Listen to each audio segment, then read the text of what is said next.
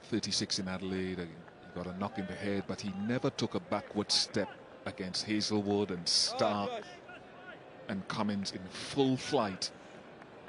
And that's where he showed us. You talked about character and the message it can send for the team. That's what this sort of thing does. But it's his bowling he'll be hoping it feeds into when his time comes.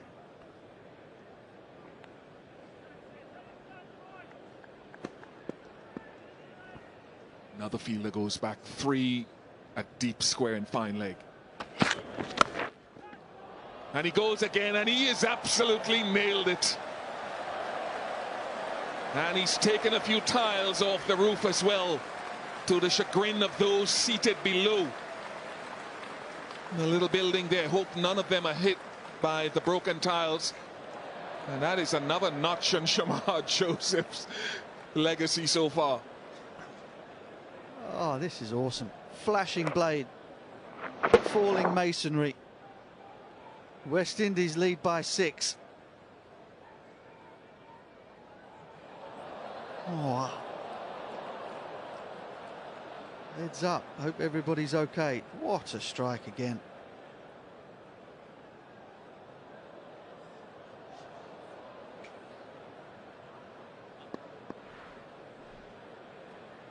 What's the delivery? Does he go full? No, he goes short again, and that's gone down to the boundary too.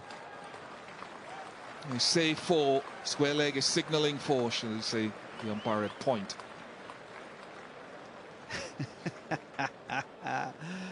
Best job in the world right now. In at number 11. England have had very much the better of this morning session on day 3, but now all that good work is being undone. West Indies are 10 in front. It's amazing to me how variations that bowlers will go through in white ball cricket. We've not seen a single slower ball here.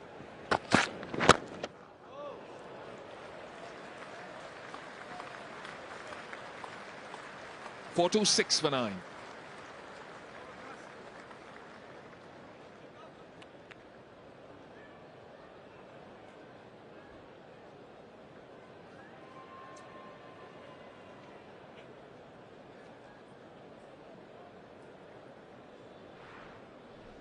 Well, it looks for all the world as though West Indies are going to still be batting post-lunch here. That is just such a brilliant shot in front of square. Then he goes behind square.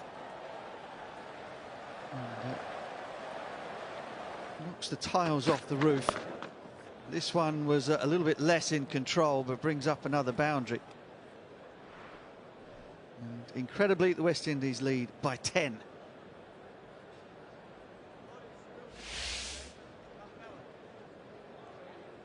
De Silva, valuable once more, coming in at number 7, 59 from 102. He started off protecting Shamar Joseph. Now Joseph has taken over, 25 from 18. Some astonishing strikes. And, well, Ben Stokes was perhaps thinking along exactly the same lines as myself, because Shoaib Bashir will come into the attack.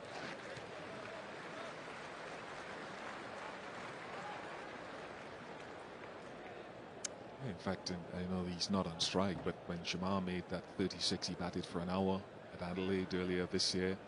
It was Nathan Lyon who then had to come on and get rid of Shamar Joseph.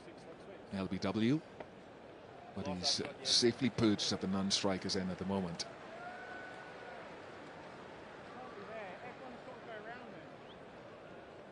So happy that didn't drop on to any of the spectators at the bottom. There was a lady just leaning and taking evasive action. So happy no damage was done to anyone.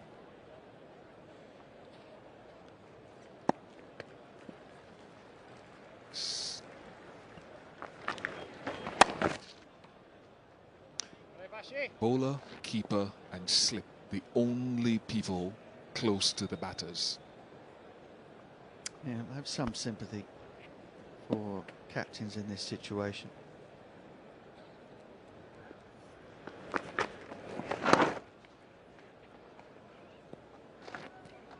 I mean, the other school of thought is you just do it completely normally. Leave the field up.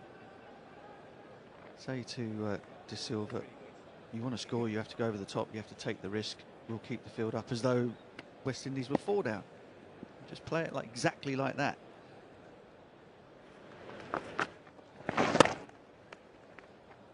The thing is, once you get into the style of kind of setting the field back and trying to bowl at the number 11, it becomes very difficult to then stop that. And of course now it's started to run away from you because number 11 started to dong it out of the park as well.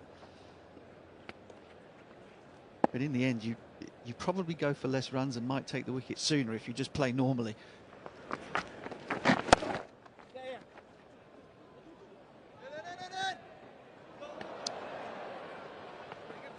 They get 2. Sunglasses need some running repairs after that clash.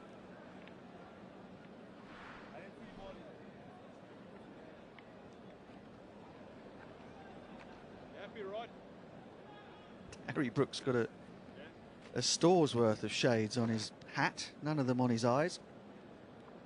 Ben Ducket comes off, well, Brooke came off second best to Ben Ducket.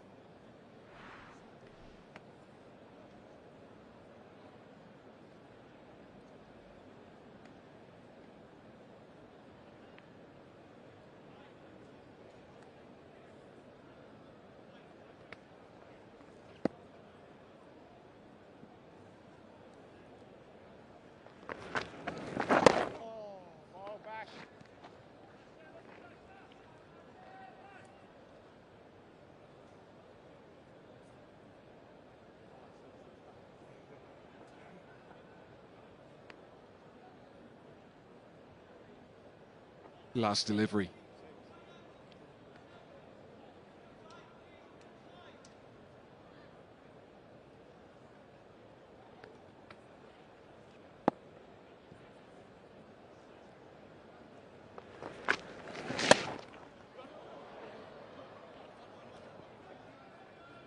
Gets it over the top for 1 to keep the strike. 429 for 9. Yeah, just there, that's an example of you keep the field in, miscue. The batter has to hit the ball in the air in order to score to get up the other end. So the chances, you create more chances by keeping the field up. As soon as the field back, De Silva's job is pretty simple. He'll just sit there until the last ball of the over. You end up chasing your tail a little bit. It's a long-standing problem, an issue for captains all the time if you don't knock them over straight away.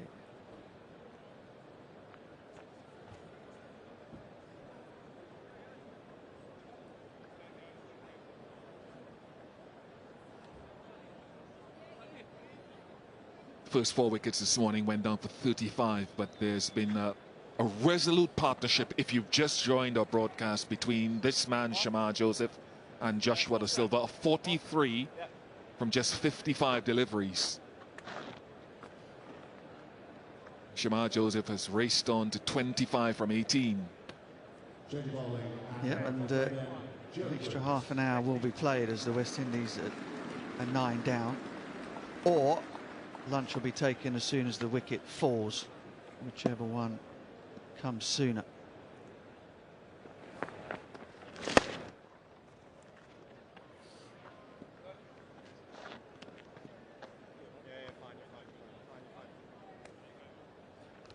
Discussion being had, I'm sure, is, Shamar, do you think you want to face?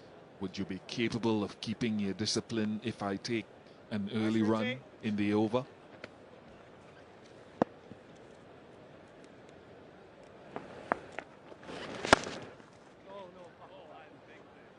And the answer to the question was no.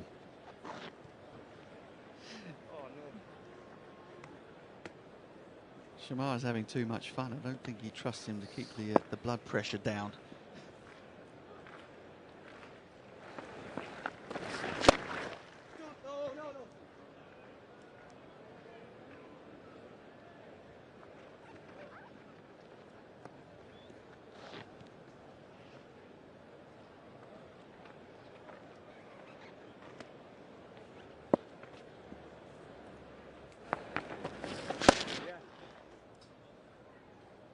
Single taken with 2 deliveries to go. Makes Jaden Seale's promotion look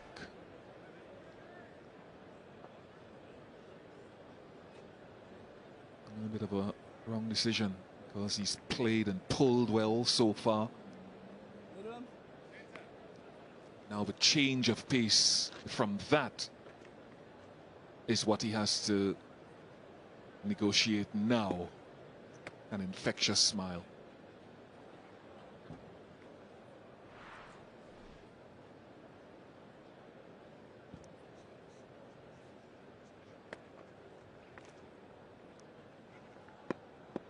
First ball of slow bowling he'll be facing today.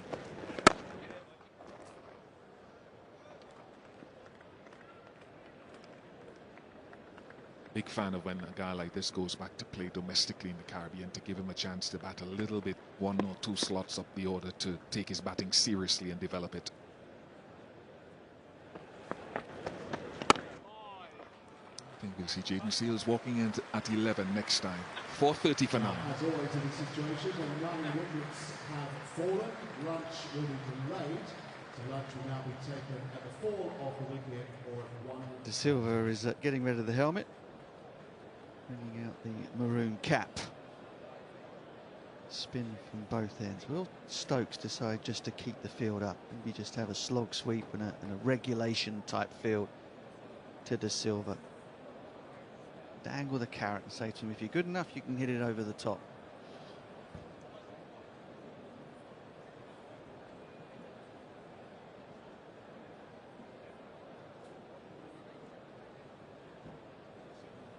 Good partnership, as we said. We get new viewers coming in and having a glimpse of the Test match all the time. There are those who would have followed it all morning, and De Silva and Jason Holder started proceedings this morning, and I think we saw a couple of little errors this morning early.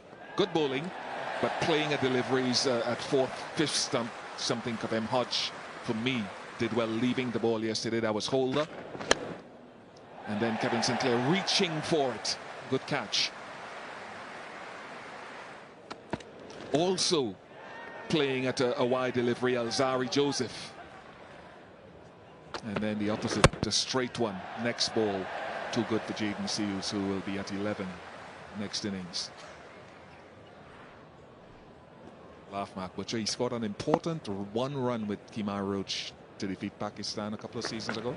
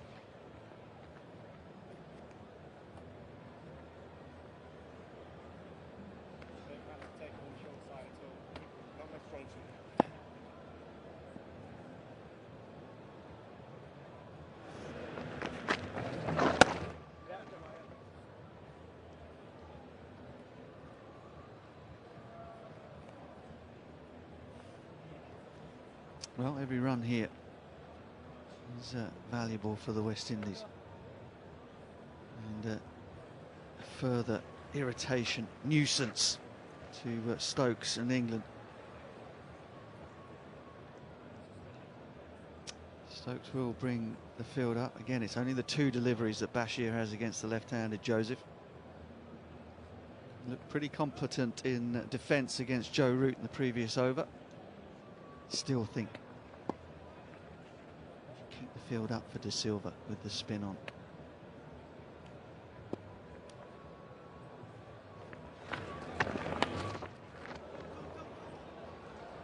More important runs, in fact 4 of them.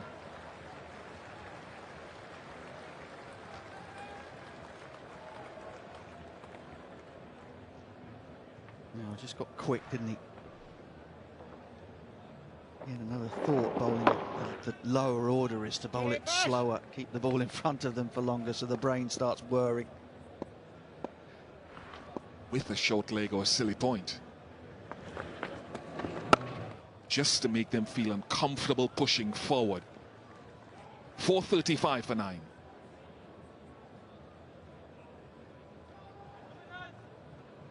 Very good from Joshua Da Silva and Shamar Joseph. Very good after the quick fall of those 4 wickets this morning. Partnership 49.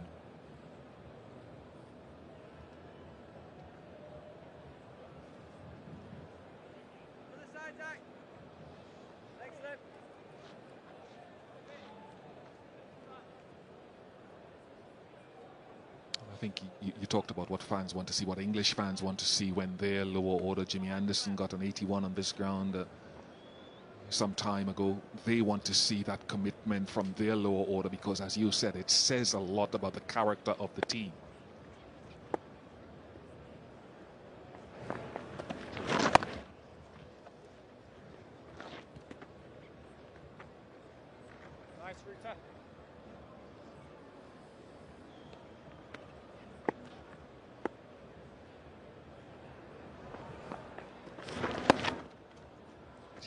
Very unusual this for a team led by Ben Stokes.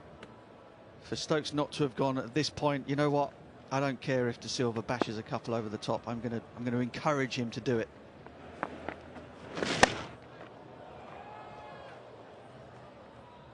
And he does. It's not timed out of the middle of the bat.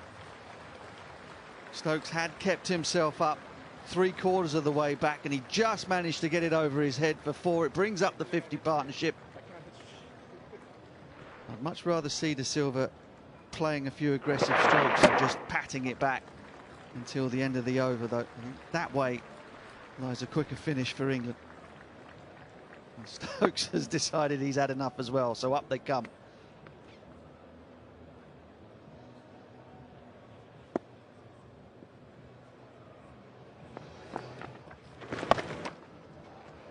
More valuable runs for Da Silva and the West Indies. The lead now is extended to 27 by the West Indies.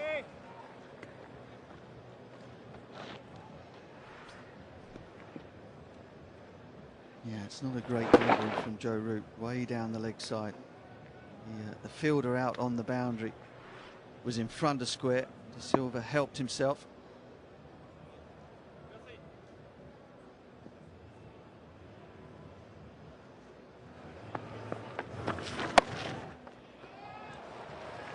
And even more. Da Silva moves on to 76.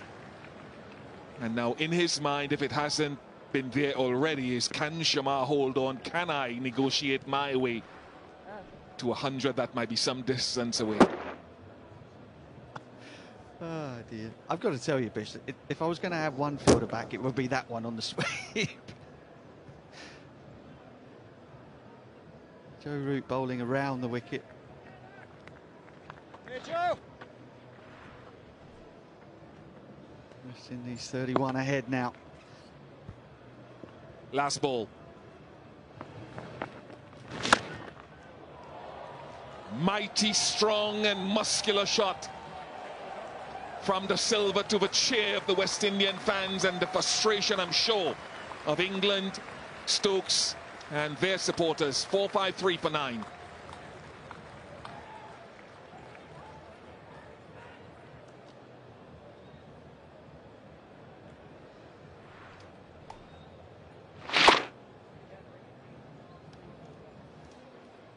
Wonderful shot from Joshua Da Silva. Wonderful partnership from these two. Partnership now 67 in 73 deliveries. And the West Indian fans are loving it. These two are loving it.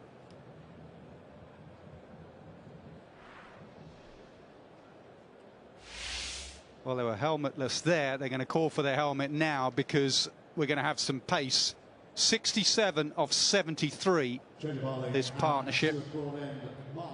And it has been an area of concern for England in the last few years, is getting through the tail, getting through the lower order. Back to Mark Wood.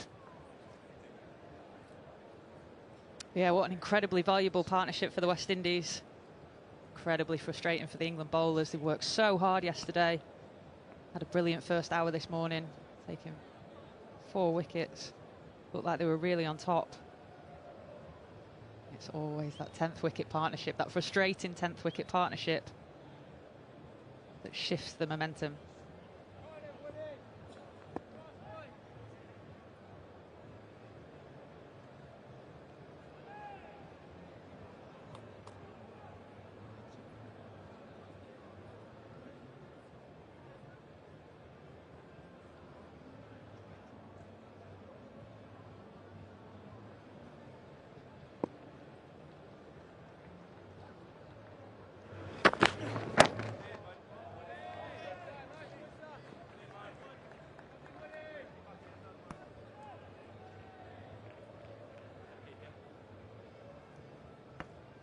Important little phase here for England. They need to try and take this 10th wicket.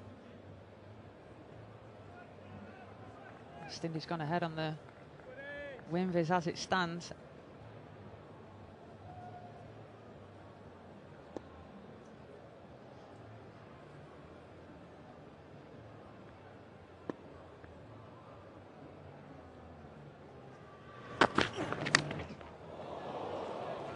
Bottom inside edge goes away past the keeper. 4 more frustration for Wood and England. They will not mind at all, these two. Fortune favours the brave. Yeah, it's been a brilliant hand from Shamar Joseph, giving himself a little bit of room to negate the pace. Jamie Smith just can't get anywhere near it.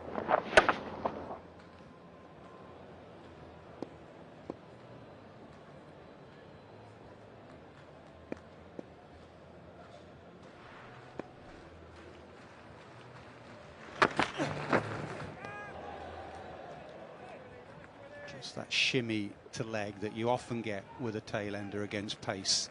Just exposing his off-stump. Mark Wood has to target that off-stump.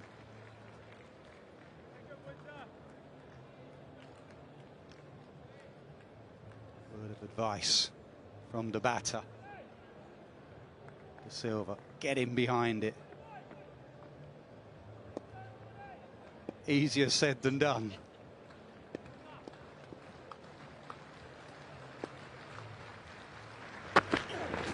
Goes the other way. Look at the reaction at the other end. I love the reaction from Joshua De Silva. They had a chat, get in behind it probably.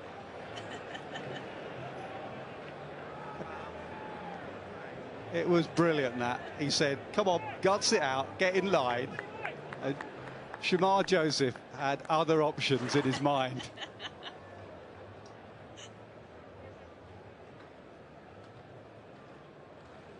Pure frustration from Mark Wood. Frustration from Coach De Silva at the other end.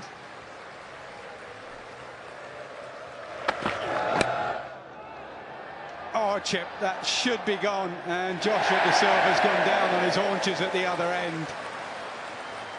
Chip to Atkinson. And the fun is over. But what fun it was while it lasted. Excellent from De Silva, excellent from Shamar Joseph. Absolutely brilliant partnership. Gutsed it out and got West Indies a lead. Yeah, brilliant partnership to finish a frustrating morning for England, but a much deserved wicket for Mark Wood. Tried to get in behind it, flick it over to the leg side, and a simple catch for Gus Atkinson. See Joshua De Silva immediately down, searching for that second 100 in his Test career, but it's not to be.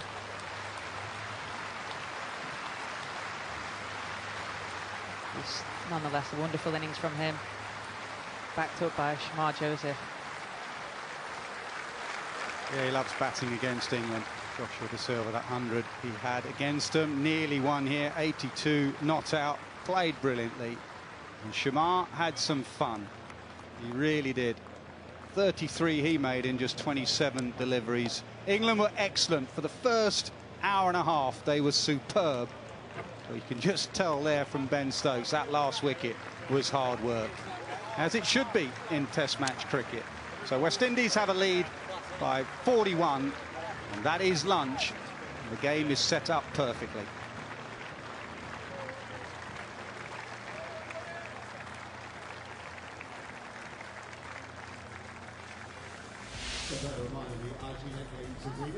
Runs most of the way down. Good contributions. 48 from the skipper, Brathwaite. 82 from Athanase yesterday. 122 from Hodge yesterday. Holder went early today for 27. And then the fun began. 33 from Shamar Joseph and 82 from Joshua Da Silva.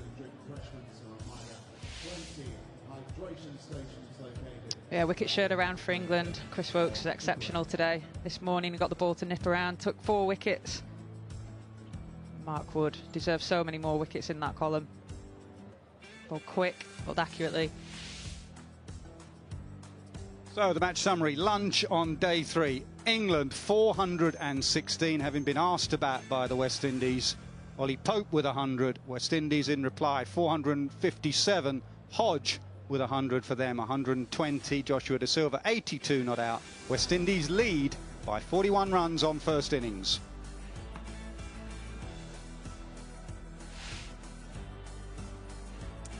Another excellent session of cricket where for the first time in the Test, ball dominated bat for an hour and a half, with Woakes in particular getting it to move sideways, and then the fun began.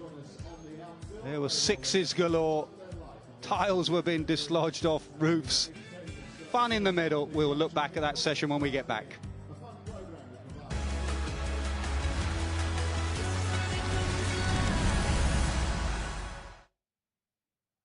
He's been on zero a while now. He needs to unlock some productivity. Baby skin is just so incredible. It's so delicate. There's nothing softer. That's why I make sure her clothes feel super soft with the Fairy Non-Bio Dream Team. Fairy Pods for a gentle clean and Fairy Softener for extra softness. So even when my arms aren't around her, she's always wrapped in softness. Fairy Non-Bio Pods and Fairy Softener. The Dream Team for sensitive skin. Always close a pack with a click. And keep out of reach of children. That's very soft. One moment you're reading about another beast from the east, and the next, no. Go somewhere hot, you're a millionaire! Lotto makes 2 millionaires a week on average. Will you be next? At NFU Mutual, our insurance can be relied on. We don't quibble when paying claims, and we reward loyalty with a saving on your renewal. Our car, home, farming and business customers enjoy our outstanding personal service. You can easily speak to your local agent or call our UK team. We do all this so you can enjoy the more important things. For insurance you can rely on, join NFU Mutual today.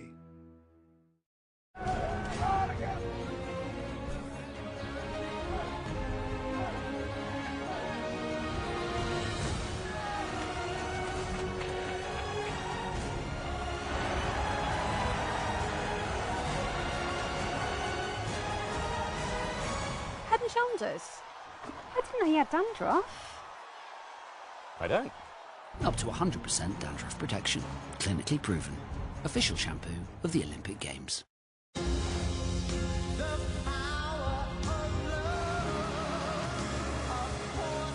We love potatoes. So you can love Walkers.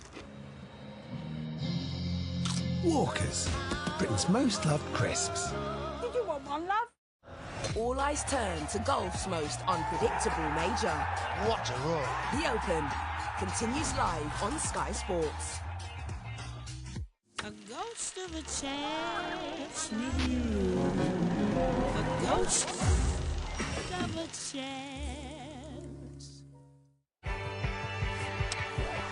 Welcome to the 100 Party. In this game, every step, every colour, every player, every fan counts. Every hit, every catch, every cheer, every hat-trick, every dance, every century counts. Every run out, every 4, every 6, every wicket, every win, every ball counts. The 100 starts Tuesday, live on Sky Sports. He makes it look effortless. This shot, or his bookkeeping.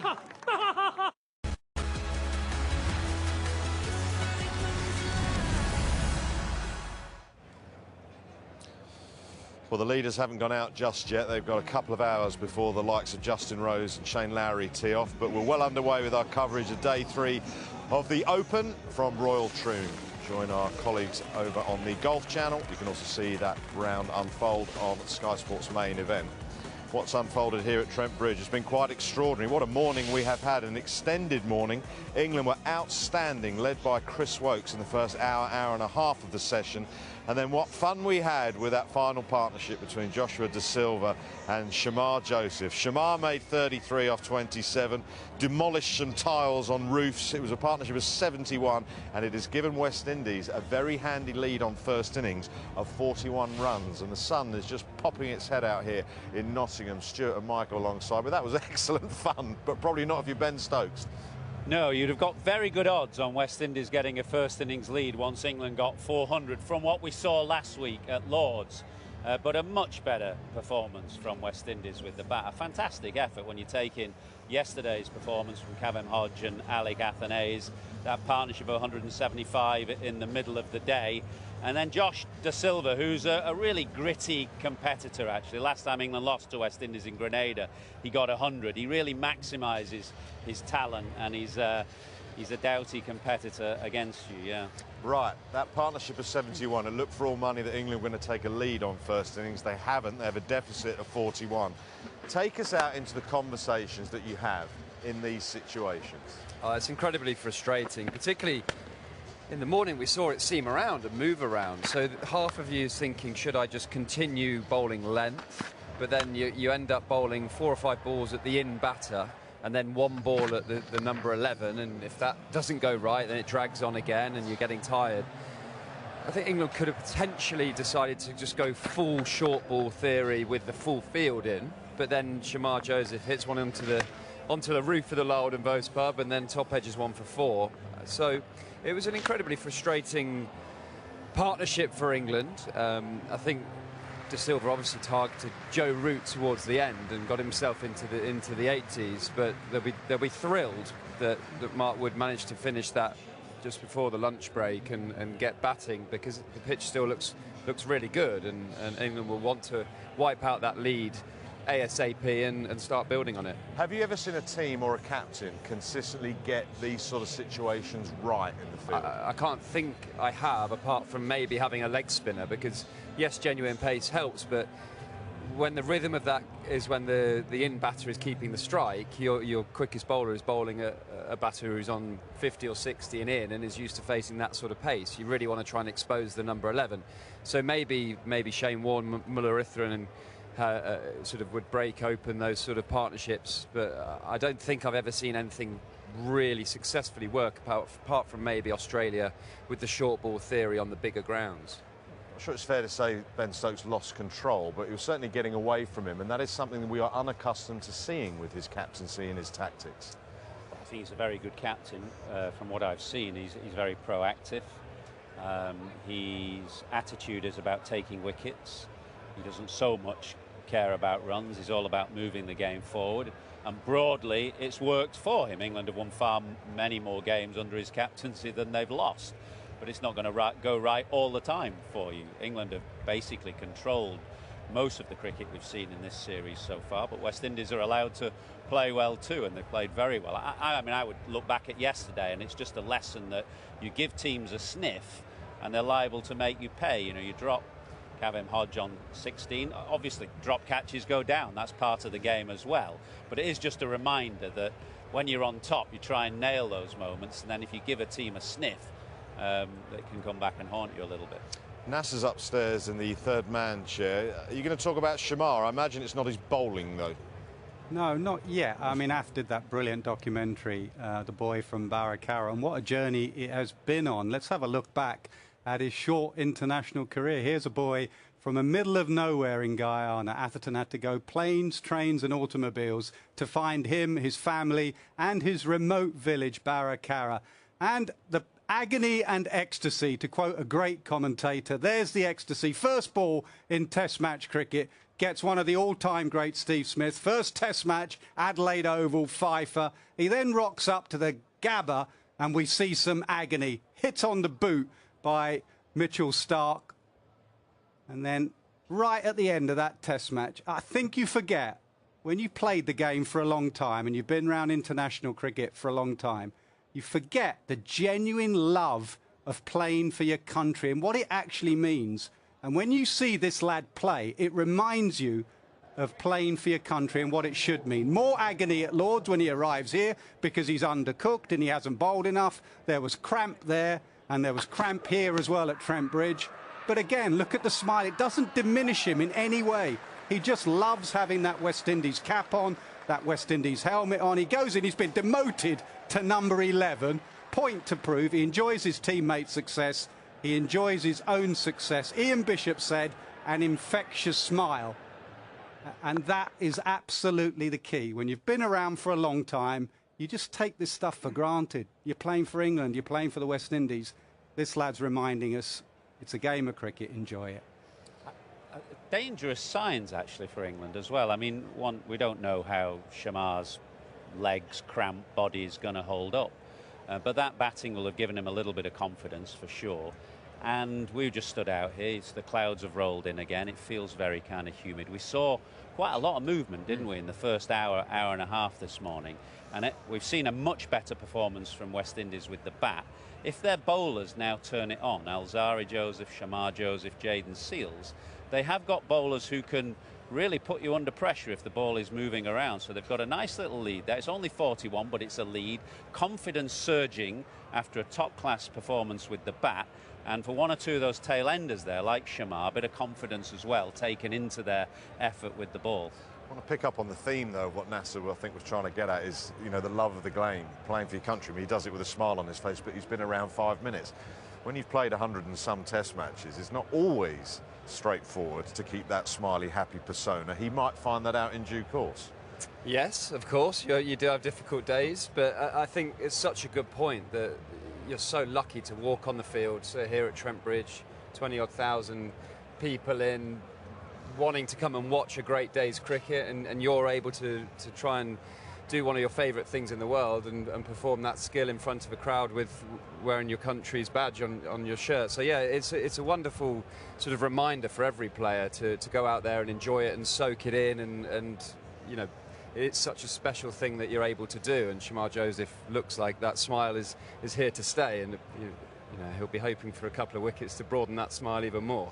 The conditions are remarkable in cricket, aren't they? We've had 2 beautiful sunny days, warm, the cloud rolls in, and then it didn't swing.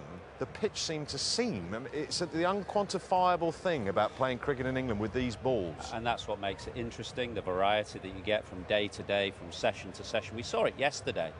Chris Woakes looked very plain, didn't he, with the new ball at the start of the day. Nothing happening for him, no swing, no seam. England changed the ball 3 times, and then when they got the 4th old ball in their hands towards the end of the day, it suddenly started to swing. And then Chris Woakes looked a very different bowler all of a sudden, didn't he? In that late evening session last night, when he started to get it swinging both ways, he suddenly looks a threat, and he certainly looked a threat this morning as the ball started to move again. So if those conditions pertain again now, straight away after lunch, you know, I think it could be a testing time this for England. If you get too high first innings scores, the third innings becomes quite problematic for teams when you're a little bit behind the 8 ball. And as I said, West Indies' confidence will be surging after their first innings performance. What have you picked up from Chris Woakes Lords to Chris Woakes Trent Bridge? Yeah, he had a poor week at Lords for Chris Woakes, and the standards he set. He got 1 wicket caught cover point, and at Lords I thought he was too tight to the stumps, trying to swing the ball away. That when you're too tight and trying to move the ball away, the batters see it so early, you get into 5th, 6th stump, and you can leave the ball. You can leave the ball very comfortably, and that's not Chris Woakes' strength. Chris Woakes' strength is attacking the batter with a line that draws them in, and this split shot of Chris Woakes shows how tight he is when he goes mid-crease, but actually when he goes wide on the crease, the line he can bowl from that is straight at off stump that draws the batter in. When you're too tight to the stumps and you try and bowl it off stump and it swings away, a batter can see the swing, leave it, and it's harmless. When you get wide on the crease, and it's what Chris Woakes has done for 12 years, when you get wide on the crease and firing it off stump, the batter gets in a habit of playing and playing and playing. And then when you get that shape that moves away like to Jason Holder, that edge comes, the fine edge comes. Whereas at Lords, because Chris Woakes was too tight to the stumps, the batters were able to leave that line quite comfortably. And actually, the information we got at Lords was that was the tightest he'd bowled to the stumps in his whole Test match career. And it's interesting how these top flight cricketers can pick up on things and change things Test match to Test match and then put it into practice straight away, and he ends up with 4 for 8. He could have easily had 5 for in this game. Well, full marks for him for putting it right here. How do you get into a situation where you are as experienced as Chris Woakes and you find yourself bowling far too tight to the stumps? Lack of cricket, falling into a bad habit. He didn't play at all in the IPL. And he didn't play much red ball cricket for Warwickshire. I think he played 1 or 2 championship games in June. So it's just a lack of game awareness and falling into a bad habit, because his mind would have been on other things and concentrating on maybe the nerves of coming into the game and not focusing on the basics of where he lands and the angle of his run-up. But it's good that he spotted that and put it right. We saw his paces were way down at Lords, and that because of a technical problem that he's sort of cutting himself off and can't fire his back hip through. So when he gets wider on the crease, it allows his action to just work smoother and allows his pace to pick up and just gets the batter playing more consistently. Let's show you the wickets that fell early in that session, because just to reiterate, England definitely dominated the first hour and a half, and the ball was moving around and they were very disciplined. They were. I was on commentary at a point where Josh De Silva, I think, played and missed 6 balls in a row. We were on together, weren't we, Stuart? And the ball was really nipping off the pitch. Not so much swinging in the air, really, but nipping off the pitch. And in those conditions, Chris Woakes is a very dangerous performer. When he gets it right, as Stuart Broad mentioned there, slight technical change. But his record at home as a Test match cricketer, averaging about 22 with the ball, way over 30 with the bat. He's a terrific cricketer in these kind of conditions. So very different bowler this morning, late last evening from yesterday morning, and that's all down to conditions. Shamar Joseph has just come out to warm up, and he's with Sean Tate, who is the West Indies bowling coach. Dangerous bowler. He still bowled rapid this morning. You mean Tate or Alzari? No, well, no, I saw Sean Tate bowl in the net. Very low, mind you, now. He's bowling from about down there. But Shamar Joseph, watch out. If he gets it right, watch out. If you were Sean Tate and you had the West Indies collective seamers together, heading out after lunch with a lead of 41 in these conditions, what would be the gist of your message to them? First of all, I'd speak to the batters that were out there today and figure out what they found the most difficult, what length they found difficult. Was it the wobble seam? Was it the swing? How did the bouncer go through? And I'd sort of gather that information, and then so you've got to set the tone better than we did in the first innings. Ben Ducket got off to a flyer. England were 55 for 1 off 5 overs, I think, having lost a wicket in the first over. When you get a wicket in the first over, that is your time to strike as a bowling group and hopefully create that pressure that you get a team 10 for 3, not 55 for 1. So you've got to, conditions will suit. You can't give any freebie 4s away. It will be that attacking mindset that all the pressure is on England here. We've got the lead. We're bowling at the best time, the best day, with the cloud conditions, with a brand new ball, fresh bowlers. You've had a night's sleep, you're ready to go. Let's get up on length, let's attack, and let's assess conditions as quick as we possibly can, but think wickets. This is a huge opportunity for the West Indies to get back in this series and win this Test match. And if I was in this bowling unit now, I'd be thinking, I could go and win this game in this next hour. I could go and break this game open, go and get 3 or 4 big wickets, and then England are really under the pump. You're hoping your slip catchers catch the ball as well. West Indies dropped some. They took some good catches actually in the first innings, but they obviously put down some straightforward catches as well at slip, and on a day like today with a bit of lateral movement, that's going to be so important. Well, OK, that's the other question. Trent Bridges are known as a swinging ground, but we've seen the seam movement this morning, particularly from Chris Woakes. So would your advice be to them, we're going to try wobbling it straight away, we're going to go for that seam movement, forget the swing, we'll worry about that a bit later? Yeah, I think this pitch, you don't want to be overly full on it. It's actually quite an easy pitch to play the cover drive on. And when you try and swing it, that's when you can make the mistake of going a bit too full. So I think it's that slight wobble seam that it can still move away, but not the sort of one where it looks a bit cross-seamer. It's when the seam's up and just wobbling slightly. But it's the intent that you want from the bowlers. You want them to run in with body language, with, you know, lead the group, lead the team, get the crowd going, create theatre, make England feel like they're under pressure, make England feel like they're behind the game, and sometimes that's as much a mental thing as a technical thing. It's an eternal puzzle, isn't it, why cloud cover should affect seam movement. One understands why cloud cover and atmospherics might affect the ball moving in the air, but you know, the scientists will probably say it's an impossibility, it shouldn't have any effect, but we all know, having played the game, having bowled and batted, that it does move more off the seam when the clouds roll in. Why that is the case, I have no idea. We all have different theories, don't we?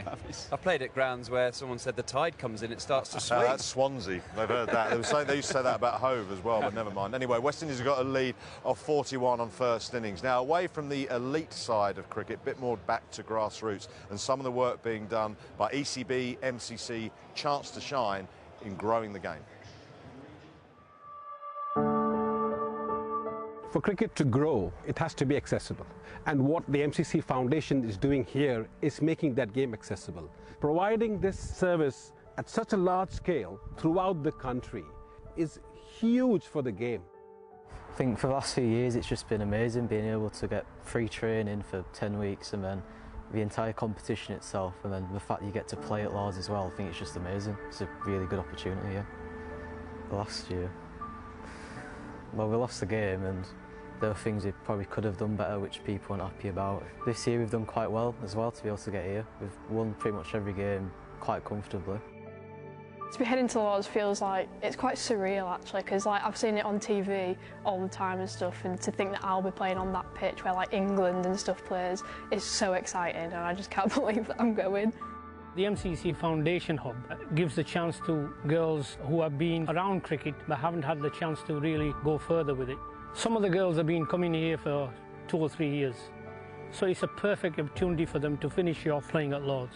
The girls that are in this, they're not public school girls, so some of them wouldn't get the chance and the opportunity to get this. I think the MCC Foundation programme itself has been brilliant. Some of the coaching from a cricketing perspective is absolutely a different level. I've done a lot of cricket coaching when I was a kid coming through, never seen anything like this. We talked about the 3 Ds, the determination, the dedication and the discipline around that. With all the distractions that we have around the world, they can focus their attention. I think we've got everything covered. Our batting depth, we can pretty much bat until number 10.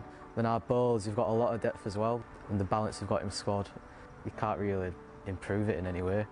My motto is play to enjoy but love to win. It's about going there and enjoying it. If they play to enjoy it, hopefully we'll win. The journey has been fantastic for us. It's exciting. And not to forget their parents, you know. Some of them are bus drivers, some of them are taxi drivers. Some people work at different places. There's a joke going around that everybody's stitching suits for themselves just to be part of that day, which is a fantastic feeling, to be honest. I won't have a dry eye. I'll have to record the game. I'll probably look at it through blurred eyes from tears or whatever. And it's something that's going to be bonded them for the rest of their lives, so they just should just take it in, enjoy it, and let us as parents be the nervous ones, really. Obviously I want to win, but whether we win or lose, just the experience of playing at Lords will be amazing. It's mostly about just winning that game. If we play to our best and our strengths, we won't be able to lose, I don't think. They don't know what's coming. What it means to the kids, you know, it's an opportunity of a lifetime. People from different faiths, different culture and different backgrounds. It's fantastic to see. Cricket is a game for all. Everybody can play this game, which is exactly what the foundation is all about.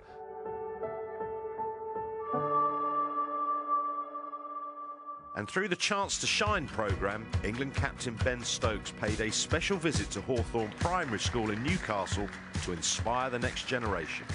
I was state educated, and I was very lucky that my school had very good facilities for sport, you know, in particular like rugby, and obviously for me, which was great, was cricket. But there are some schools that unfortunately don't have those facilities and don't have that privilege. For me, I was massively prioritised my sport over education. That's definitely not the way that I tell my kids to prioritise things. But look, I was, you know, I was budding sportsman as a child, and I absolutely loved it, and it took huge priority for me at that age. We were lucky we had a good team, so we played against some pretty big schools around the north of England and dealt with them as well, so that was always nice.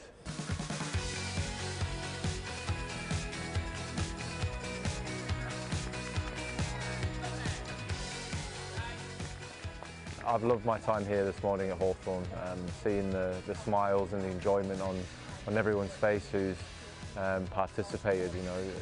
It's obviously at this age, you've got completely different, levels of skill with the sport, but that's not what you come and here to see. It's not what you look for. It's what you look for is the smiles and the enjoyment that the kids get out of it, and I can tell you that everyone who's been out there has smiled constantly, which has been great to see.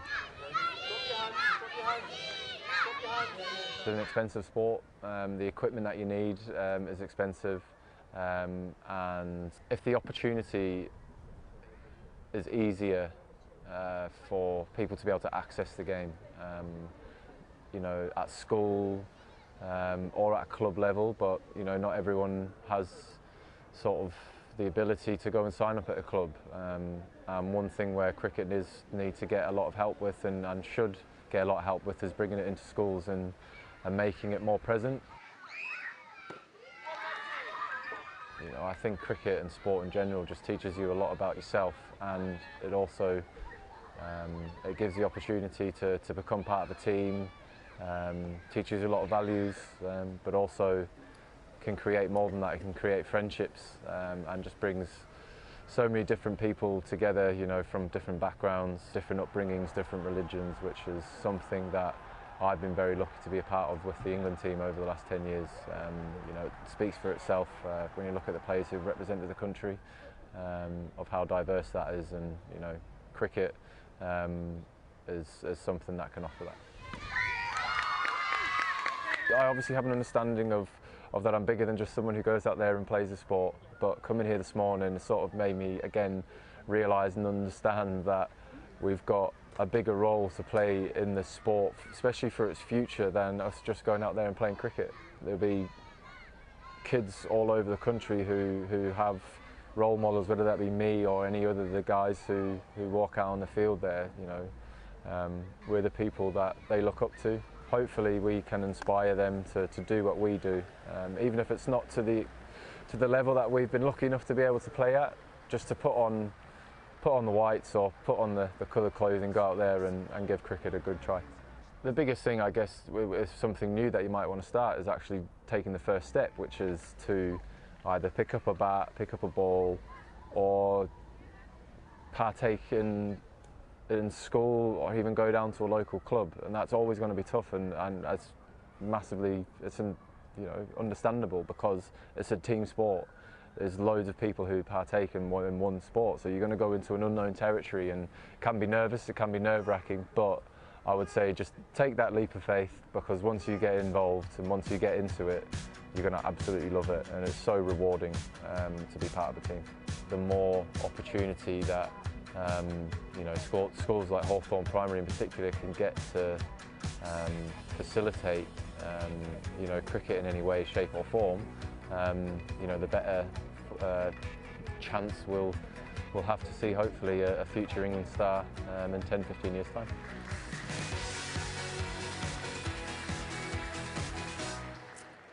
Well, I'm delighted to say that Kate and I are joined by, what are you now? Bowling coach, consultant, retired fast bowler, retired, aren't I? Decent retired. How are you enjoying retirement? Yeah, it's been great. Small sample size. Yeah, it's been an interesting few days. Obviously, trying to deal with the emotions of Lords and then coming straight here and sort of straight into a new job. But I've loved it.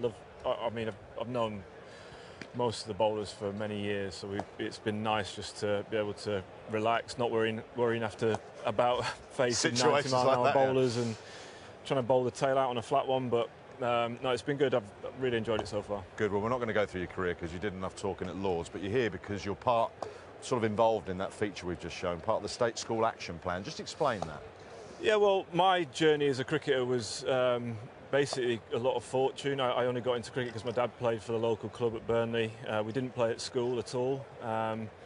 So, we look at the England dressing room, and there's a lot of guys who've gone through the private school system, and I think certainly from my point of view, I'd love to create more opportunities for kids in state schools, not necessarily to go on and be professionals, but just to have the chance to play the game. The game's brought me and many more so much. You know, just learning life skills, being part of a team, and building friendships and stuff like that. So I think it's really important that as many kids as possible we can give the opportunity to in state schools. That's the key word, isn't it? Opportunity.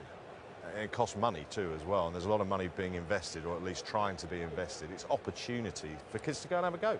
Yeah, it is, and it's interesting how many people you hear in interviews.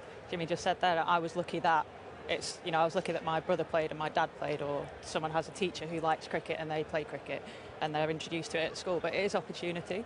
I was a bit different. I went to a private school, but because it was an all-girls school, they didn't do cricket. I got invited to play for the boys team, but it was a different school, so I technically wasn't allowed to play. But I think that's the thing, it's opportunity, and how do we get the investment in the right places to make sure that kids are going on, they're getting the opportunity, but then going on and going to their clubs and ultimately trying to play here one day. What would you say to something that Ben said in that piece about if there was a kid out there that was a little bit worried about going into a new environment? Because it's an individual sport, but it's a team sport. How would you encourage them to just go and take that first step, as Ben put it, and give it a go? Well, yeah, I think I was quite sort of nervous about going into that sort of environment. I didn't find it easy to make friends as a kid, so obviously going into a slightly different environment in a cricket dressing room, you are kind of scared about it and nervous, but I think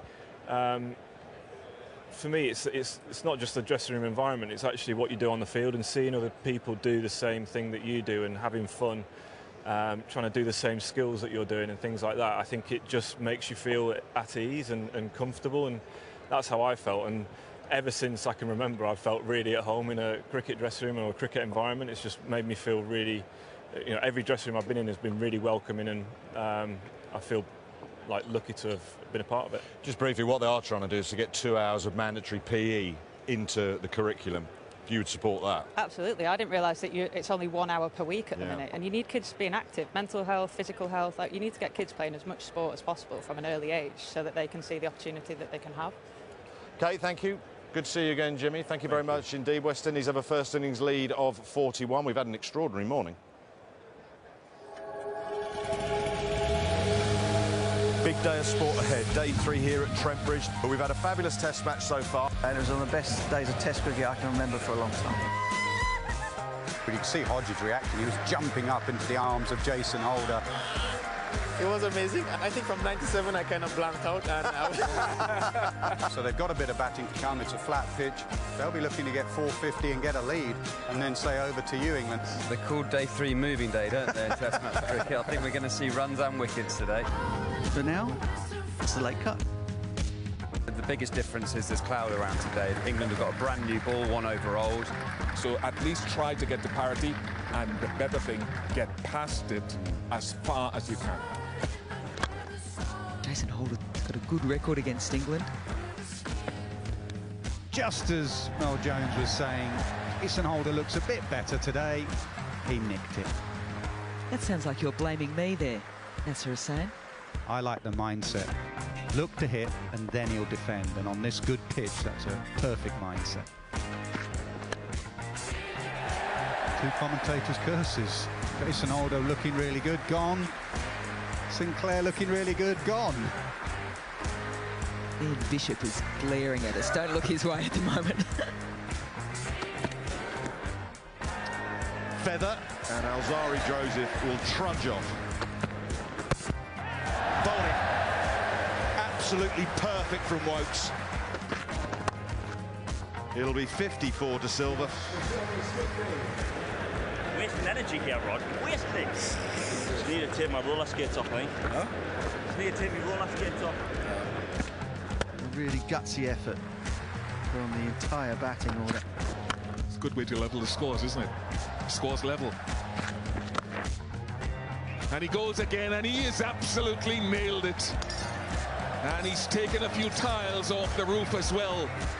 And that is another notch on Shamar Joseph's legacy so far.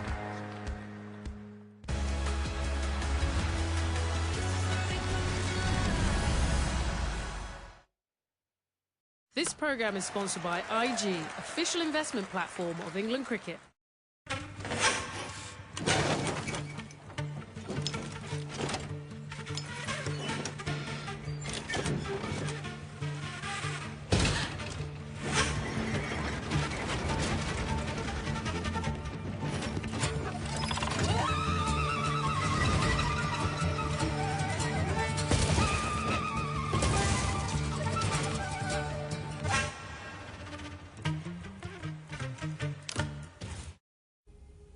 If this is how we craft the details, imagine how it feels to drive the Mazda CX-30, a compact SUV.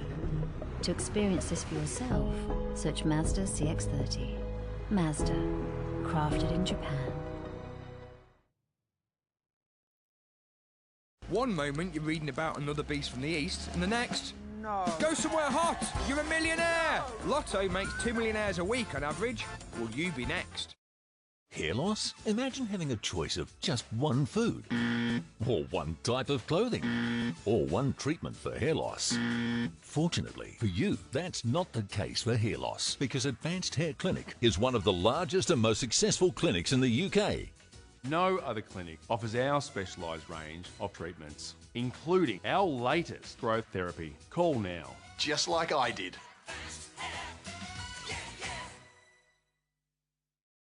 Finances can sometimes feel a bit puzzling. Maybe it's that confusing car insurance policy, or working out the right protection for your health, home and family, or feeling unsure if your pension is on the right path. Aviva can help make these conundrums click. Helping solve your financial puzzles? It takes Aviva. This series is about the most famous and ingenious prison breaks in modern history. Greatest Prison Escapes with Billy Hayes, Mondays at 10 on Sky History. It's that odd woman who works with the police. Oh, she's funny. Let her in. Hi, I'm Elizabeth Tassioni. I've actually been a very successful lawyer. Sidebar, but it turns out I am very good at solving murder cases. Oh, how lucky. I called the Elspeth. Hashtag do that fine. Hashtag can we get back to the case? Brand new Elspeth starts Tuesday on Sky Witness. I'm Robin, leader of the Hoods. The witch? Gonna beat on you! I'm a vegetarian! This programme is sponsored by IG, official investment platform of England Cricket.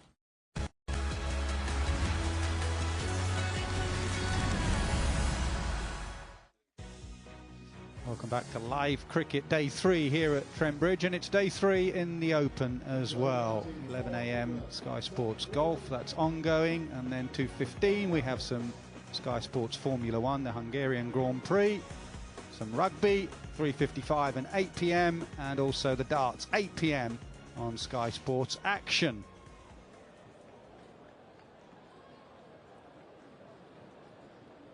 Brilliant morning of Test match cricket again. It was the first time that ball has dominated bat here at Trent Bridge, and it had to do the cloud cover that came over. And then Shamar Joseph and Joshua De Silva had some fun. 416 England on a pitch that was flat, 457 the West Indies on a pitch that just did a bit with clouds around. And that is what the West Indies will hope will stay, because that lead of 41 is going to be vital. They cannot bowl the way they did in the first innings, where England got to 50 in just 4 overs and 2 balls.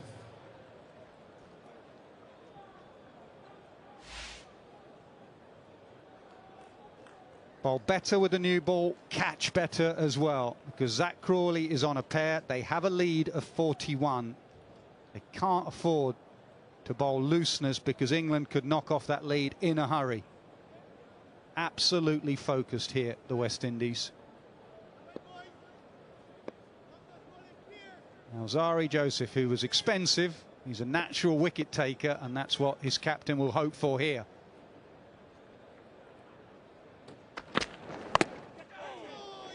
Wow, how did Zach Crawley get that there? May have top edged it or gloved it into his chest. May have even flicked the helmet. The square leg umpire saying, are you okay? Maybe protocol, he's saying, if it has hit the helmet at all, you might need a concussion test. Crawley saying, I'm fine. Play on.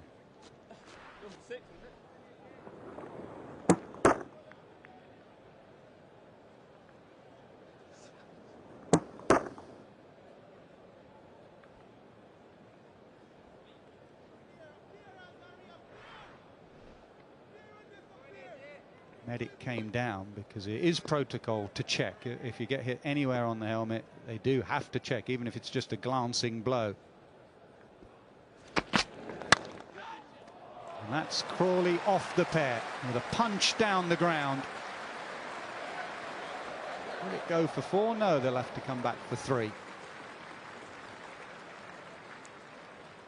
We've spoken about how important the first 10-15 minutes will be for the West Indies, but what they can't do is go searching for wickets.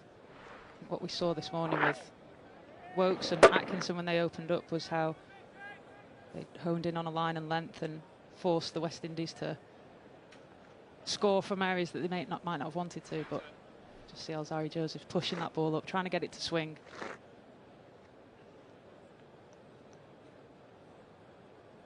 Averaging 40, played really well in the first innings. Very good square of the wicket, isn't he? And I think the West Indies have done the right thing here. They've got that boundary galloper at deep point.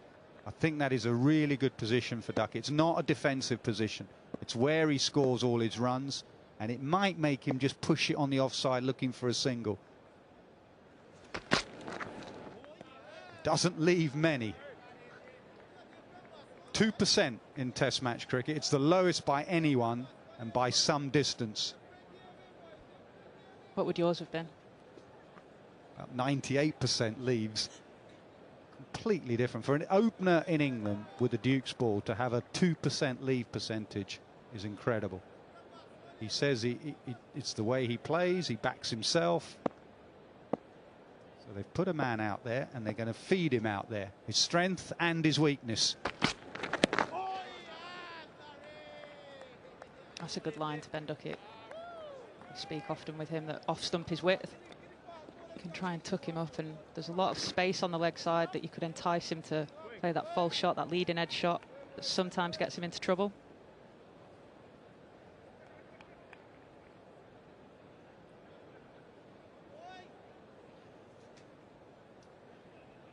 Crawley's been much more consistent of late. I know he got a duck in the first innings, but previous to that, Lords, India, Ashes, consistently scoring runs.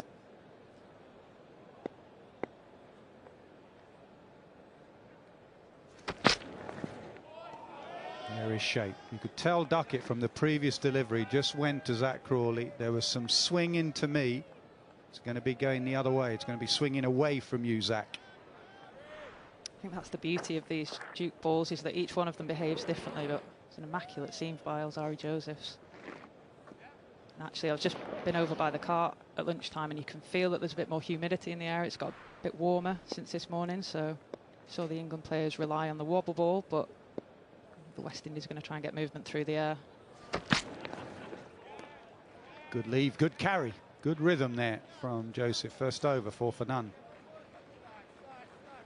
Yeah, it must have been humid because you were huffing and puffing and blowing, and you had a bead on by the time you got up here with the lifts not working. Lifts are down, we're on the 4th floor. I had 4 minutes to get from one side of Trent Bridge to the other. Lucky you're still playing. Fitness levels are good. It's a promising first over from Shamar Joseph, though, and we actually saw that in the first innings, didn't we? But what it wasn't was backed up at the other end by Seals. I'm sure the bowlers will have had the opportunity to regroup, have a chat with Sean Tate. It's all about those partnerships. How do you build the pressure at both ends? So a similar field for Seals, who Ducket went after, even after the wicket of Crawley. 28 of his first 2 overs in the first innings. So there's 2 slips, 2 gullies, and that man at deep point again.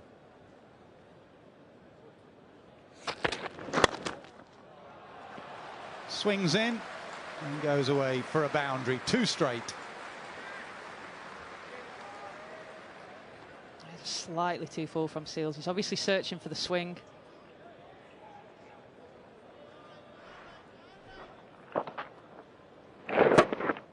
Just see him searching for the swing with that ball, but he strayed onto the leg stump. It's 2 straight.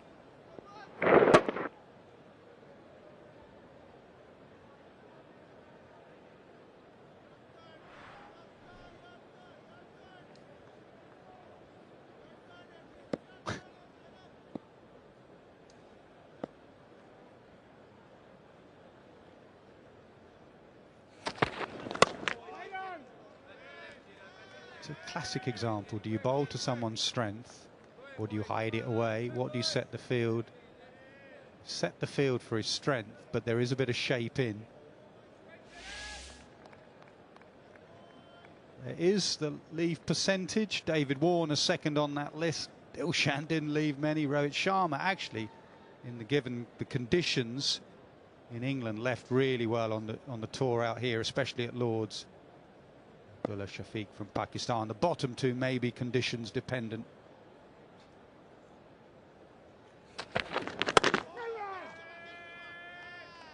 Good length the last 2 deliveries. Bit more of that top of the stumps region. Doesn't allow Ben Ducket to get on the front foot and take advantage of that open leg side. It's always an interesting chat. Do you go to someone's strengths? Do you feed them? Been in so many bowling meetings where we spoke about someone's good on the cut or good on the pull, but they often get out to that. So I think as a bowling unit, it's really important that you assess the conditions quickly. I think they have here. They've seen the swing. So Brathwaite, the skipper, has put another man on the leg side at mid-wicket and mid-on. Did he get a touch on that? He's asking the question, did Zach Crawley get back? They're going to have a look. Third umpire to director. We have an umpire review at the bowler's end for run out. I will need to first check the ball hitting the hand, please.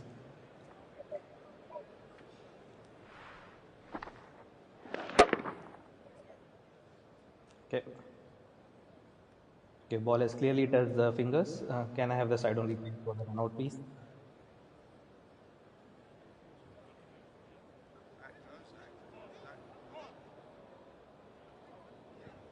Okay, just freeze it 1 frame back, please. 1 frame back.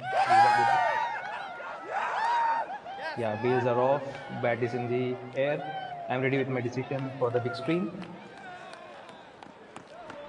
Well, what a way to get out. A duck in the first innings and run out, backing up at the non-striker's end for 3 in the second.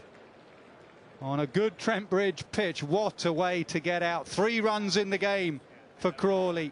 A fingertip, just a fingertip from Seals. That's all it needed. It was timed so well that Crawley couldn't get back in. He had the bat in the right hand. He just could not get it down quick enough. Crawley gone for 3. England 8 for 1.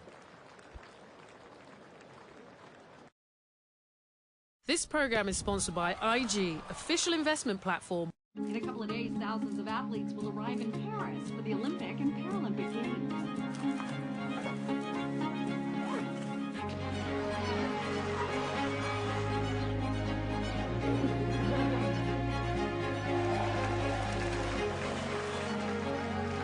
Good luck to all athletes on their journey to Paris. Toyota. Start your impossible.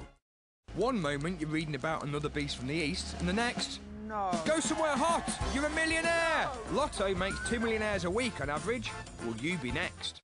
This programme is sponsored by IG, official investment platform of England cricket. England's first innings centurion arrives at the crease. Ollie Pope. He'll be at the non-striker's end because that's where the wicket fell. England trail by 33 and 1 wicket down.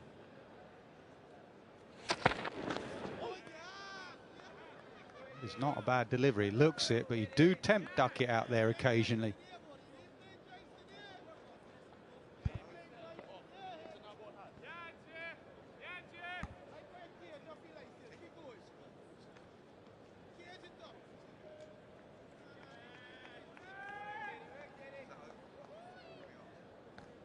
Well, we have that as the end of the over. The umpires are just conferring. No, there's one to go.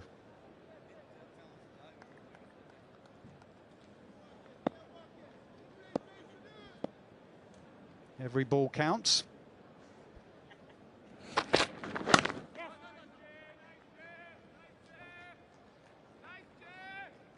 That is over. 6 in and over in this format.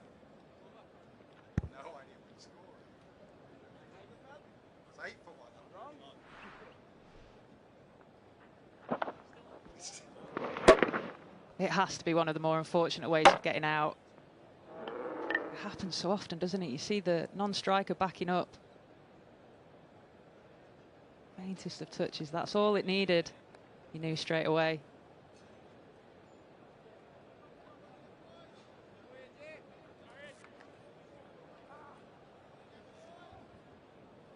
So well struck by Ducket. He just couldn't get back in, Crawley. When I say he had the bat in his right hand, it was his left hand, obviously, but that is the way to back up. Crawley could not believe it. Look at the reactions, the difference in reactions.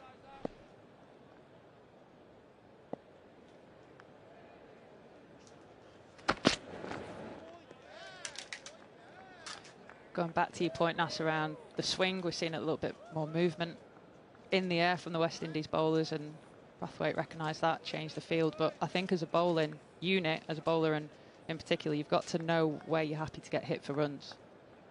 So you, as opening bowlers with a swinging ball, you can't be scared to be driven. Bring those slips into play, bring that short mid-wicket into play. If you're getting cut and pulled, that's when you know that you've erred in your line and your length.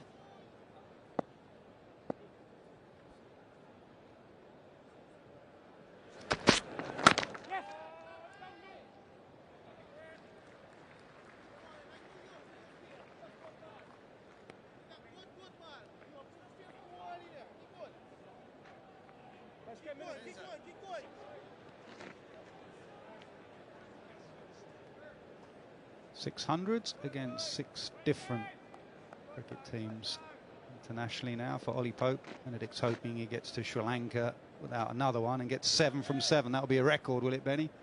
Your first 700s are from 7 different nations.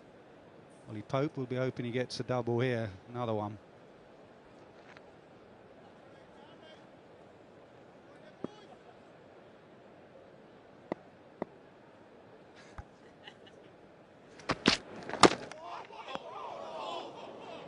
What's that here? I think that's it. A bit of bat has come off there. For 1 second, I thought maybe the bail had been dislodged, but actually it was the bottom of Ollie Pope's bat. You turn up to cricket matches and you think you've seen everything. And this morning we've seen tiles falling off buildings, bottom of bats falling off.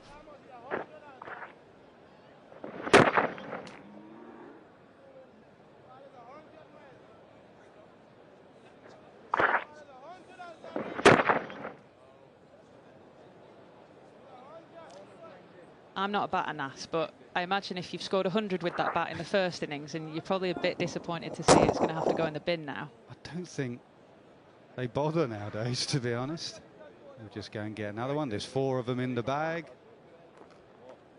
How many did you used to travel around with? 4, I'd say. When you hit them as hard as me, Kate, you needed a lot of good bats. They must have lasted longer when you left them as much as you did. Change of bat. That one's done. Signed and maybe given to someone. Eventful morning. Everything has happened again here in this test match. It is doing a bit, definitely.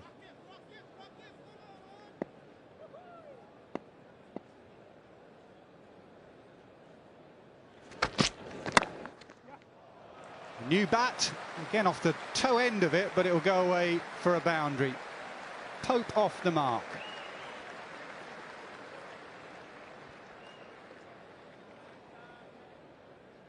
We spoke about how important bowling nice and straight to Ben Ducket is, but this is just too much width from Shamar Joseph, allowing Ollie Pope to get off strike with a convincing boundary.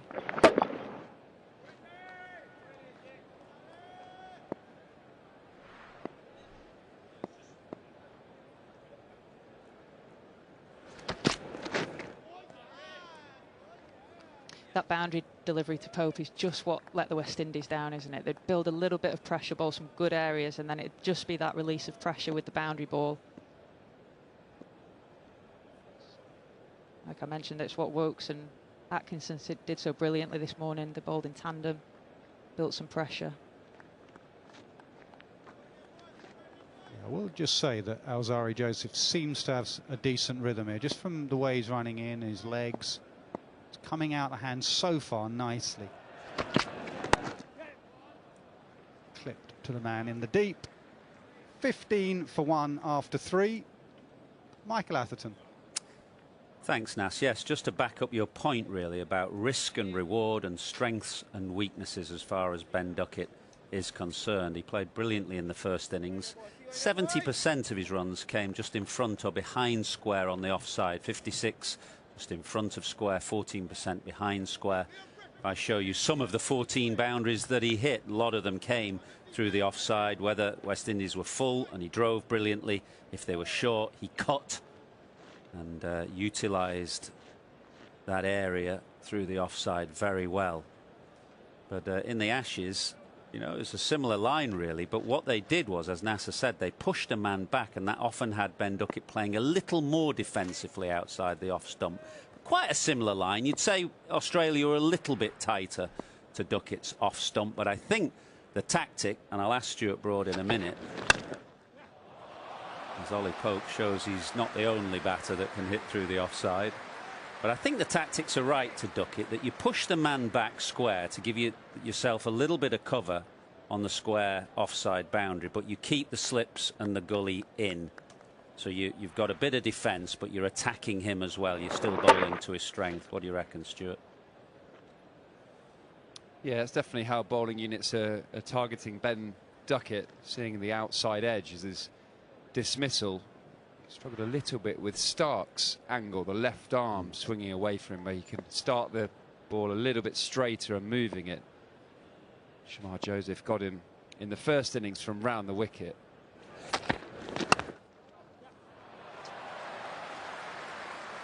Pope's in a bit of nick.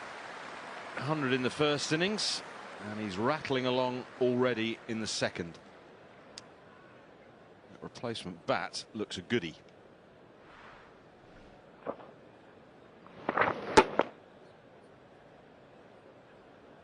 Too much width from Jayden Seales. Started pretty poorly with the new ball in the first innings. This over has already gone for 2 boundaries. Well, Benedict's just reminded me that Pope got off to a flyer in the first innings. He had 16 runs to his name from his first 9 deliveries. He started very well so far. We do now have a defensive man on the cover point boundary and one at deep mid-wicket.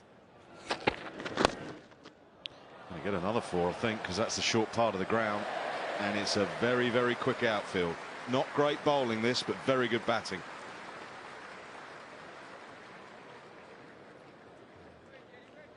First ball of the over was a lovely shot from Ollie Pope, a cover drive, and the last 2 have been freebies. Short and wide cut away, and a leg stump, half volley, just clips down to fine leg and runs away along this quick outfield.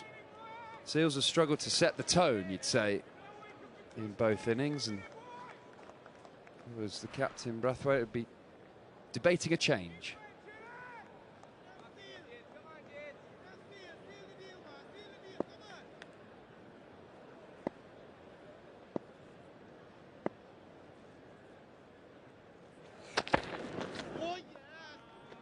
That's where he needs to be. A little bit of shape away as well. Didn't carry through, though, to the wicketkeeper Joshua De Silva. Got to be quite brave as a captain to make that call so early. Right, sorry, you're not getting it right. I know you've only had a couple of overs go at it, but I'm going to try someone else. You do have to be brave, but also Shamar Joseph got Ben Ducket out in the first innings, round the wicket, bringing the outside edge in. Seems a better bowler to the left-handers, Shamar Joseph, so you can use that tactical angle. Well, that's good, again, from Seales.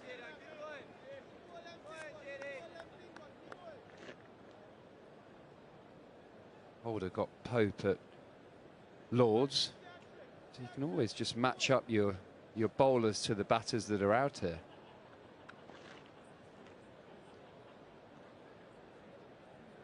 Seals was expensive in his first 2 overs in the first innings, and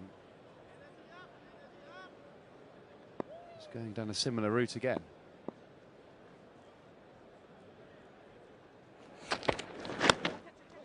Ooh, flies away. Pope got squared up. There is that seam movement that we've seen all day. 28 for 1. Baby skin is just so incredible. It's so delicate. There's nothing softer. That's why I make sure her clothes feel super soft with the Fairy Non-Bio Dream Team. Fairy Pods for a gentle clean and Fairy Softener for extra softness. So even when my arms aren't around her, she's always wrapped in softness. Fairy Non-Bio Pods and Fairy Softener. The Dream Team for sensitive skin. Always close a pack with a click. And keep out of reach of children. That's very soft. England are now 13 runs behind. They've rattled along. That's 7 and over. 28 for 1. That wicket of Zach Crawley. Very unfortunate way of being dismissed. Run out, backing up. They've quickly reduced that deficit of 41 on first innings. Might be another 4. It is. Boundaries are flowing.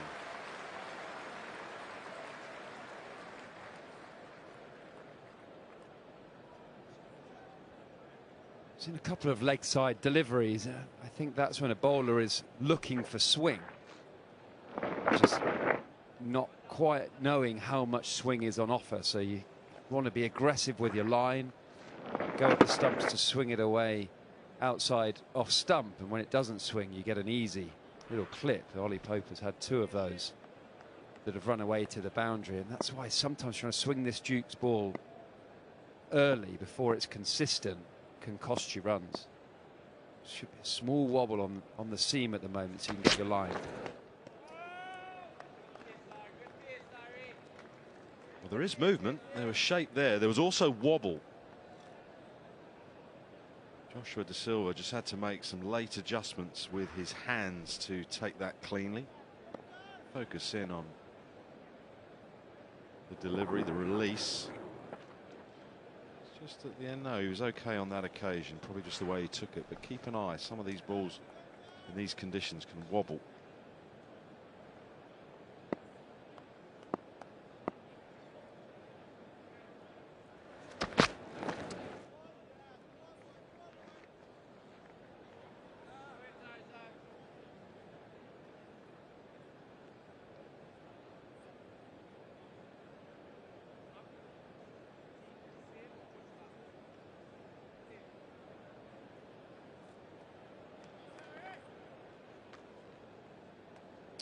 A couple of deliveries haven't carried through to the keeper. Is that a feature sometimes of Trentbury pitches? Been very sunny for the first 2 days, so that would have dragged out any moisture and dried out the pitch. So you do get the ball going down a little bit, lose its pace. That one's carried through nicely. Key, if you get a pitch that is going down, is that you really want to be bringing those stumps into play, because there's no good it bouncing 3 times to the wicket keeper, because even if the batter edges it, it's not going to carry. So I think if you get those pitches that you feel are just beginning to deteriorate and stay lower, really got to try and sharpen your line up and bring the stumps into play. Go for the LBWs and bolds, straighten your field up, put a mid-wicket in. Don't think we're quite there yet.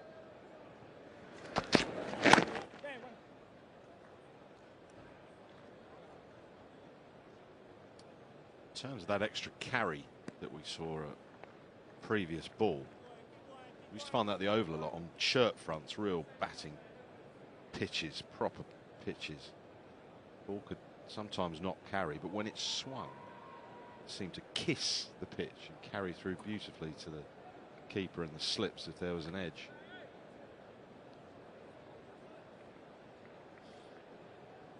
Craig Brathwaite is not over attacking. 2 slips and a gully with this ball that's just shy of 5 overs old. Man out on the hook, though, for Ducket. 33 for 1.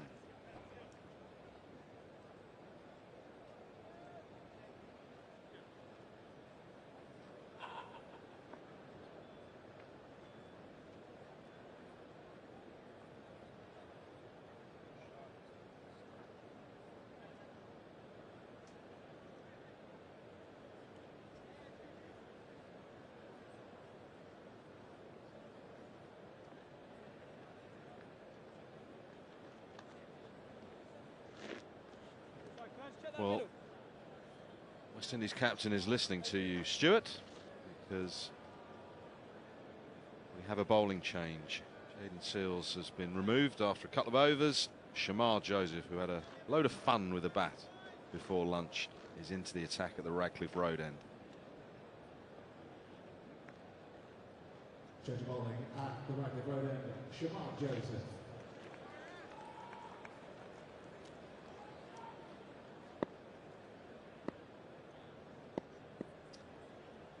Star of the bat, can he star with the ball?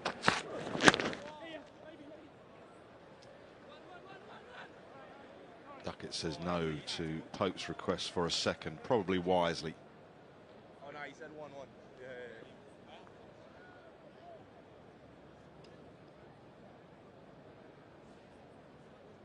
Let's have a look at where West Indies have been pitching the ball to the right-handers so far.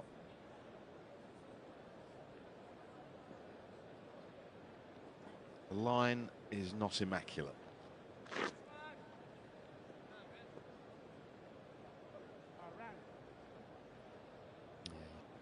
Number one rule really at Trent Bridge is don't give width. Especially to Ben Ducket and Ollie Pope, both fine players through the offside. Shamar Joseph did get Ben Ducket out in the first innings, and he'll be looking to repeat that exact delivery. It's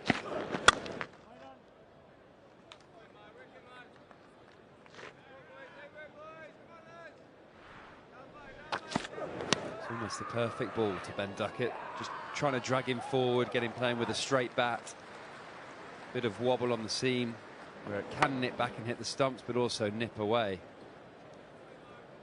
And a fine catch from Jason Holder. Plan won't have changed. Round the wicket angle, trying to bring Ben Ducket forward. That's punched off the back foot, and it's punched past gully. Whoa, steady. And come back for 3.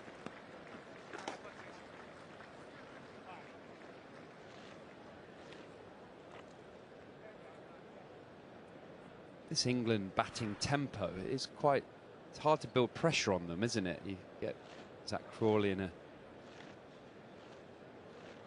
dangerous slip there. Lucky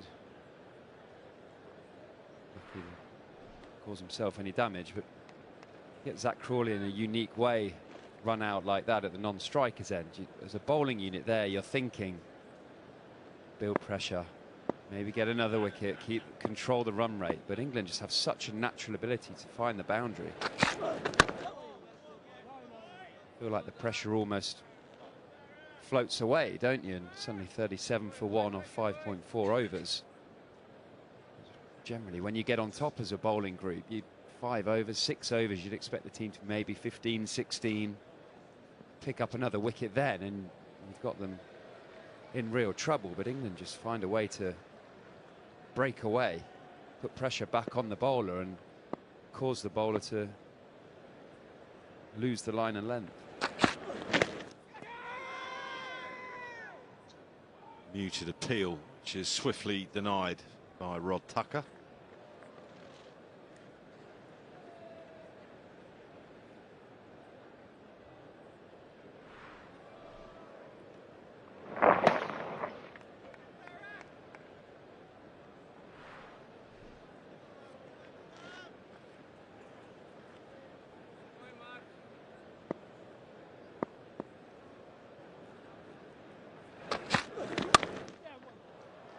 Bit of width, but there is protection out. Backward point on the fence. 38 for 1.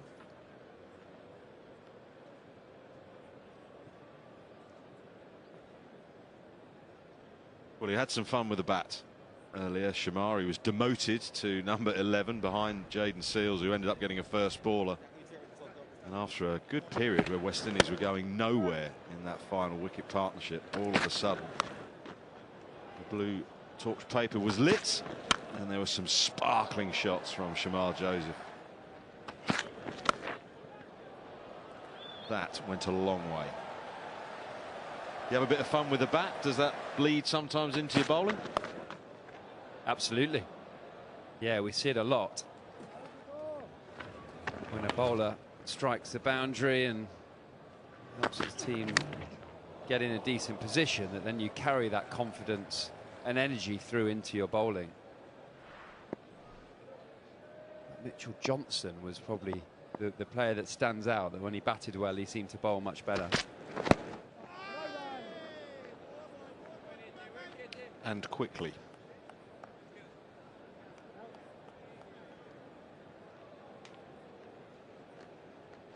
Would he have bowled one of the quickest spells you saw in your career? Thinking probably Gabba.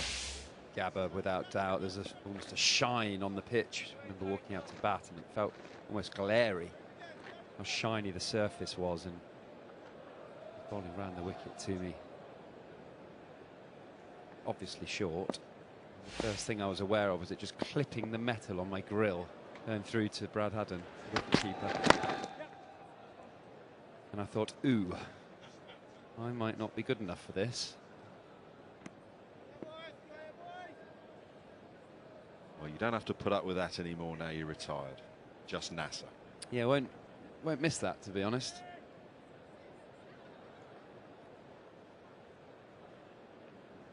Who's the quickest bowler you faced? Oh, Bretley. I faced Bretley and Shoaib Akhtar both in test matches. But of the ones that people probably wouldn't have heard of, there was a guy called Andre van Troost.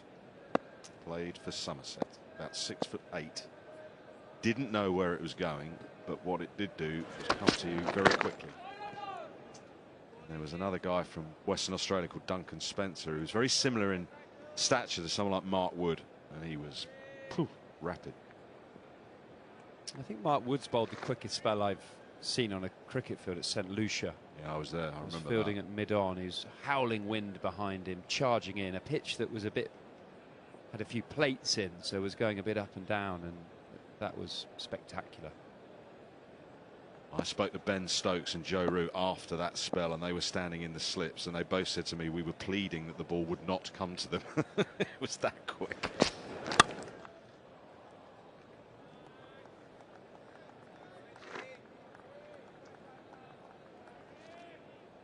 It's quite something to watch Mark Wood operate yesterday.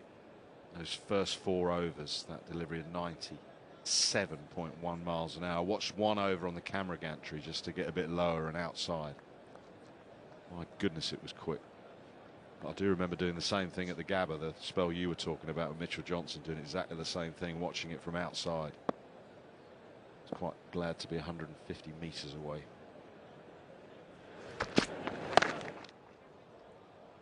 Helped round.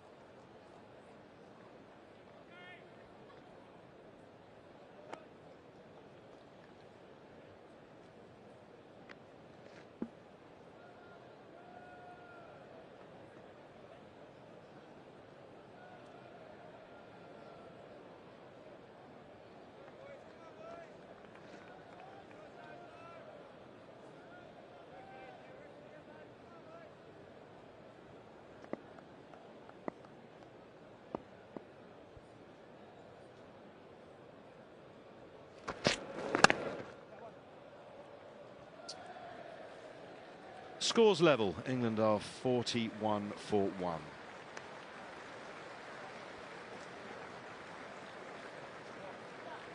It's not the end of the over because Shamar Joseph has overstepped. Just to be clear on the protocol now, it's not the on-field umpire, in this instant Adrian Holdstock, that's calling the no balls. It's the third umpire, which is Nissan Menon, who is sitting watching monitors, that calls these line calls. Saw a very tight one with Shoaib Bashir yesterday. That's a bit more clear cut from Shamar.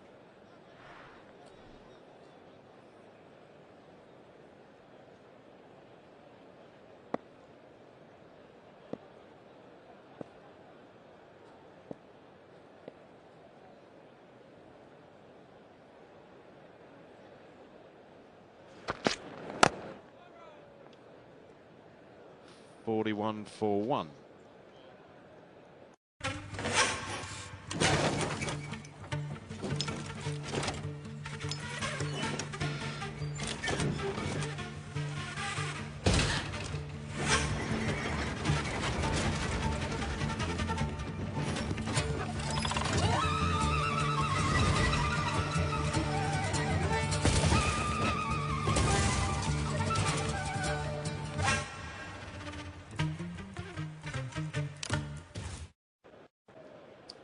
Scores level. England 41 for 1. 1 wicket to go. That is Zach Crawley. He was dismissed for 3 in the most unfortunate of circumstances. Run out, backing up. Ducket punched a lovely drive down the ground of Jaden Seals, who just got a fingertip on it, and such was the power that Ducket hit it with. Crawley couldn't get back. These two have settled nicely so far for England.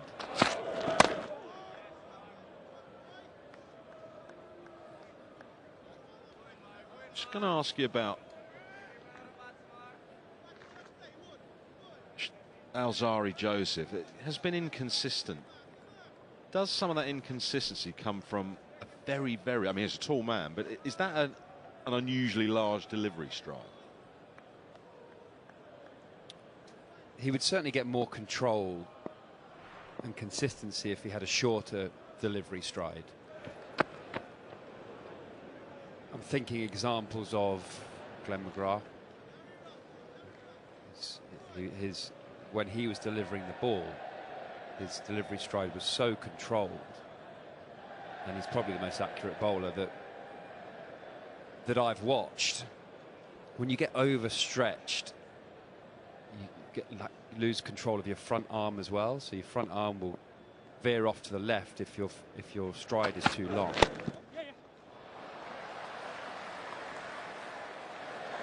Brilliantly fielded. They get just 1. Kyle Louis, that is brilliant.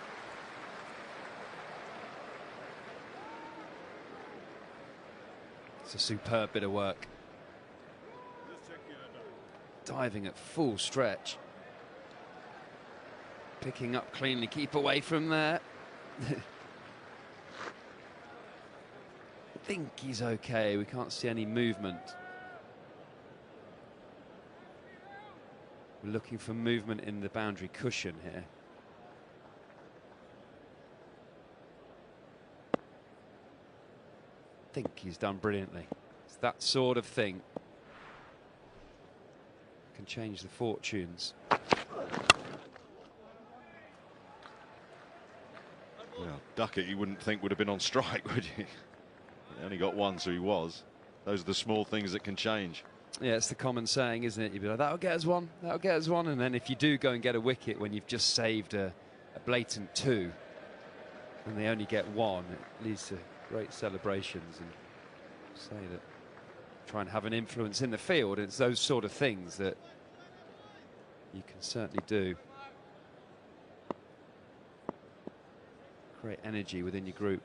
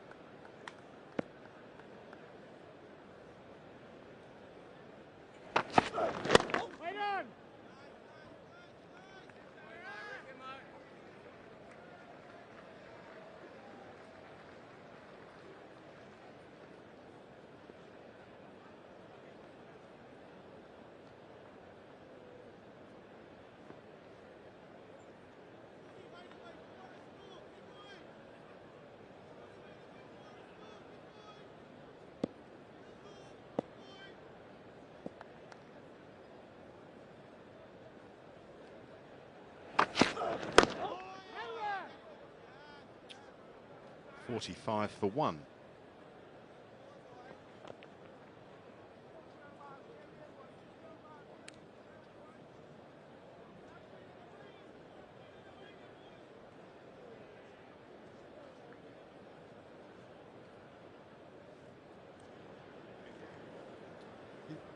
Talking about Shamar Joseph and that big delivery stride. I mean, obviously he's a tall man. Can you adjust that? Is that an easy thing to adjust?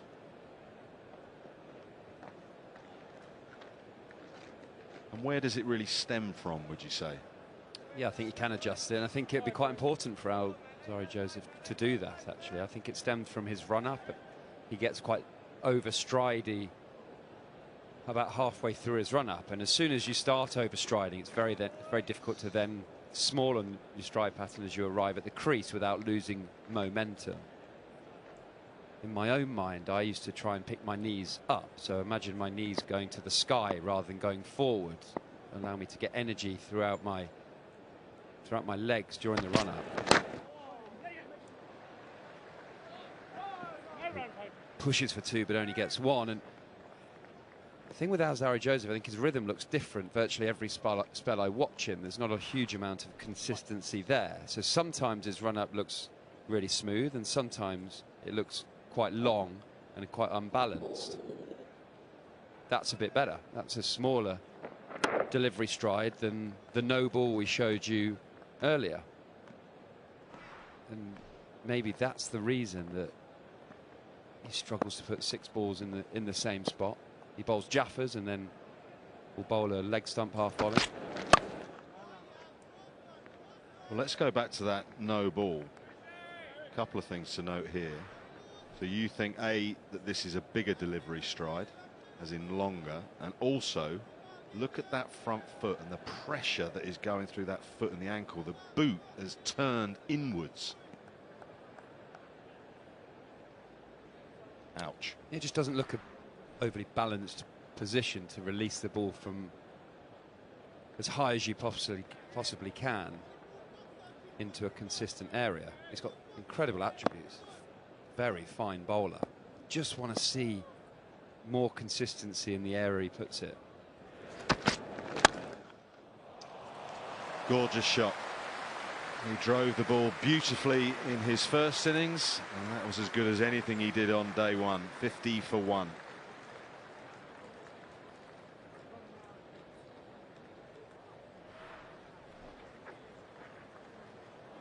Incredibly balanced, Ben Ducket, throughout this Test match. It is his home ground, Trent Bridge. He's scored a lot of runs here. There's a beautiful position for him to be in. Ball goes along the ground all the way. It looks like it's going to hit the middle of the bat from that sort of length and that sort of width. Yes.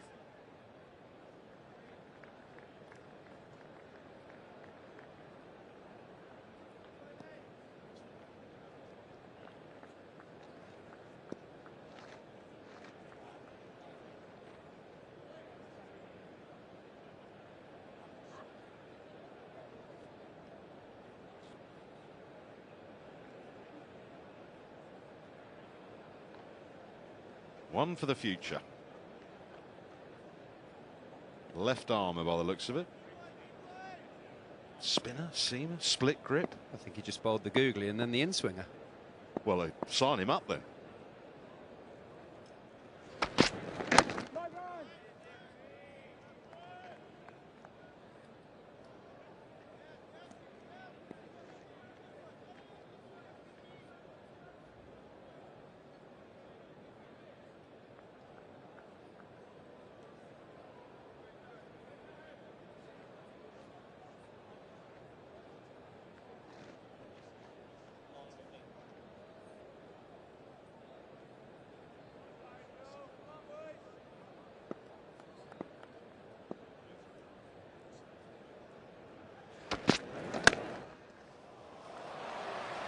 Well, it's inconsistent again from Shamar Joseph, and Ollie Pope has dealt with that.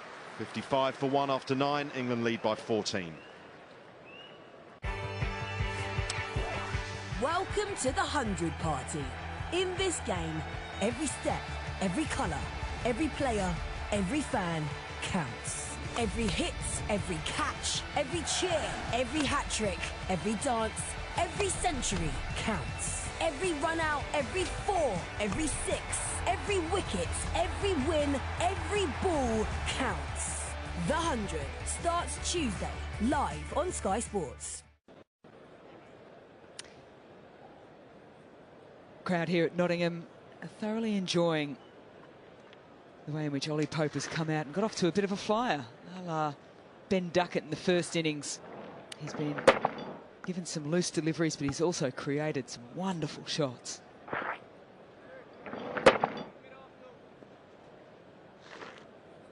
It's the shot that he grew up on, everyone sort of knew him about.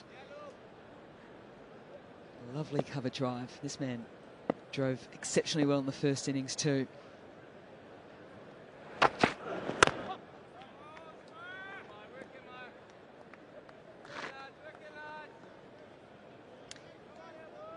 So Ian Bishop, West Indies do all the hard work. They get to parity, they move on from parity, get 41 runs ahead. So that last wicket stand between Joshua De Silva, who was left stranded on 82 not out, and Shamar Joseph.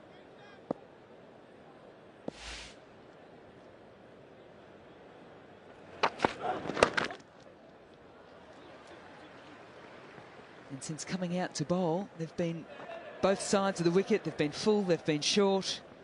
They really haven't backed up the batting display put on here yesterday. Hi, Mel, everyone. And that's perhaps the most disappointing thing. If you look at the sequences, they started with kind of fielders in boundary-saving positions, and still they haven't been able to consistently, let's say, get 3 deliveries in a row in productive areas.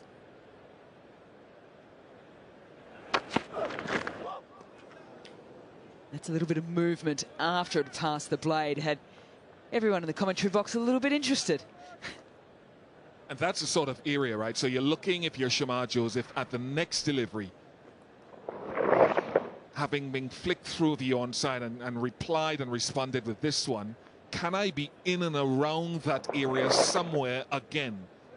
I'm not a robot. I'm not going to be able to hit it there 6 out of 6 times, but can I be close enough to that area to build that pressure?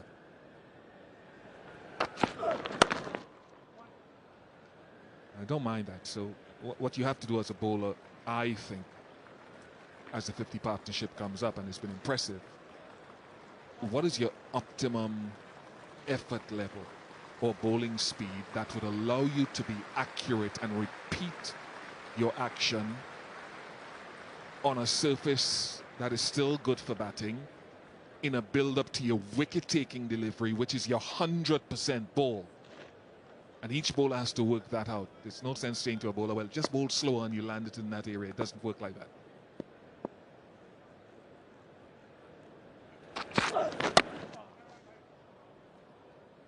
He'll feel like he's missed out there as well, Ollie Pope. I think when you think about the greats, they've got repeatable actions, haven't they? You look at Jimmy Anderson, who's just retired, Glenn McGrath.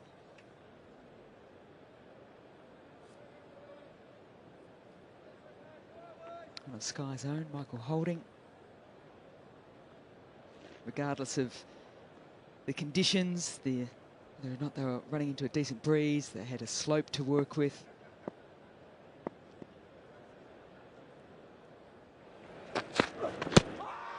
Oh, on the front pad, I think there's just a little bit of an inside edge. 58 for 1. With 10 overs being bowled here in England's second innings, and it's time for a drink. I think the umpire is checking his light meter. Or is he doing his books on his phone? There's a light that always shines on me. You must know what it's like. Baby, you must know what it's like to love somebody, to love somebody the way I love you. Sanex Expert Skin Health Body Wash with Moisture Lock technology deeply nourishes your skin for up to 12 hours, makes it feel instantly soft and hydrated. Sanex Body Wash, certified by the British Skin Foundation. And after, feel confident for up to 48 hours with Sanex Dermo Antiperspirants. If this is how we craft the details, imagine how it feels to drive the Mazda CX-30. a compact SUV.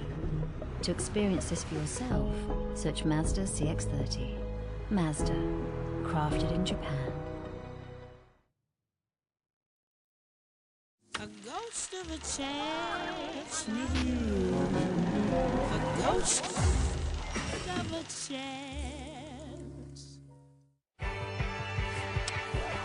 Welcome to the 100 Party. In this game, every step, every colour, every player, every fan counts.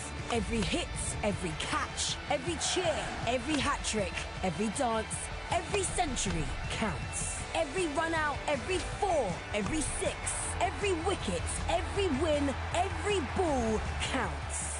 The 100 starts Tuesday, live on Sky Sports. He's been on zero a while now. He needs to unlock some productivity. West Indies eventually bowled out this morning for 457 runs, a lead by 41 runs off the back of Hodge and De Silva putting on some impressive displays. Chris Woakes found a little bit of rhythm this morning as well, 4 for 84. In return, England still 17 behind with the wicket of Crawley already. Let's throw down to Athers. What do you got for us? Thanks very much, Mel. Yeah, well, we had a question in from a viewer, really, about the first ball that Ollie Pope faced. The question was, if that broken part of Pope's bat had dislodged the bails, would he have been out hit wicket? I think no, says Cliff. Well, we think yes. Let's have a reminder of what happened. Here is the first ball that Ollie Pope faced.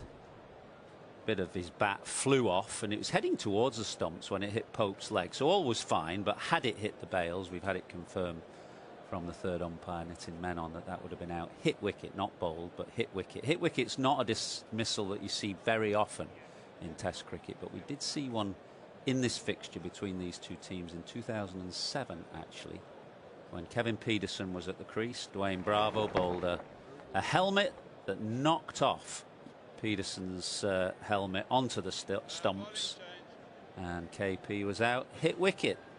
It's a rare form of dismissal, but we have seen it before, and would have been the case for Ollie Pope had that bit of bat gone onto the stumps today. So basically what you're telling us, Athers, is, Cliff, thanks for your input, but you're wrong. Well, no, it's a good question, Cliff. Thank you very much, and we're just happy to provide a service to clear it up. That's a very good question indeed, and thanks to Mike Atherton for clearing that up for us as well.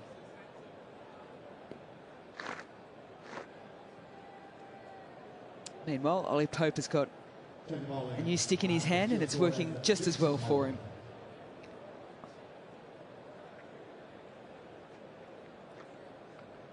Craig Brathwaite is in search of a bowling partnership here. They've found that one of their seamers has got it reasonably right, but has been let down the other end.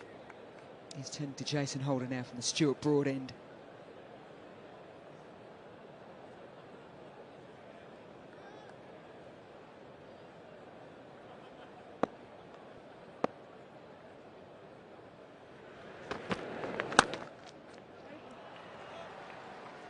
It's a real crisp punch off the back foot.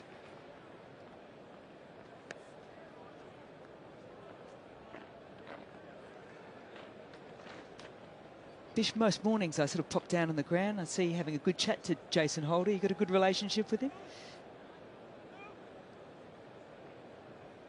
Yeah, we're tragic cricket nuffies, I think, Jason and I, and love to talk about the technical things about the game, and with his leadership experience, share his views on how he sees the game unfolding.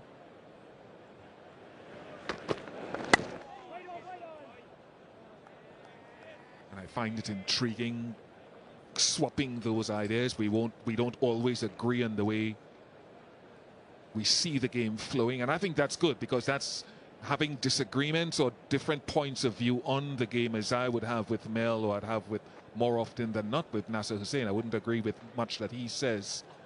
It drives the game forward.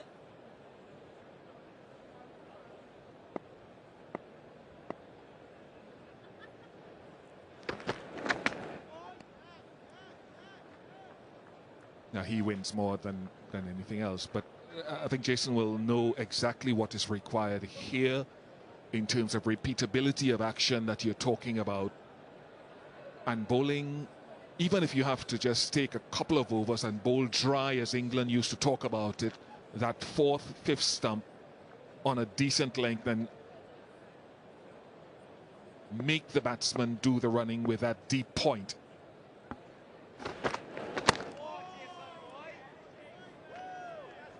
So that's a worst case scenario, but you're still, even if you're looking to dry up runs, still looking for a wicket in the meantime. How many times have you had a chat and you've both disagreed, and by the end of the conversation you've swapped positions?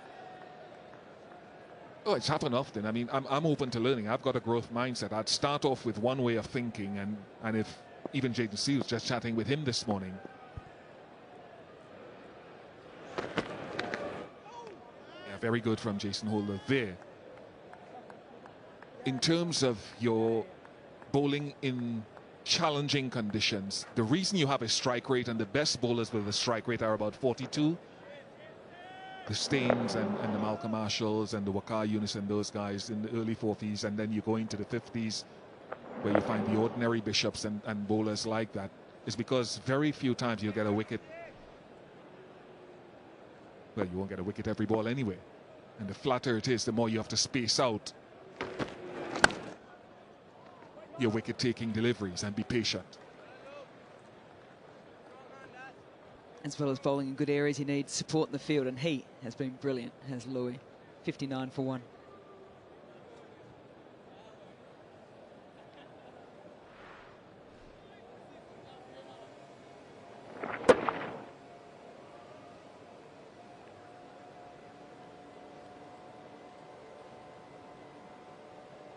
Fielding in that kind of area too, it's all about just getting the body behind it too. Sometimes you just got to wear a couple.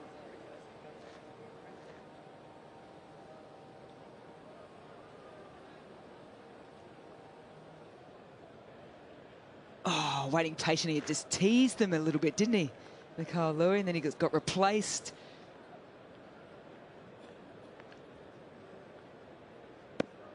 Coming into the hot spot at cover now for Ducket.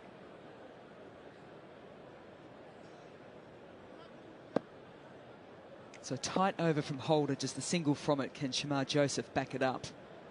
I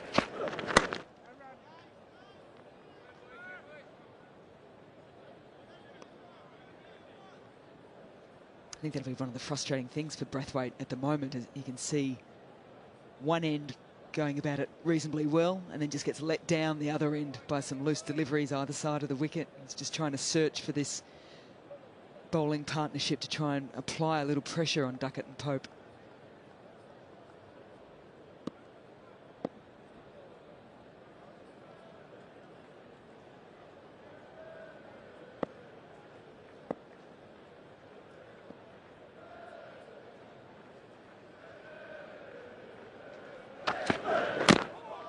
Oh, nearly chops on. Building here, the West Indies.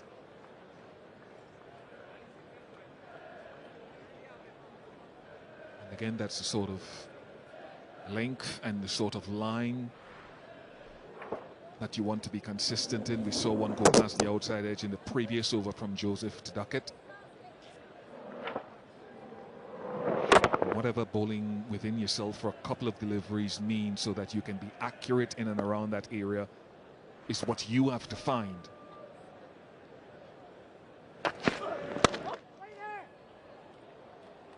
Needs to be quick across the ground, but can't pick it up cleanly. Brathwaite. So Pope back on strike.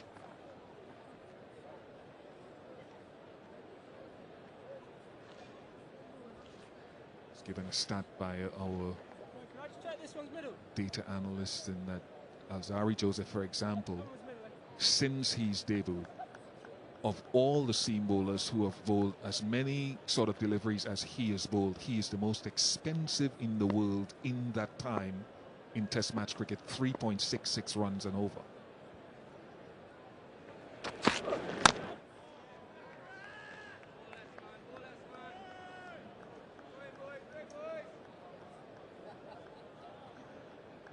I think there would be reasons for that I've sort of conjectured to and guessed at.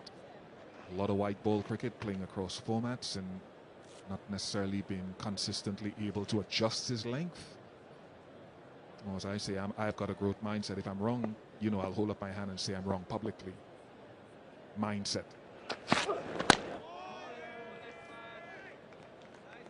Very good to left and right-hander here from Joseph in this over.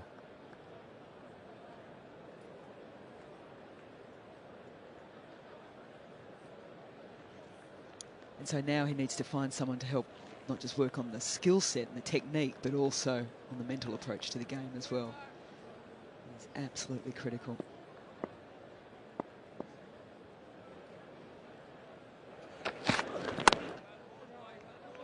It's 2 good overs on the trot from the West Indies. Nas.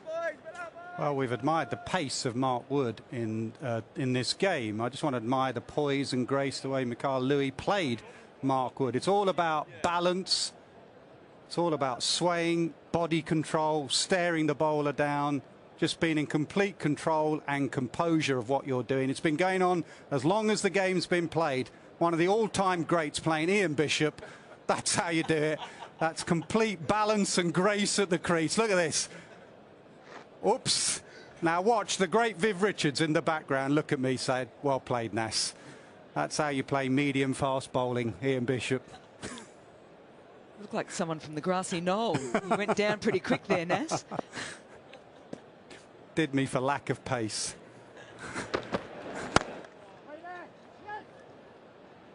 A little punch, it's picked up cleanly. Ducket sneaks through for the single. Did you enjoy bowling to him for those few deliveries that you probably needed? We were both very young then, and it was one of the more memorable series that we played. I think Nazar missed the first few games of that series. I think he went running on the seawall. Was that the one you went running on the seawall and twisted your ankle, Nazar? Well, when you said I missed the first few games, I made my debut against you in the first game, Bish. So I'm glad I had a huge impact on your career, and you got me out. Thanks, Bish. I used to call him Half Bat Hussein. He would always play the extra covered slash with the open bat face. So I turned him Half Bat Hussein and tried to nick him off quite often. He had his revenge thereafter, to be honest with you. He's a good man, Nasser. We learn a lot from him. Was he a chatter, Nas? Did he come down and... They did not chat at all. That was Patrick Patterson, who the series before had dislodged Mike Gatting's nose, and with my beak I was a little bit concerned. Then you had Bishop, Marshall, Viv Richards, Gordon Greenidge. It was a great series. We had it was Sky's first tour away ever, and we had a slogan, a promo called "Young Guns are gonna roar, young lions are gonna roar." Not sure we roared that much. We won the first game, and then they came back at us.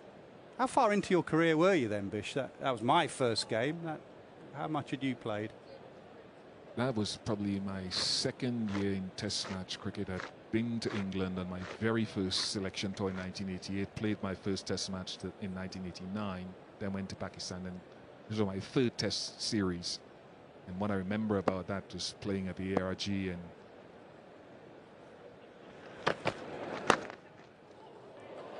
It does well, gets a hand on it, but there's enough pace as the parry goes to the boundary.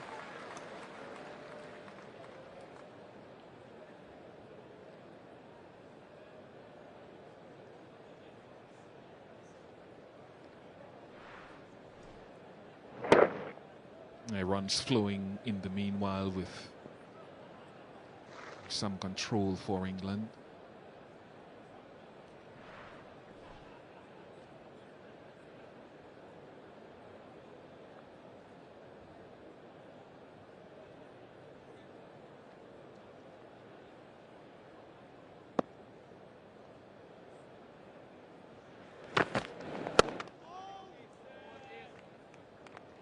Yeah, gravy dancing on the edge of the stage at the Antigua Recreation Ground is something I remember fondly from that series. And look, all of that is in the past, and these guys are trying to create their own memories, while I've taken some memories of my own, and Nasser would have from his own career as well. Stay tuned. Don't go anywhere. He's seen it.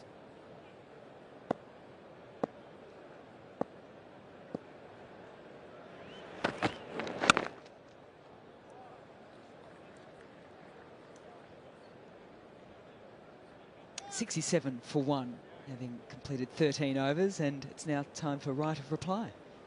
Yeah, just feast your eyes on this. And the aggressive run machine that is Hussain.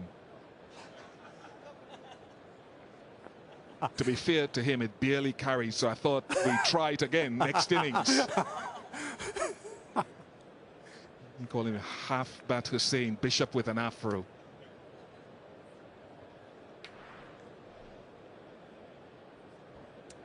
I don't know what I like more, the deliveries or the throw. Have you seen Viv Richards celebrate my wicket, by the way?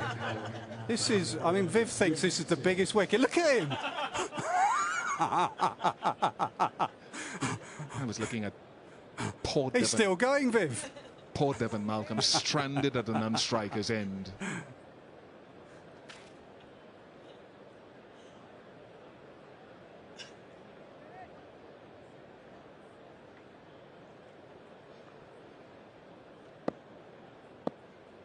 Meanwhile, it's Seals from the Redcliffe Road end.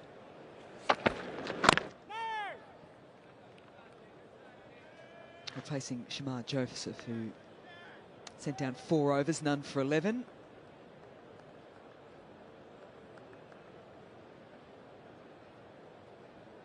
And you'd think if he didn't have the issues with his body and sort of coming into this series underdone in terms of red ball cricket, Braithwaite probably wouldn't have minded giving him one more.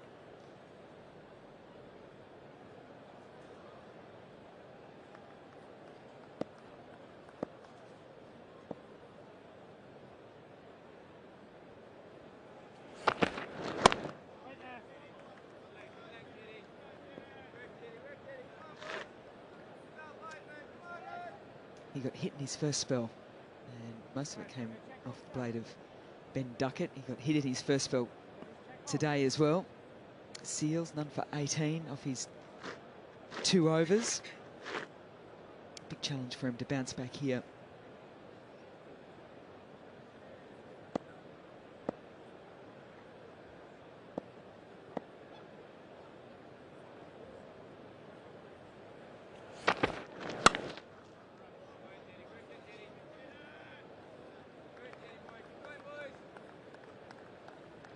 Just looked like he was just trying to overhit that one. It's certainly something you don't need to do at this ground.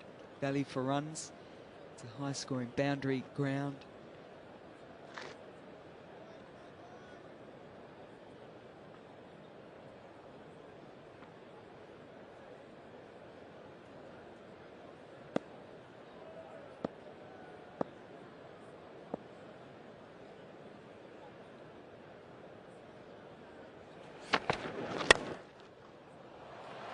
Flashes hard and well forward and out of the way of a very athletic Mikhail Louis. Has been brilliant on the boundary, but can't save that.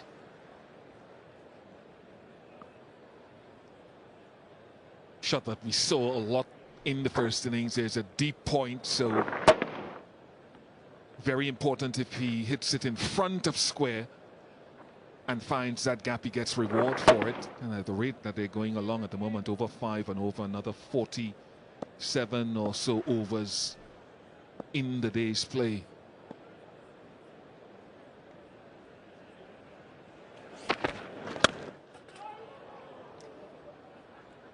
Absolutely drilled it.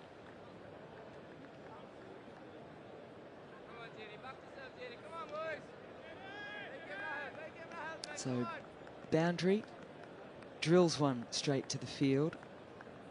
He's got one more delivery here, Ben Ducket. And England are going at a clip.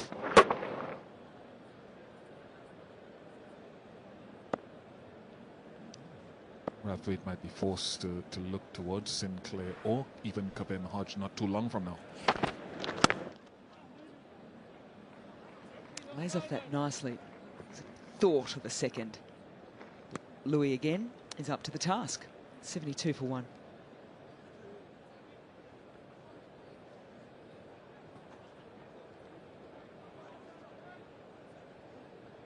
Yeah, I hear what you're saying, Bish, in terms of just that change of pace. Both Sinclair and Hodge in his first run in Test match cricket in terms of with the ball, both produced some good spells. Just that change of pace as Pope and Ducket are getting well and truly set in.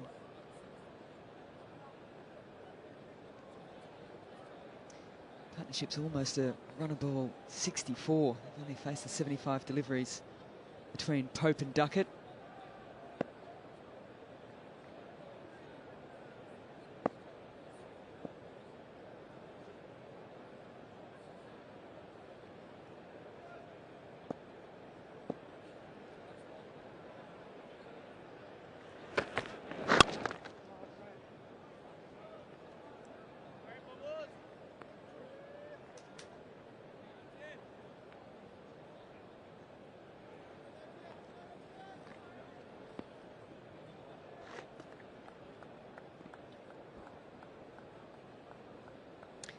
Happy birthday, me.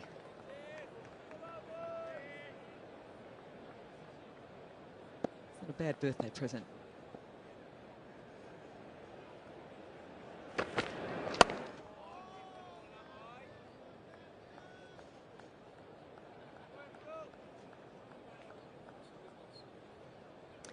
Well, whatever you said to him at the start of today, Bish is working here for Jason Holder. I think he's, since he's sent down his first delivery, he's got the ball in the right areas.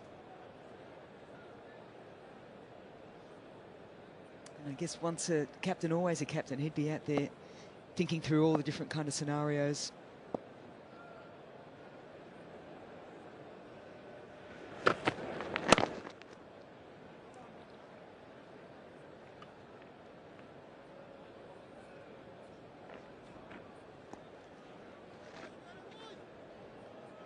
Best captain you played under?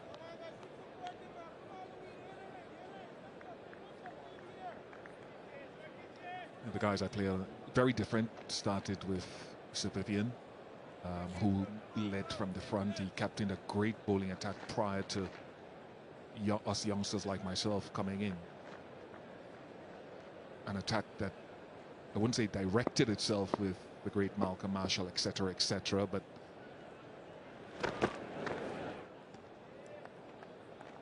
needed less directing than when we came in, and then Richie Richardson sort of took over from him. Very quiet achiever in his own way, barely ever raised his voice. And then we went to Brian Lara, who I thought was a very deep thinker of the game. And so they're all very different in the way they went about their work.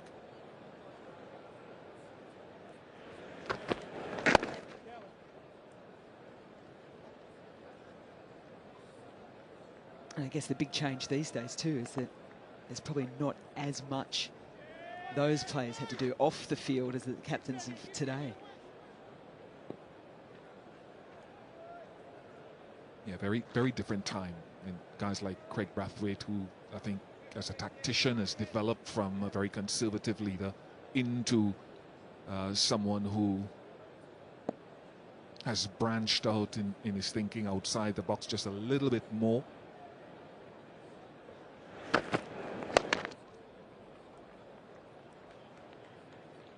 Three singles coming from that Holder over.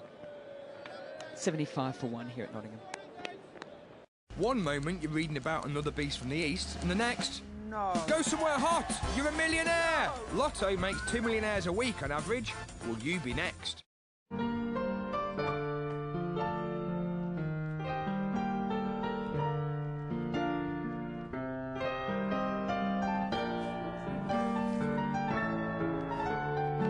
Shine, baby. Shine. Do something about erectile dysfunction at Newman.com.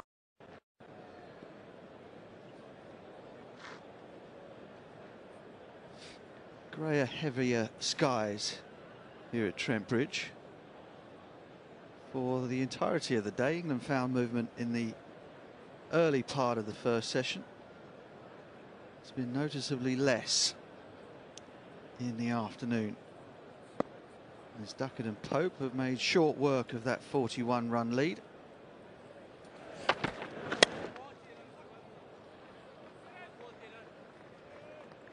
England now in front by 35. Good afternoon, Michael. Afternoon, Butch. Afternoon, everyone. Jaden Seals, I get the impression he's better bowler at right-handers than left, or at least better bowler at right-handers than Ben Ducket. He struggles to get the right line to. He's not quite sure whether to come over or round. Can't just quite get the right line to Ducket. You had me confused there. I thought you were comparing his bowling to that of Ben Ducket. No, I probably missed out a 2 or something. But Ducket raced along in the first innings, and of course he took 4 boundaries from memory off Seals' second over on the first morning. Seals has been expensive again here in the second innings. He's got lovely straight lines as he runs in, and you can see when he's bowling to Pope and the right-handers that he's just got a natural channel around off stump and just outside, but he's both sides of the wicket to Ducket.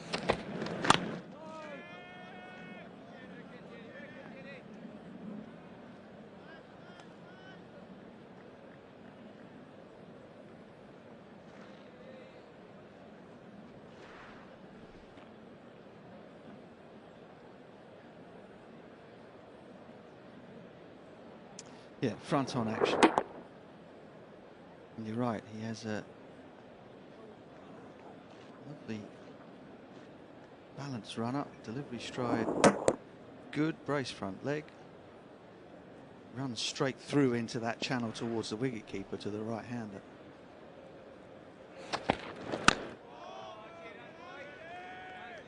Game's much easier for the lefties anyway.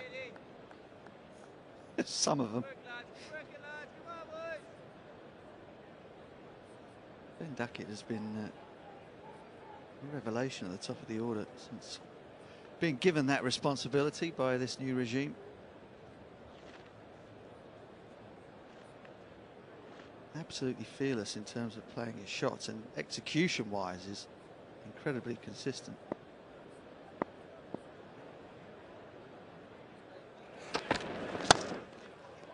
Oh, shot. Almost. Another deflection back onto the stumps. One difference, Butch. Ducket had his bat in. Of course, Crawley was run out at the start of this second innings. Failed to get back in time. Well, the deflection came here off Seals' hand again, but Ducket's bat was in.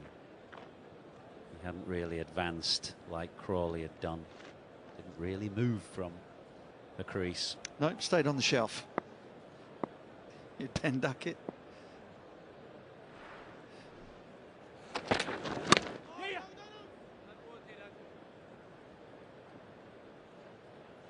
Well, surely it won't be long before we see Brathwaite turn to the slower bowlers.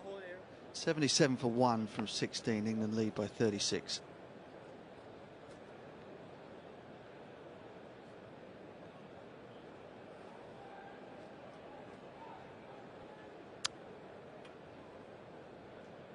That extravagant movement that Chris Woakes and Mark Wood found in the morning session with pretty much a brand new ball seems to have all but evaporated here in the afternoon.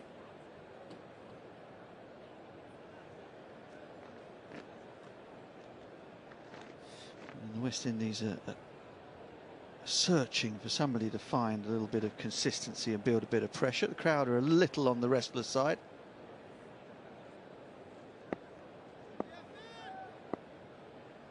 Might see Kevin Sinclair pretty soon.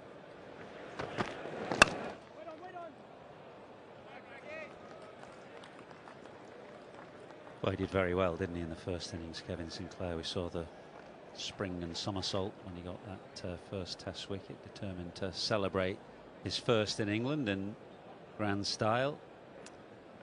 The difference between him and Moti's a better batter than Moti. Moti's regarded as the better spinner. In this situation now, third innings with a bit of wear and tear, you'd probably, as a captain, prefer to have the left-arm spinner, but Moti had flu just before the game, so they made a late change to bring in Sinclair.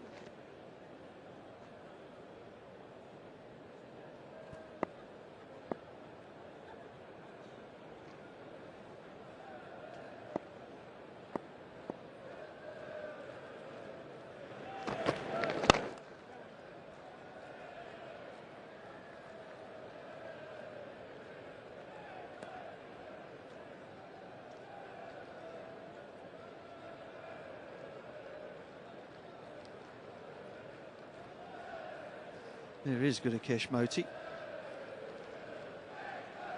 Got a couple of beauties, didn't he, to get rid of two of England's most experienced batters, Joe Root and Ben Stokes. And as Michael says, you get a bit of wear outside the left-handers off stump, the left-arm spinner can get it in there. Also help the captain just dry things up a little bit to the right-handers bowling over the wicket into the rough. Will have to be Kevin Hodge to do that job. It's a left-arm spinner. West Indies aren't quite in that mode yet, but it might not be long. Finds the gap again unerringly. Ben Ducket will find gaps in the field and keep the scoreboard rattling along with boundaries. Yeah, he's not playing as explosively as he did first time around, but he's still rattling along. That strike rate of 83 is rapid by Test match standards, and you don't have much margin in Ducket. You're a bit straight there. He's very strong through mid-wicket. You push it wide, and we've referenced his strength outside the off stump, so there are fine margins when you're bowling to him. I suspect, not being a bowler or a seam bowler, or not much of a bowler at all really, that if you know a batsman can put you away, it just adds a little bit of pressure and maybe tighten up a little bit more.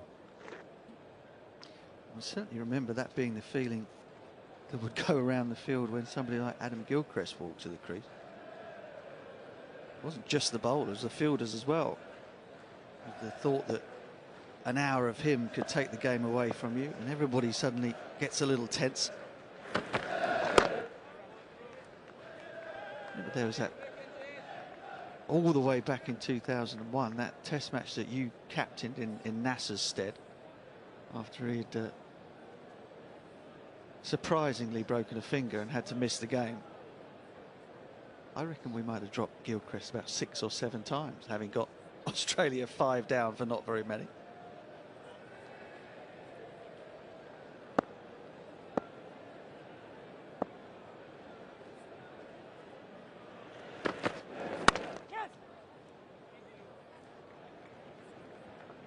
Pick up another single and keep the strike. 83 for 1. First time I remember that feeling actually was in county cricket in the very early days of Graham Hick at Worcester, when he was pulverising county attacks. If you remember, he scored 405 at Taunton one day, and when Hick came in those early days in the late 80s, it was very much a feeling that you don't want to drop this bloke, because if you do, he's going to make you pay.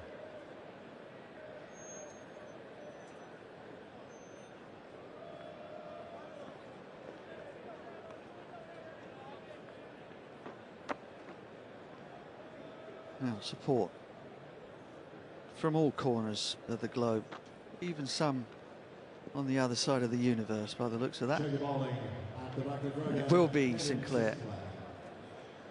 And a bit of off spin from the Ratcliffe Road end. Does have a little bit of rough to work with outside Ben Duckett's off stump in the infancy of his test match career. But Brathwaite really needs him to do a job for him here.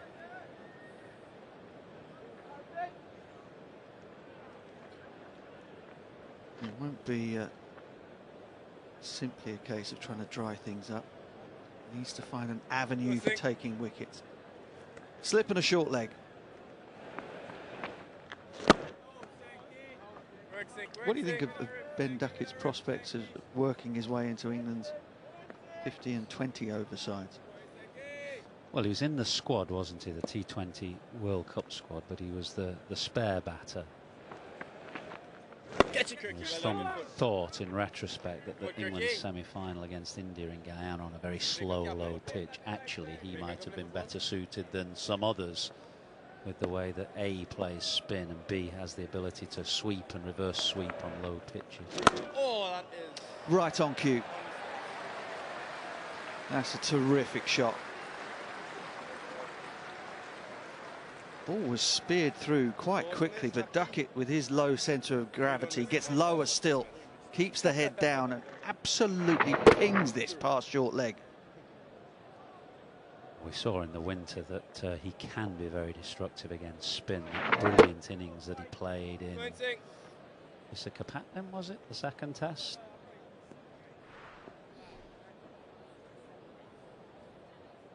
Very, very destructive, particularly on that sweep shot and the reverse sweeps. In fact, before that India tour, he said, well, I've got about 10 sweeps in my locker.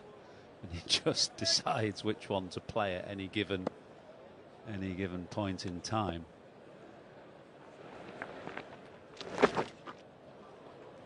Slightly off the top edge, but the result will be the same. Well, when I said about 10 sweeps, I wasn't being that facetious actually, but what he has got is a wonderful ability to manoeuvre the field, so he's looking to get that fine, maybe not quite so fine off the top edge, but you can see with the way that his wrists work there that he's trying to get it fine because the man is quite square.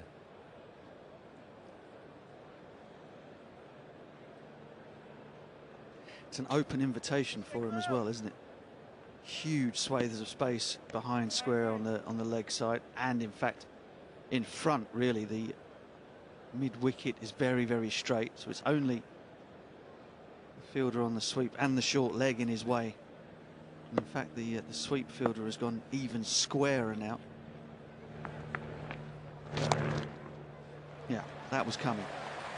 You might as well have just sent him an open invitation to sweep it round the corner there. That brings up his 50, second in the match. Just 55 balls required this time. An excellent game, Ben Ducket, but I really think Craig Brathwaite's got to think about the field. Instead of having himself at mid-wicket, he could go to 45.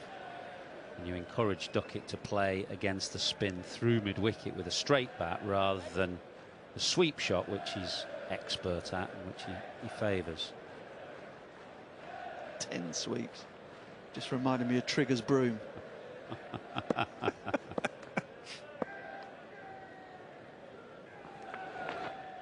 Catch it! A little bit uppish. 95 for 1.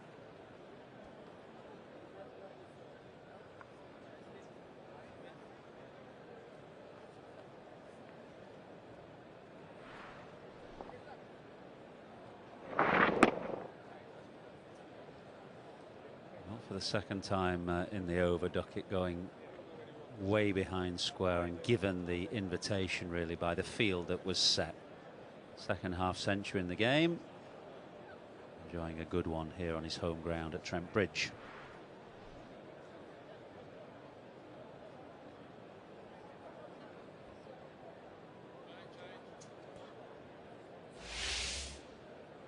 Yeah, Ducket was most disappointed not to have turned that brilliant start in the first innings into 100, says he judges himself on hundreds and big hundreds at that. He's also very keen to make a mark, a permanent mark at his home ground here at Trent Bridge by way of getting his name on that board. Shamar Joseph played some sparkling shots with the bat. He's now back to the day job.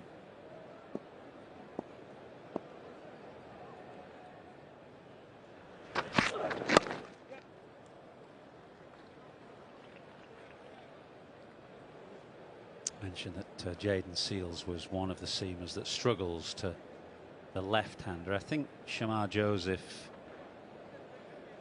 He's a better bowler at left-handers, particularly from round the wicket. He comes round the wicket a lot. We saw him dismiss quite a few Australians in that match at the Gabba from round the wicket. Left-handers like Travis Head and Alex Carey. I think he manages to pick a better line to Ducket and Seals. Yeah, I actually think his captain could help him out a little bit more here. I'm not sure. With the lack of sideways movement we've seen on this third day pitch, you'd probably lose one of the catches. Bring things up a little bit more on the offside. Try to make it less straightforward for Ducket to punch holes in the gaps in the field. Persisting with the 2 slips and a fine gully, or a 5th slip if you like.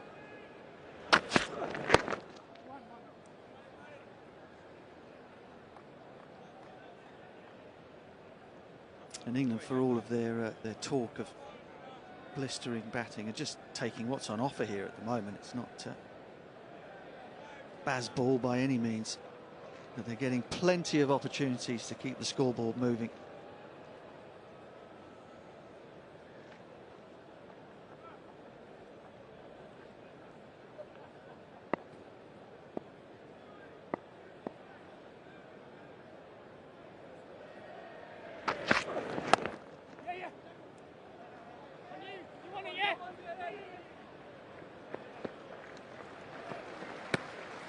See there, I don't really see. I'm looking out onto the field here, and I'm not really seeing where the plan is for taking a wicket. So you're neither building up pressure by having the field set in such a way that England can't just easily drop the ball and rotate the strike. And you're also thinking, well, where you're hoping for a bad shot outside off stump and a wild nick, I suppose. But as it is, there are so many holes out there, you can also just nudge the ball around. England are under no pressure anywhere. There. That brings up the 100 for England.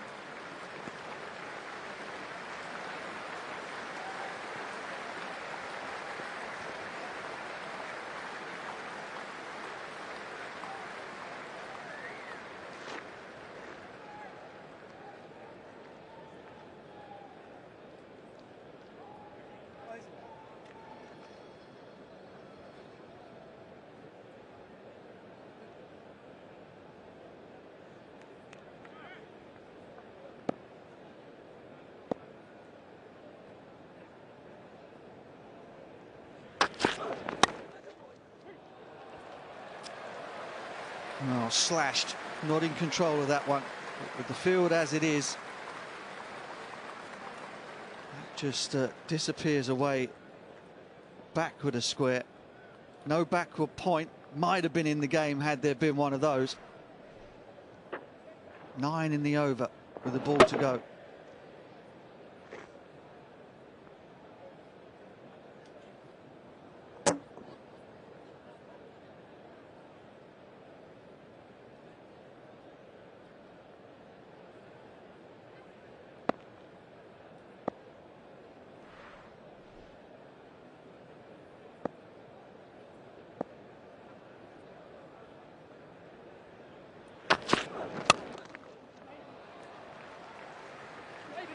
Again, not time, but safe enough. Another single. 4 of those, a 4 and a 2. 10 from the over, 105 for 1. I love that just washed freshness. A light scent that's like a soft whisper. But I need it to last through my day.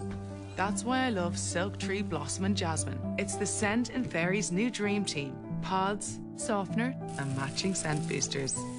It's so soft on my sensitive skin and gives whispers of freshness. Right till the last hug of the day. Try the new Fairy Dream Team for mild freshness that lasts. Always keep out of reach of children. Let's get serious sweeps a lot there, boys. Come on. 64 the lead. There was a bit of jeopardy when Zach Crawley was run out backing up. Deflection from the hand of Jaden Seals. England was still behind at that point. They wiped out that deficit without any further alarm.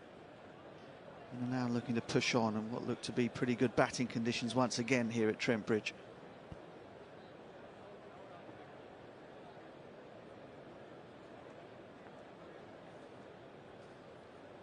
So the short leg has now gone round to leg slip.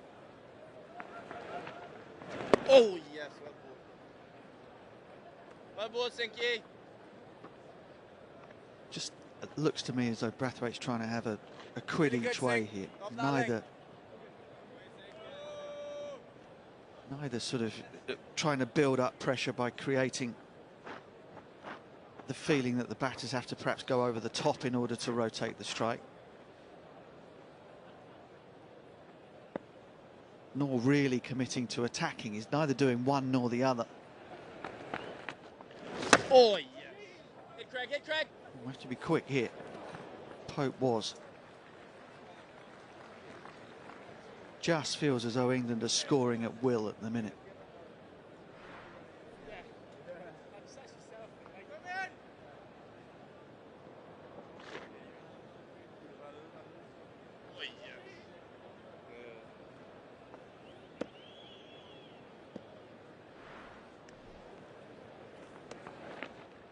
Oh, yes, Sink. Ball, Sinky. Good, Sink, wicket, Sink.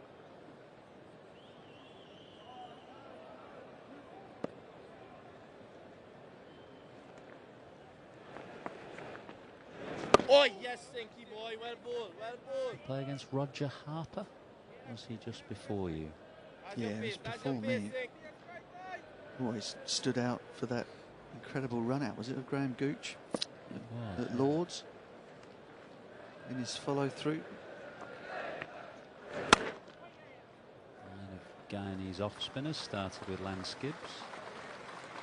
Roger Harper was slightly more of modern times. Kevin Sinclair in the back of them as this partnership between Pope and Ducket blossoms to 100.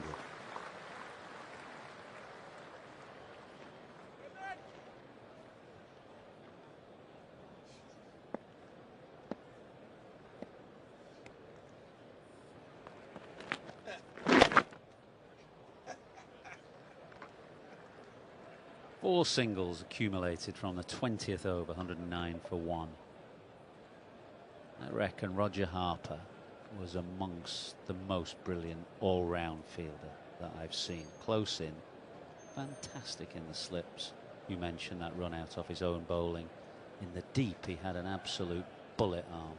Fantastic all-round fielder. Yeah, and he was that rarest of things as well, wasn't he, in the 80s? A West Indies spin bowler.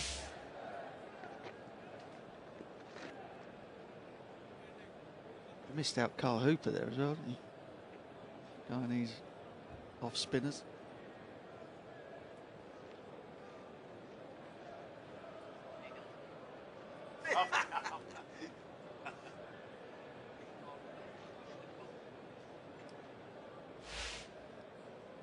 Ian Bishop is correcting me on the Roger Harper bullet arm, but he was brilliant in the covers. Wonderful athlete, catcher.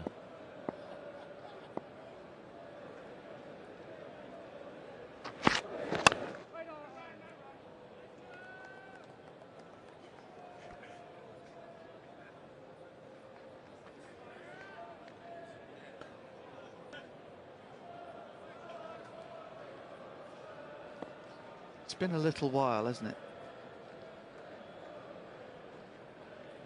Funny feeling we might be seeing a bit of Carl Hooper in action.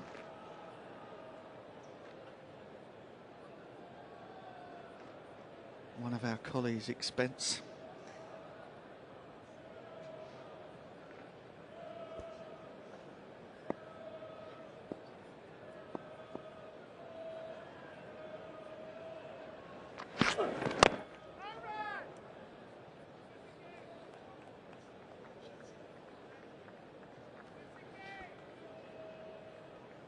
Shamar Joseph just bowling it wide of Ollie Pope's off stump there, and although that looked like it might have been an error, but it's on a flattish pitch like this, sometimes you bowl sort of length and very wide and set the field accordingly, so you'd have maybe a backward point keep in one slip, stick third man down there and ring up the offside. And play on the batter's patience and say, look, you know, we've set the field back on the offside there. And bowl sort of length and wide. Are you going to let it go all day, or are you going to have a go and try and crash it through there? But at the minute, I mean, look at that huge gap. So you're kind of asking him to bowl quite straight, really, I think. No sideways movement. And very little margin for error.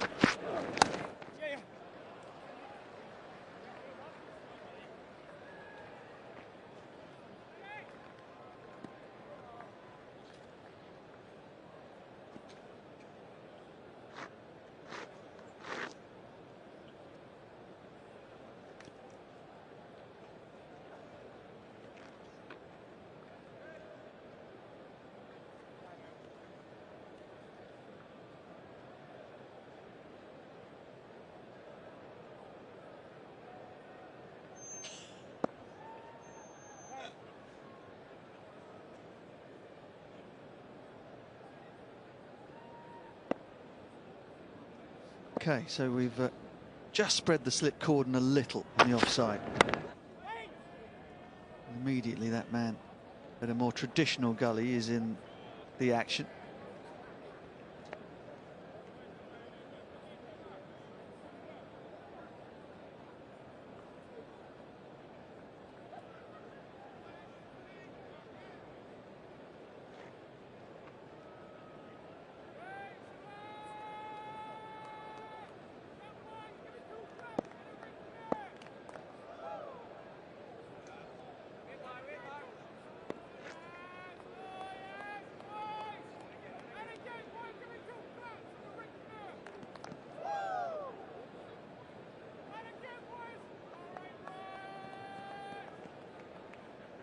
Ready?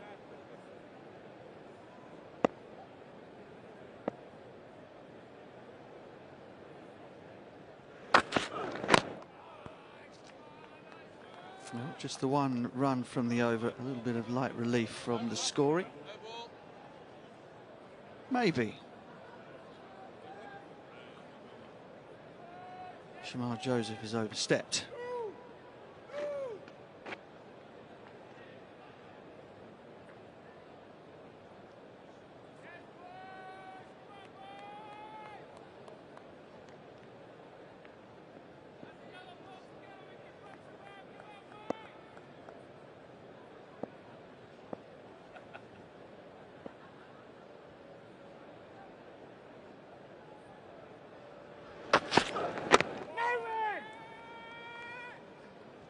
Here's a dot to finish. Let's head to Bish, third man. Yeah, just picking up off Michael Afton's reference to several Ghanis off spinners standing with the landscapes. This is good value, I promise you. This is good value and historic footage to one of my favorite batters of all time, Carl Hooper. Play that, Nasser Hussain. You saw him ducking and diving early up from one of the seamers about 30 or 40 minutes ago. Go past and brush the outside edge and go past and under the inside and bottom edge. How much pleasure does that bring us? Masses still. It's like watching Dusty Miller do an after dinner. You've heard them all before, but they're still hilarious. Seamlessly from Kevin Sinclair to Nasser Hussain.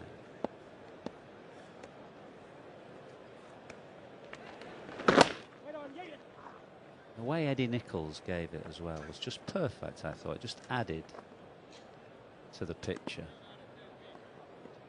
Little shake of the head and up went the finger.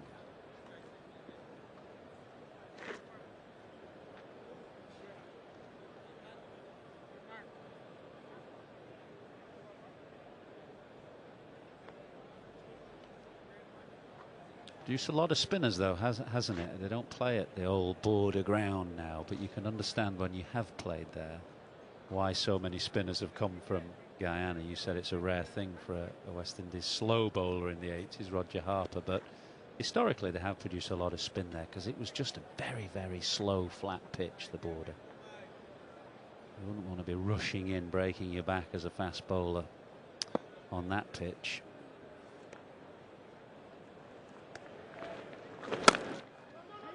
So conversely, not that many fast bowlers that have come from Guyana. Colin Croft being one. We played against a lad called Ryan King, who was quite pacey. But it's not like Barbados and Jamaica. They haven't produced masses and masses of ultra quick fast bowlers. Remember the test match getting delayed after a lunch break. Get it! It was a bomb scare. Do you remember? They turfed us out of the away dressing room. Bit of light relief. We were getting hammered. I've often thought it might have been one of us that put the package underneath one of the benches. It's a great old ground. I went there actually to go and see Monty Lynch, who was coaching in Guyana 2019. Ground was underwater. They had the football on in the bar there. You could see out on the park. Real shame that some of those old grounds are no longer in rotation in the Caribbean.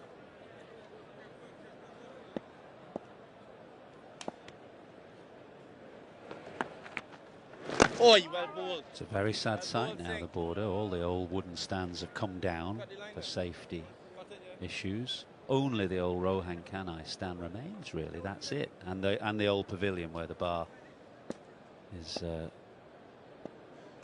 still serving a bit of XM. Hey! No, oh no, man.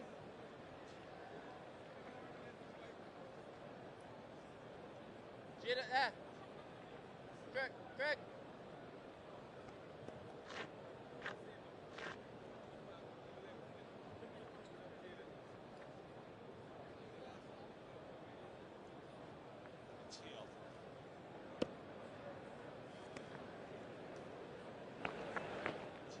Well bowled, boy. And that will be tea. It's been a good session for England. They've got their noses back in front again. Ducket and Pope have put together a partnership of 108 alarmless and pretty fluent runs. And the West Indies once again are scratching their heads and battling away to find a way through this partnership and the rest of England's batting lineup. England lead by 75, 116 for 1.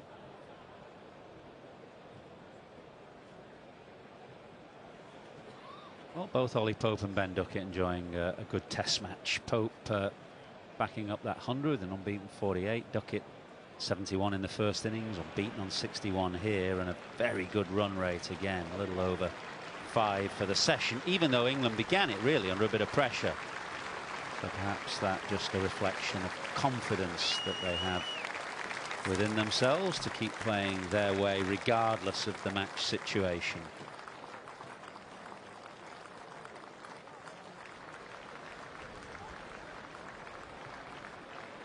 So West Indies a chance to 20 minutes rest and just gather themselves again, have a chat and maybe a change of strategy to find a way of both putting a check on that run rate and picking up some much needed wickets in this final session. England 116 for 1, Ducket 61, Pope 48.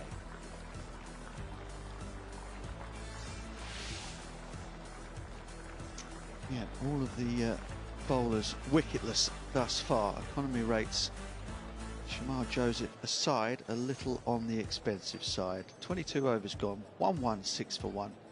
England lead by 75.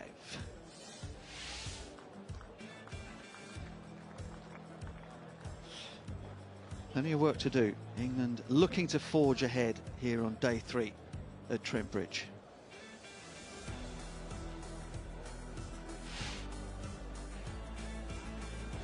So during the tea break we'll have a short rest and then we'll be looking back over the day's play so far. See you soon.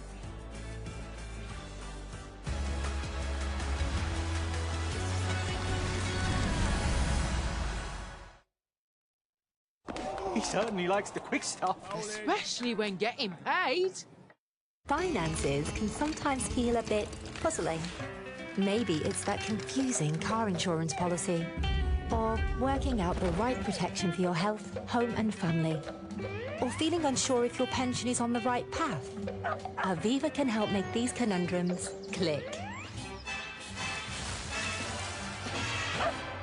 Helping solve your financial puzzles? It takes Aviva.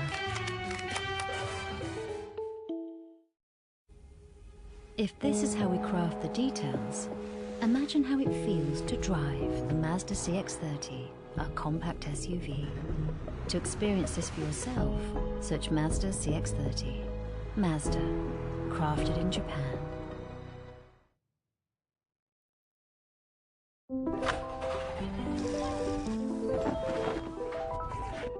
Shopetsy, original items made by real people.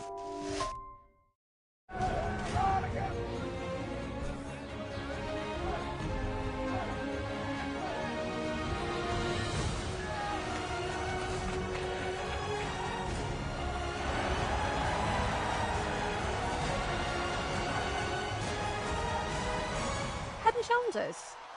I didn't know you had dandruff. I don't. Up to 100% dandruff protection. Clinically proven. Official shampoo of the Olympic Games.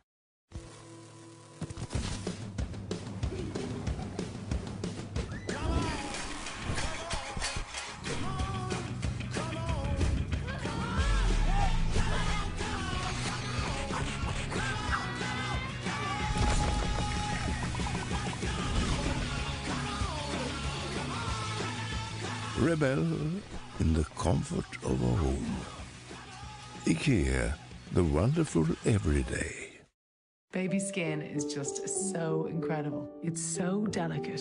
There's nothing softer. That's why I make sure her clothes feel super soft with the Fairy Non-Bio Dream Team. Fairy pods for a gentle clean and Fairy softener for extra softness. So even when my arms aren't around her, she's always wrapped in softness. Fairy Non-Bio pods and Fairy softener. The Dream Team for sensitive skin. Always close a pack with a click. And keep out of reach of children. That's very soft.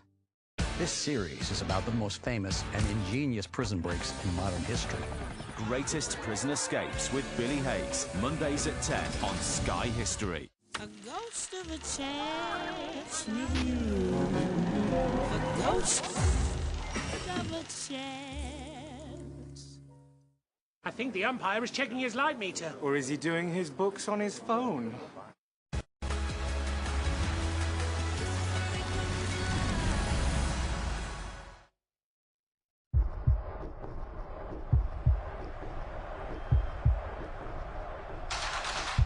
It's a beautiful evening.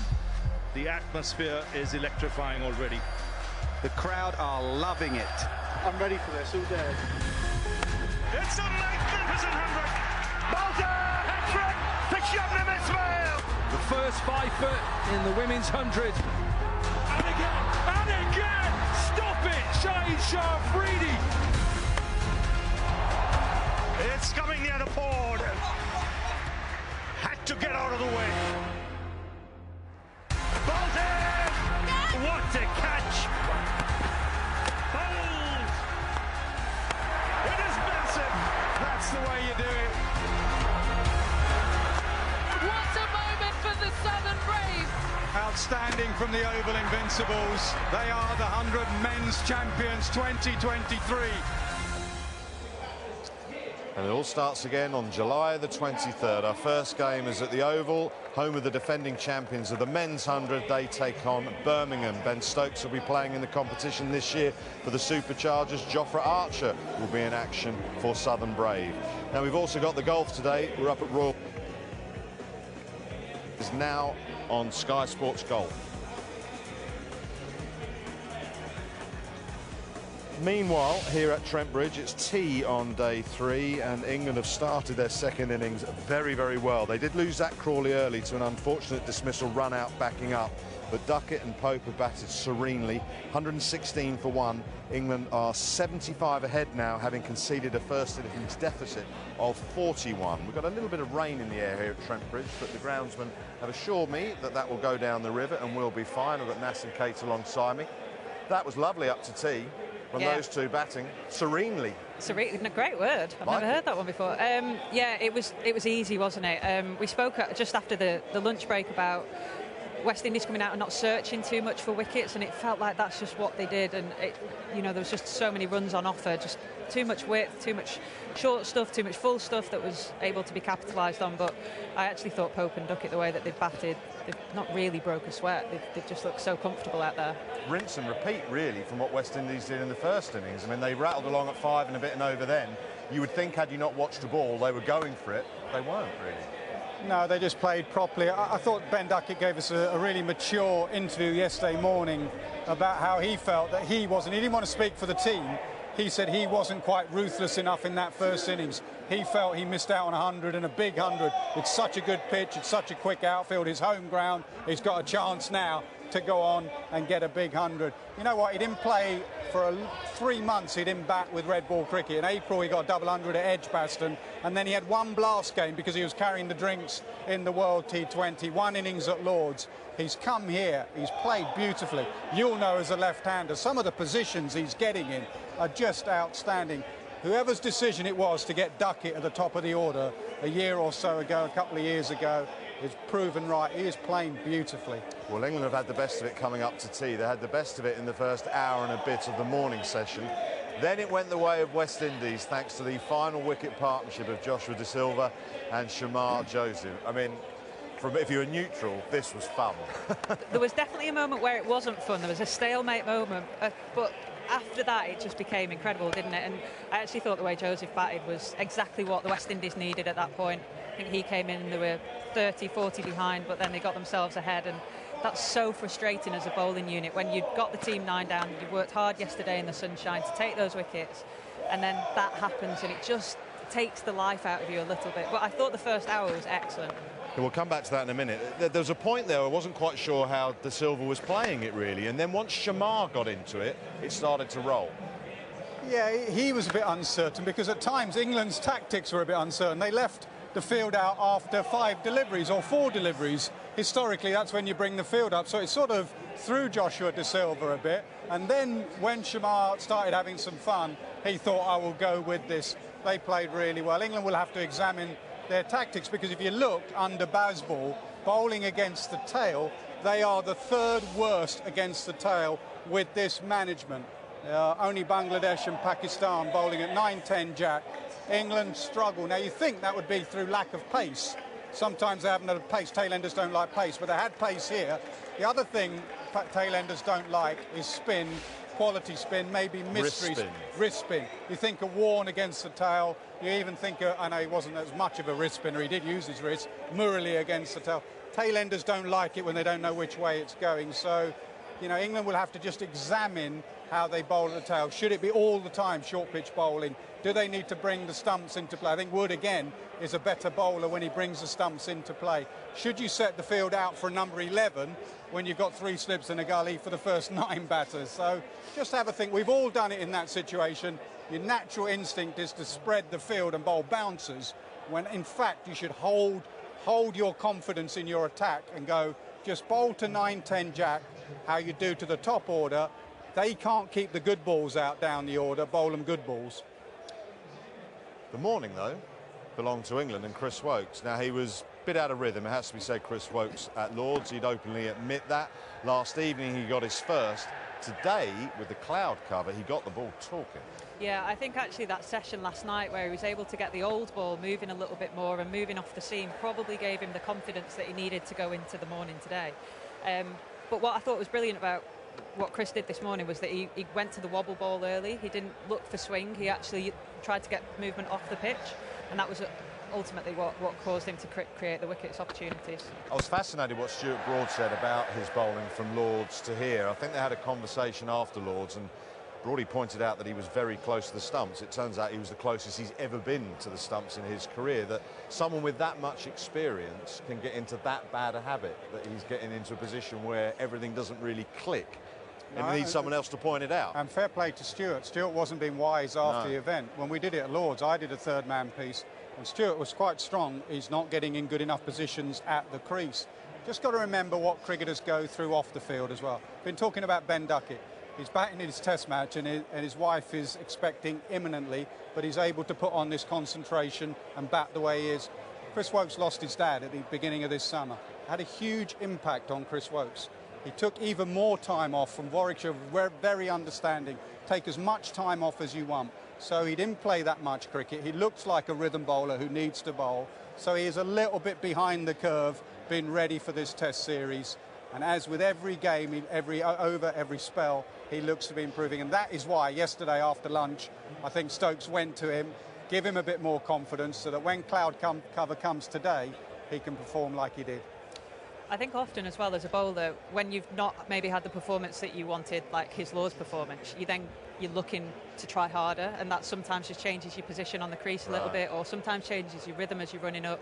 But I actually thought the way that he's responded, especially you've got to take into consideration as well that there's no Jimmy Anderson now, there's no Stuart Broad, so for 10-15 years when Chris Woakes has played, he's bowled first change. So now he's taken the new ball, there's a new responsibility on him, he feels like he's got to set the tone, and you know, things like that can play into the mind as well.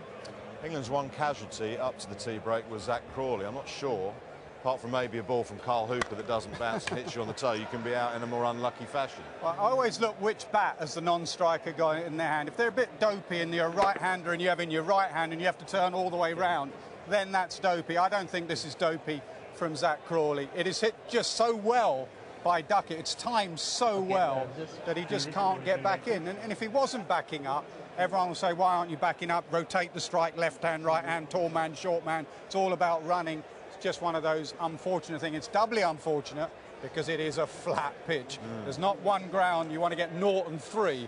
That's this ground with this outfield and this pitch. 3 runs at Trent Bridge is not a good place to be. So England conceded a first innings lead of 41. West Indies are now 75 behind, so the momentum has shifted. What is a must for West Indies in the remaining cricket we have on day 3?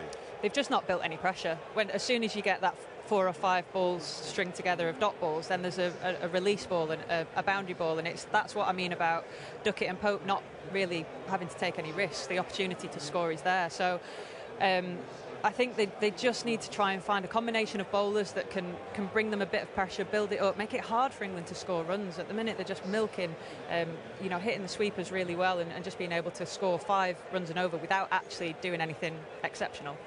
When you look out the window, can you see plans in place from West Indies? You can. They're obviously planned. I saw one, for example, when Ducket came out to bat first ball, they put deep point out, which they didn't have in the first innings at all. So they've looked, realised a batter that scores a lot of runs there, doesn't leave the ball, we're going to bowl in his area and hopefully he'll nick it. After that, when people start bowling all over, but you can't set a field for poor bowling. Can't set a field for both sides of the wicket, and that's what West Indies have done. But can you pack one side then and then just bowl a channel and starve them of a bit of strike or something? Yeah, it's just the bowlers are lacking time in the middle, they've got no control, and then you look at the captain. I think you have to go fairly defensive, try and dot up. What they did to Ducket just before he got out in the first innings, they had drinks, they built a bit of pressure. The problem then was the spinner gave him, or the spinners gave him a bit of pressure. Here, the moment Sinclair's come on, Duckett's gone through his range of sweeps, so they're not even getting control from their spinner. England 116 for 1 at tea. They will go into the final session of day 3, leading by 75.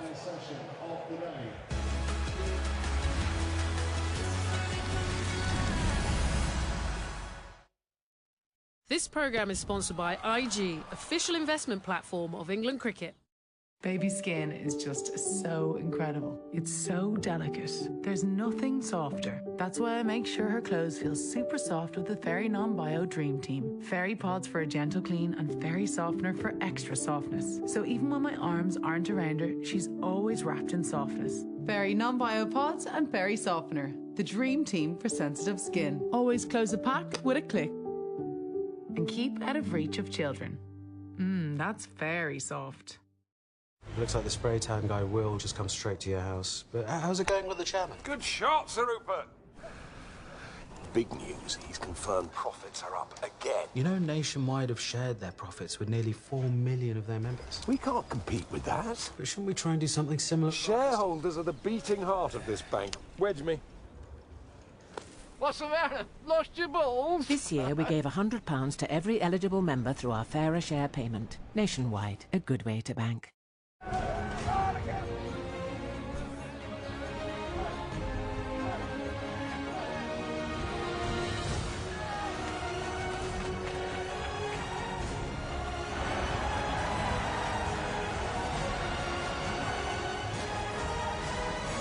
Head and shoulders? I didn't know you had dandruff. I don't. Up to 100% dandruff protection.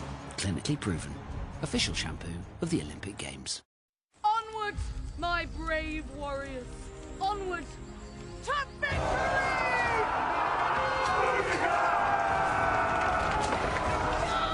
Hiya, Simon. I think I'd like to invest a bit more in the chariot. Maybe add some blades. Let me check the dashboard. If it's for work purposes, blades are tax deductible. Oh, fab. Intuit QuickBooks for Accountants helps you work more efficiently, so finding time for clients is less of a battle. QuickBooks, for the hero behind the heroes. Come on, Roger. You know that feeling of re-washing dishes that didn't get cleaned? I don't. That's because of Fairy Platinum Plus. I don't pre-wash, I don't re-wash. I just chuck it in, even on the quick cycle. Fairy Platinum Plus, the best capsule in the market with multi-action liquids and boosted powder. So you just load that and get this, even on a quick cycle. Rewash.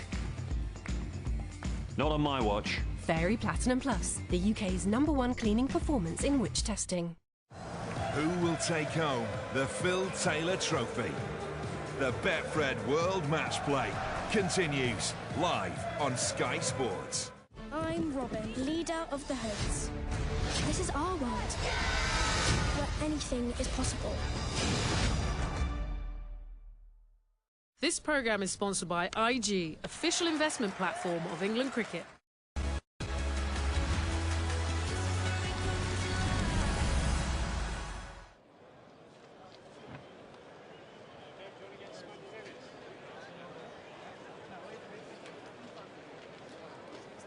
Welcome back to Trent Bridge, everyone, and it's been fascinating across the first two sessions of this day. Third day, England started off well with the ball. The West Indies fought back through De Silva and Shamar Joseph, and then Ducket and Pope took over in that middle session. A few drops of rain, I think, starting to sprinkle with the heavily overcast conditions that we've had from the start of Glacier Broad. Alongside me knows the ground here in conditions better than most. How are you seeing the little pause, reluctance in play? I've just heard the hover cover start its motors. It looks like it's coming on to protect the surface. From our location, we can't see much rain falling, and certainly the batters look happy to get out there in the middle, as do the West Indies team. It's very light rain that we can see on the cameras. And what the umpires will be concerned about is starting. If you start in the rain, then you can't come off. I think they'll want to start when the shower has stopped, so then they can control it a little bit more. But generally, if the rain is of a level that it stops you playing, the batters run in because they don't want their bats to get wet. They want to protect their equipment. But both Ollie Pope and Ben Ducket were downstairs ready to go. Clouds are high. It doesn't strike me that we're going to have a long delay here at all. Join us on the field for an inspection. 116 for one in just 22 overs for England. Crawley, the only batter to be dismissed. Run out backing up both the fingertips of Jaden Seals. Very dominant 108-run partnership between Ducket and Pope. As you looked at that sort of second session of the day's play from a West Indies bowling perspective, what did you see? What needs to be better? I saw a missed opportunity, to be honest. I walked at the lunch break. I walked over, had a look at the pitch, and it just had that really nice feeling that you could create something. And sometimes that isn't necessarily just what you bowl. It's creating a theatre. It's letting the opposition know that you think you're on top of the game and that they're behind the game.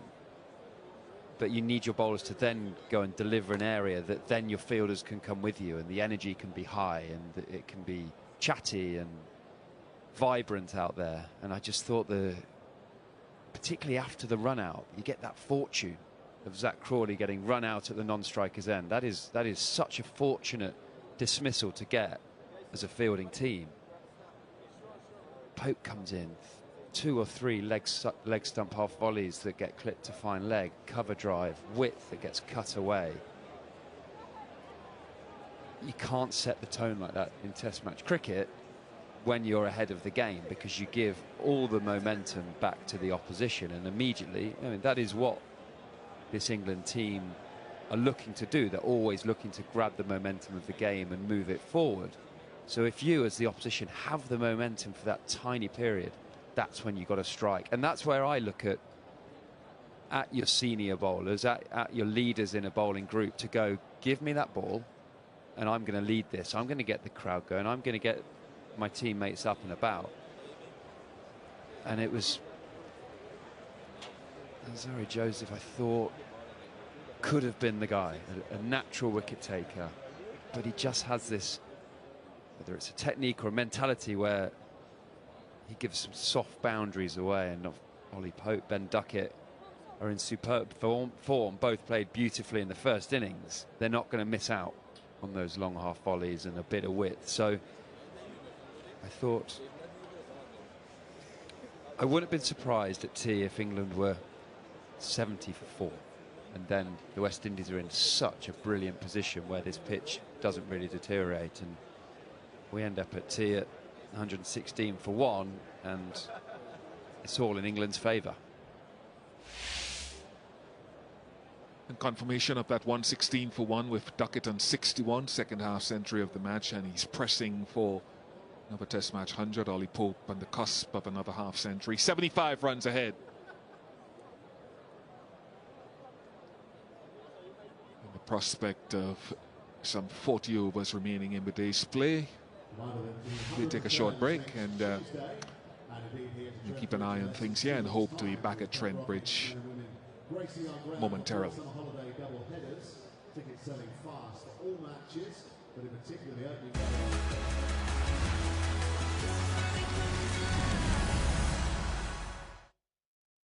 This programme is sponsored by IG, official investment platform of England Cricket. What's it like having Sky TV? Oh, it's great. Feels like when the train doors stop, but at that exact place where you're standing. Then you actually get a seat, and it's one of these. Then the train gets diverted, but to Mallorca. And then you hear this music from this bonkers dance floor. And then that song comes on, but it's sung by an actual chameleon.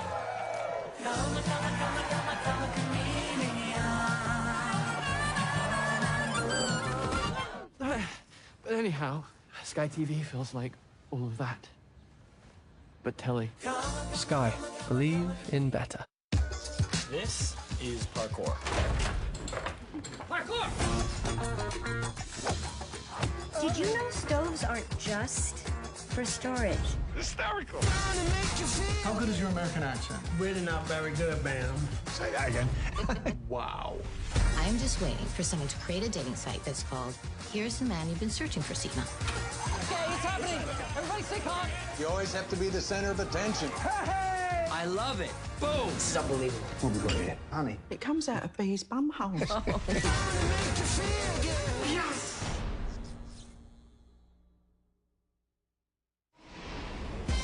This August on Sky Sports. Things are heating up. Wow! With red-hot action that promises to make this month a scorcher. You knew what was going to happen, didn't you? Wow. Spectacular. And it's lights out and away we go! This August, Sky Sports brings the heat and delivers the hottest sporting tickets in town. What a round of golf. It's a goosebump moment. He's really firing at all cylinders. Let's go, come on! This is absolutely sensational. Absolutely sublime. Strap yourselves in and welcome along to the ride. Watch all this and more live on Sky Sports.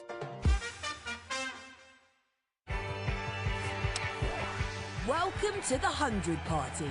In this game, every step, every colour, every player, every fan counts. Every hit, every catch, every cheer, every hat-trick, every dance, every century counts. Every run-out, every four, every six, every wicket, every win, every ball counts. The 100 starts Tuesday, live on Sky Sports.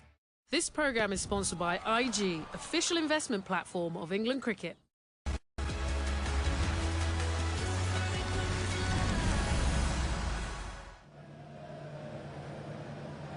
Back at Trent Bridge, we have good news for you. The little drizzle that we've had has dissipated and the covers being removed. A lot of dust being blown around there. It's pretty heavy and overcast, but you can continue with the Open Round 3, Royal Troon, now on Sky Sports Golf. You want to get locked into that Round 3.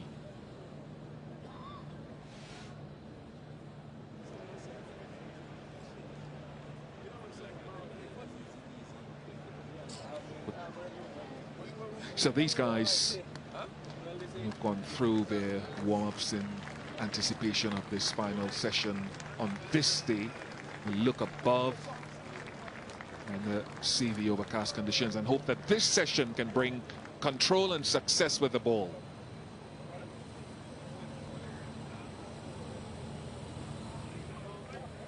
Ducket and Pope will be itching to continue the wonderful form that we've seen from them throughout this game, first innings and today, where conditions have still been amenable for batting.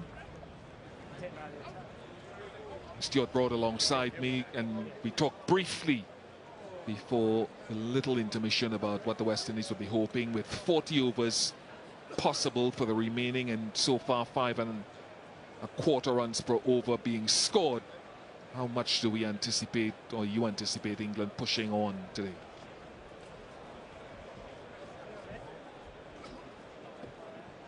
I think the West Indies needed that tea break just to gather their thoughts, reset their plans. Partnership between Pope and Ducket is 108.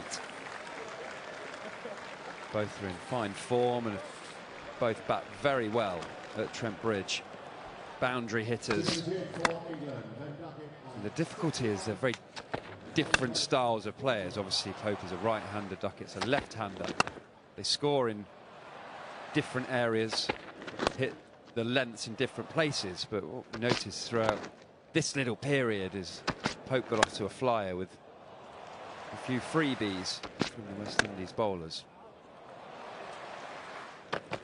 Both these players, they're at their most susceptible early in that first 10 balls, and once they get set, they're very difficult to get out. So I think the West Indies at tea will have to use that little break as a positive. Hope that both these players just lose a bit of concentration. The West Indies start this session very well, because if they don't get early wickets in this first half hour after tea, this game will creep away from them.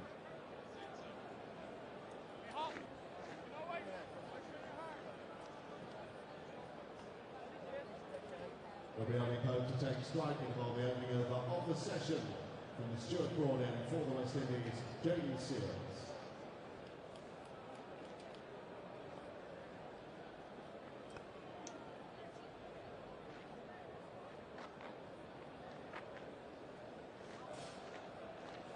This will be Jaden Seals' first spell from the Stuart Broad end in this innings. Didn't start well at all in the first innings, nor this one. Can he hit that good length and combine it with the right line with a slip? Those two slips, a first and a fourth. in play. Sweeper on the offside and onside.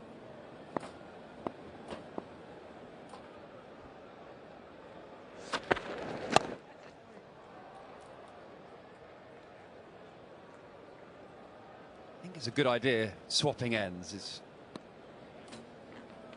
probably the most impressive bowler at Lords, and struggled slightly here at Trent Bridge, particularly settling into a spell.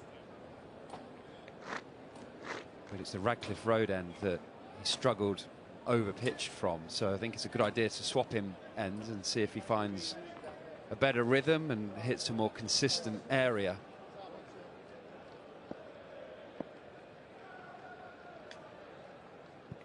What we'd say are pretty good bowling conditions. The lights are on, clouds are in.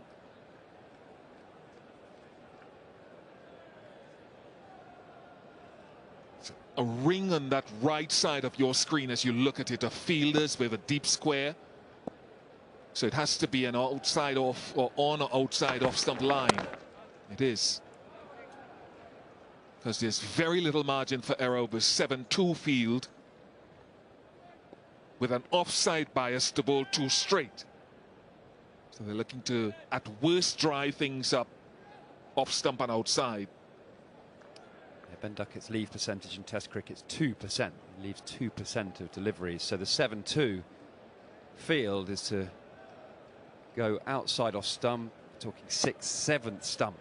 But the length is crucial. If you drop too short, Ben Duckett will be able to play that with ease and cut and maybe even pull. You need to be slightly fuller with this field.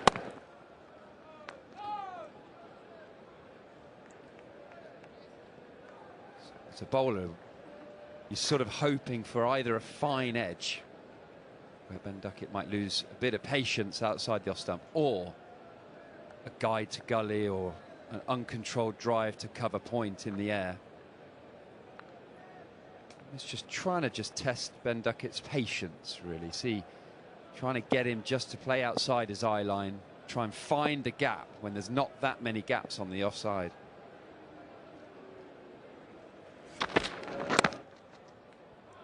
You could see what he's tried to do for the 3rd time. There isn't a deep third, so he's really trying to find a very little gap between the 3 men at slip.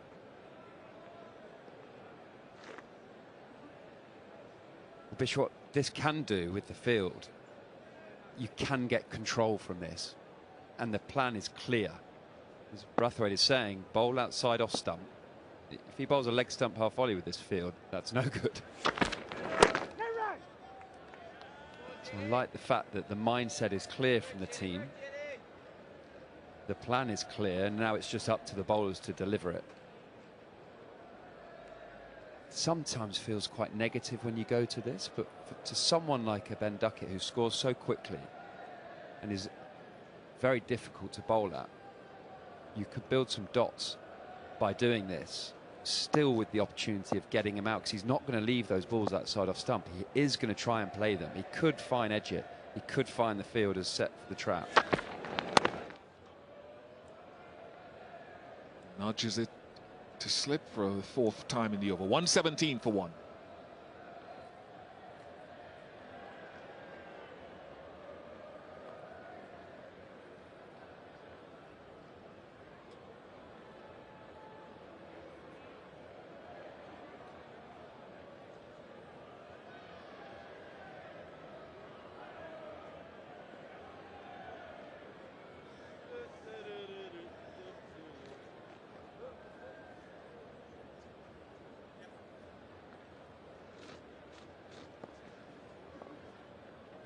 Ball from Shamar Joseph. Big test here for Alzari Joseph, because of the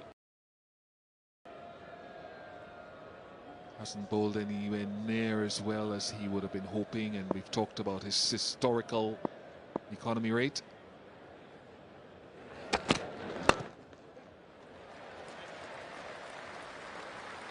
Another half century for Ollie Pope to back up his 100 in the first innings. A rich vein of form across this contest continues unabated for him.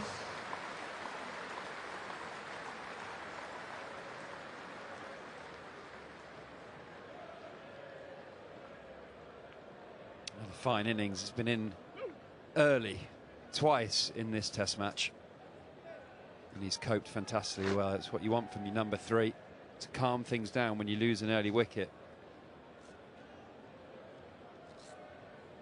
The thing about Ollie Pope, when he gets in, he tends to go big. A great temperament. Averages 72 at Trent Bridge. Enjoys batting here.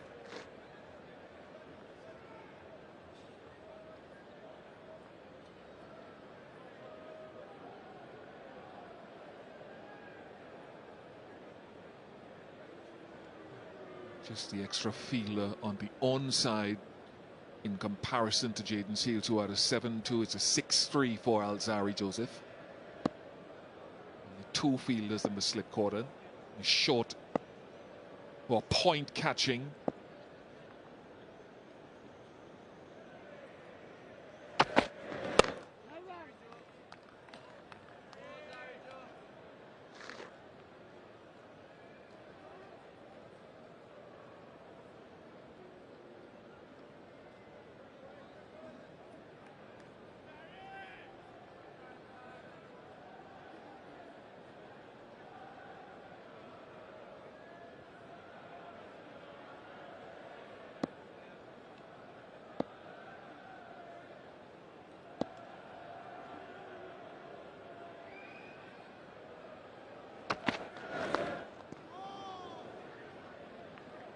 Exactly the shot the West Indies want Ben Ducket to play.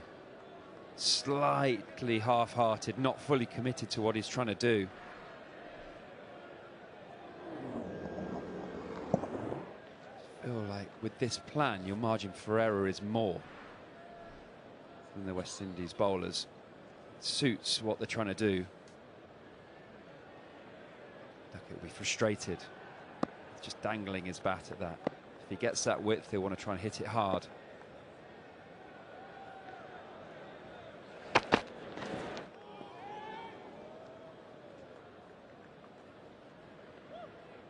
Very good, backing up a couple of deliveries, Alzarri Joseph.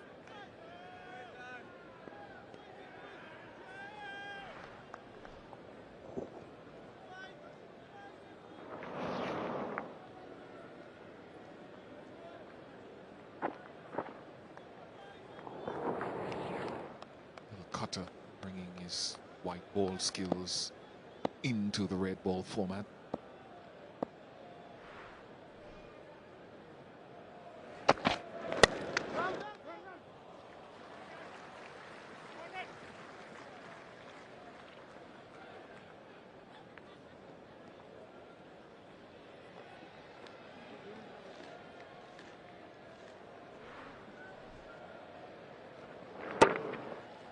First time he's got 3 50-plus scores in succession in this format. Half-century at Lord's, 100 in the first innings, another half-century here.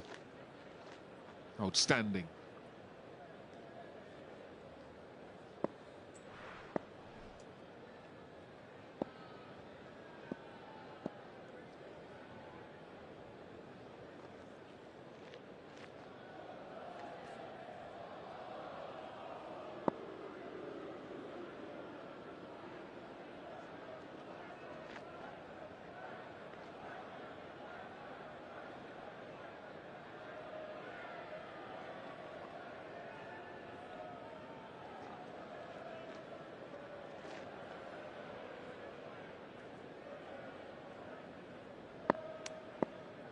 Heavily split field, as if Joseph will look to attack the stumps.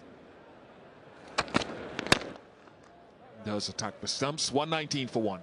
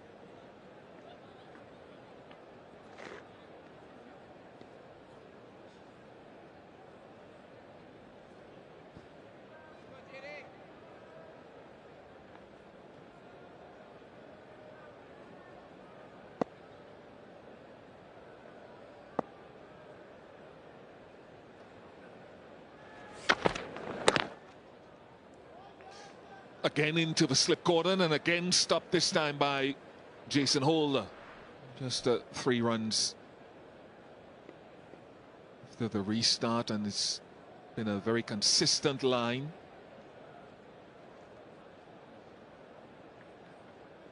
A lot of runs before tee initially in that area, but the field set is different, and along that same line, dot balls consecutively have been built up post tee.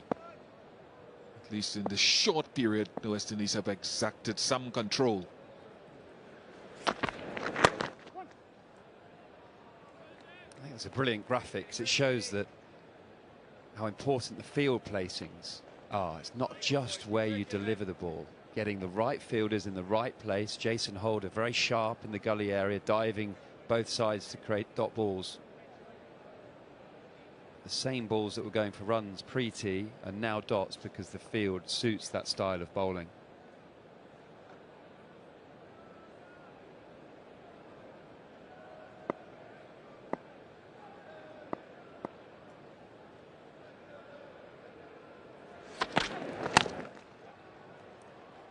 Who informs those decisions during, let's say, a tea interval or lunch interval in the dressing room? Well, ideal world, it's your bowlers who are out there talking together, getting a feel for what's happening, what the best length is, what a particular batter's looking to do against the bowling unit. But when you get into the changing room, there'll be a discussion between the bowling coach, maybe the head coach. The analyst will come in and say, we've got this sort of data, is it interesting to you? But your hope is that the bowlers on the pitch are thinking and talking and creating plans when you're out there. That's what the most successful bowling units will do.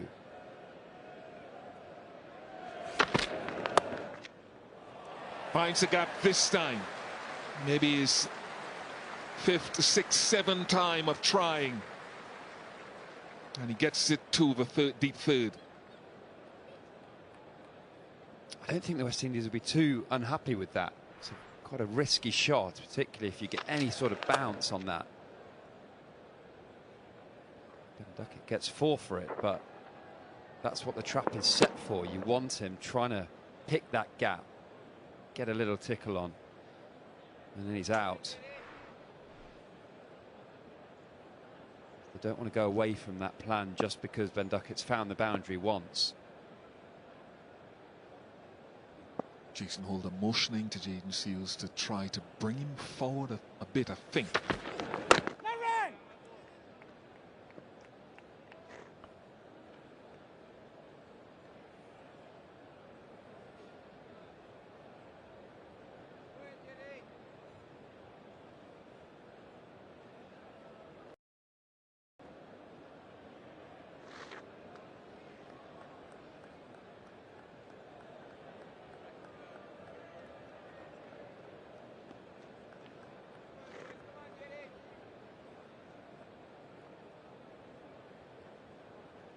It's gone over the wicket.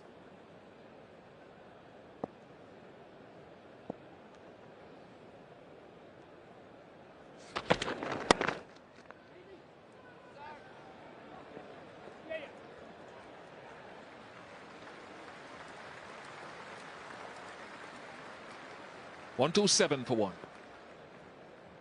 Baby skin is just so incredible. It's so delicate. There's nothing softer. That's why I make sure her clothes feel super soft with the Fairy Non-Bio Dream Team. Fairy Pods for a gentle clean and Fairy Softener for extra softness. So even when my arms aren't around her, she's always wrapped in softness. Fairy Non-Bio Pods and Fairy Softener. The Dream Team for sensitive skin. Always close a pack with a click.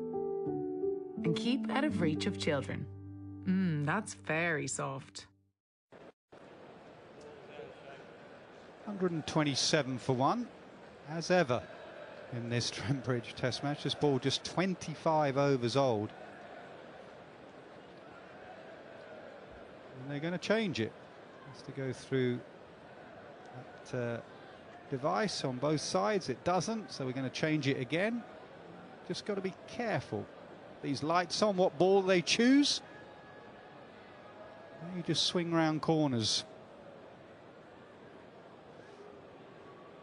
Swung off the middle of Ollie Pope's bat. Played beautifully in the first innings with 100. Played just as well, if not better, actually, in the second innings. He's looked more composed, more in control. He had a little bit of luck in the first innings. Pure class here. 6 boundaries, 51 in just 66. Good balance, good timing, good touch.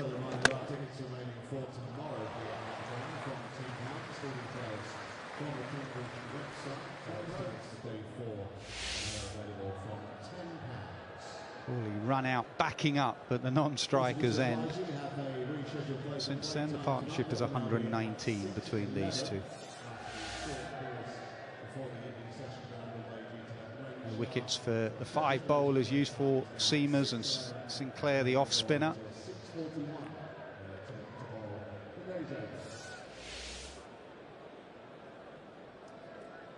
Summary. The last session of the third day, England 416 and 127 for 1, West Indies 457. England now 86 runs ahead.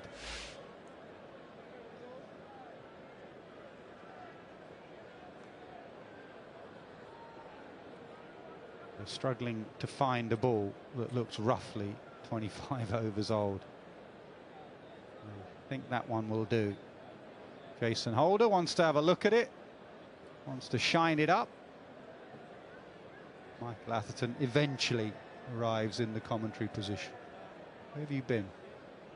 Well, I've been here for 2 minutes listening to you bang on, and I almost felt like disappearing again. Goodness me. Reading the scoreboard. Oh my God. It's you like weren't here. Dropping off my chair like a dead parrot. You weren't here. I had to waffle. I had to fill.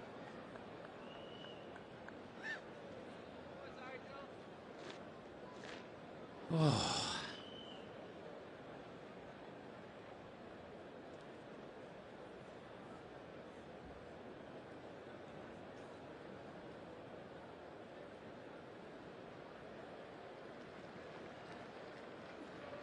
Give us some of your gold now. You're in charge.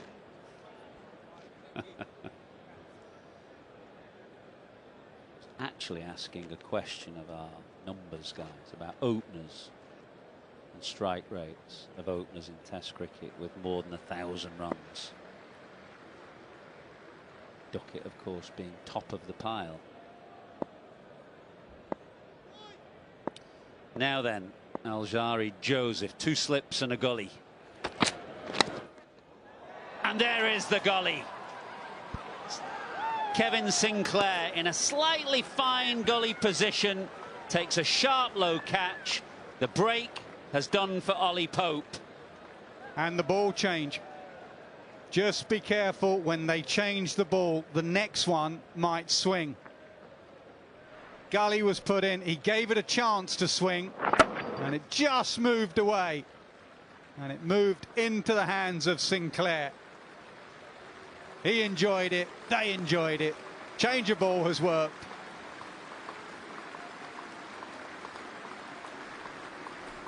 Ollie Pope goes for 51, 127 for 2. Players are going off to lunch. Hope they keep their receipts. One moment you're reading about another beast from the east, and the next, no. Go somewhere hot. You're a millionaire. Lotto makes 2 millionaires a week on average. Will you be next? Finances can sometimes feel a bit puzzling. Maybe it's that confusing car insurance policy, or working out the right protection for your health, home and family, or feeling unsure if your pension is on the right path. Aviva can help make these conundrums click. Helping solve your financial... Aviva. He certainly likes the quick stuff. Especially when getting paid. Thought Kevin Sinclair was going to run off and do a somersault again, having taken this catch. You remember, he's the somersaulter when he takes a wicket. He was absolutely delighted to snap up a sharp low catch in a fine gully position.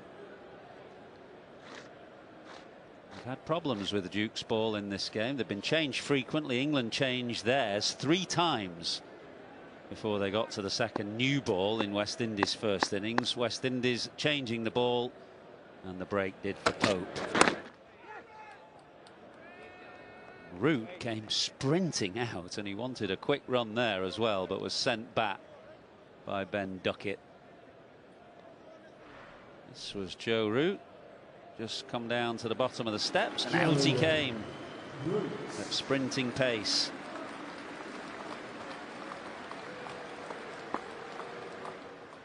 Get the heart going and the blood pumping.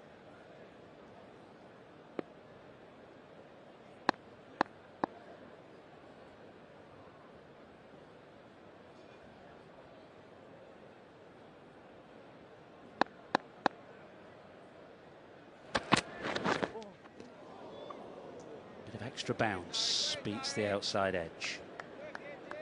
Yeah, maybe the ball they chose is just a little bit harder. The one that got Pope just moved away. This one just bounces and carries. Look at that from the keeper. Joshua Da Silva taking it with fingers pointing up.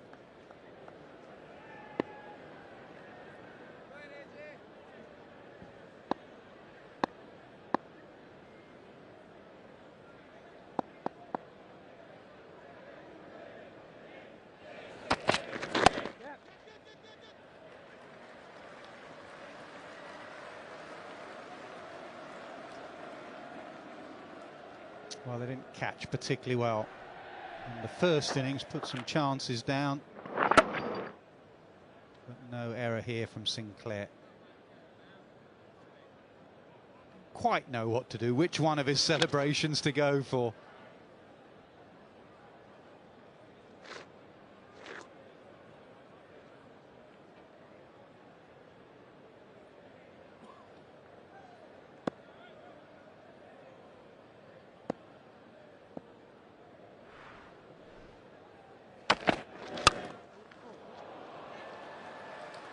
Ducket pulls, but right off the bottom of the bat. Well, that's how Root got out himself in the first innings. A very un-Root-like dismissal caught mid-on.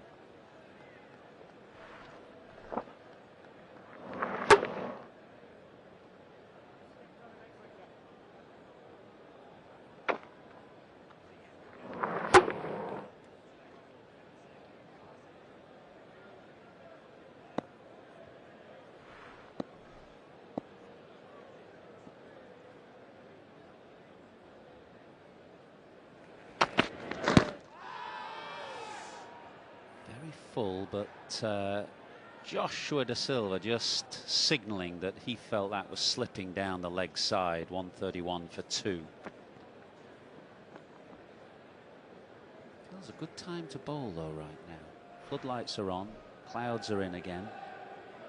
This ball that West Indies have chosen has just got a bit of a gleam on one side. You can see the shadows around the bodies of the fielders as they move, which is an indication that the light has dimmed a fraction.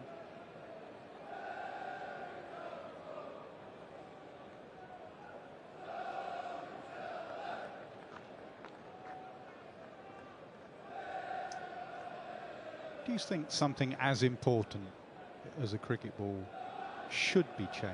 So sort of not willy-nilly, but just the fact that it's been belted a few times before will affect the shape of the ball, and it is a huge part of the game. You see this one is now moving around all over the place, and we go back to that Ashes Test match at the Oval, and England just got a ball that was virtually brand new in the hands of Broad, burst through Australia. Yeah, Ben Ducket saying this is doing a bit, this one. We saw it late last evening, didn't we? And England finally, it was about the 70th over, or maybe a bit earlier actually, they finally found one that started to move. It was the fourth time of asking, mind. Which over, Benedict? Today was 25. Yesterday, England changed it from memory at the 18th over, 54th over, 40th and 54th over, 3 times. So your point being that Slightly out of shape. Slightly out of shape. Why would you change it? You know, maybe that's due to good batting or just the surface. England bowling a lot of bouncers, weren't they? That's got to affect the shape of the ball, the hardness of a ball, if you're banging it in all the time. Something as important as a cricket ball, I think something has to seriously go wrong with it. You know, half of it's falling off or the seam's gone completely. Then you change it. Ian Bishop is looking at you askance from the third man's chair at the moment, as if you're talking nonsense.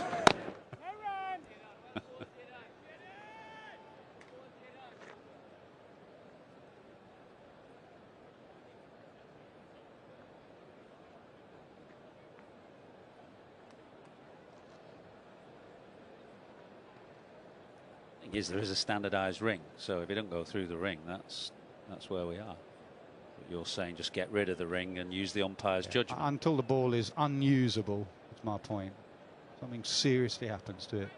It's just slight alteration, and that happens in a cricket ball. If you use it for 60 overs, it does change slightly.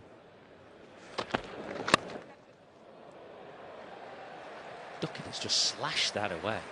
Just through his hands at the ball there. It was very wide from Jayden Seales, who really struggles with his line to Ducket. They have got a deep point in place and a few catches, but Ducket was happy to take a chance. Yeah, his mindset has been, it's doing a bit, I'm going to go even harder. Remember on interview with me on day 2, he said, I missed out. I wasn't happy with getting to 70 and getting out.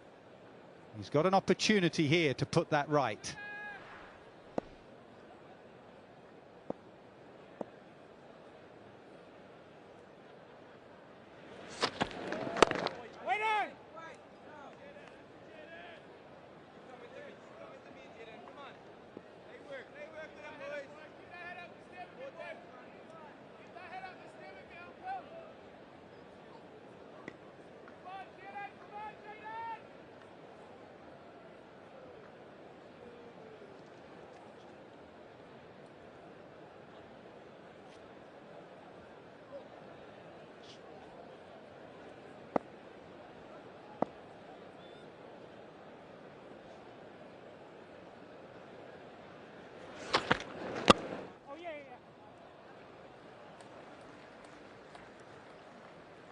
Ducket will keep the strike.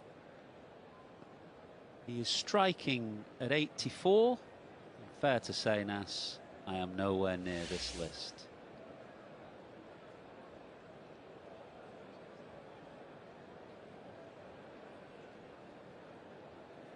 Chris Shrikant and Victor Trumper were ahead of their time, that is for certain.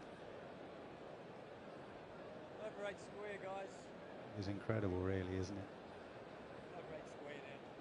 Batting half your time, if not more, in England as well, where the ball moves around to have that strike rate.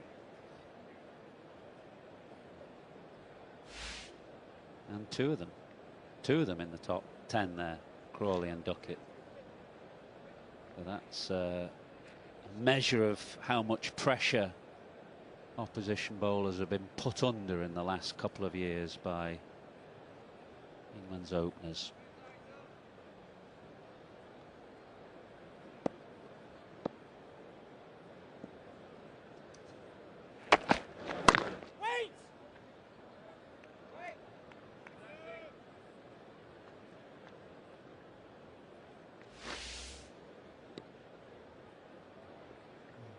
I've just heard yours was 38, so we'd have to go quite a way down the list near the bottom to get of the to list.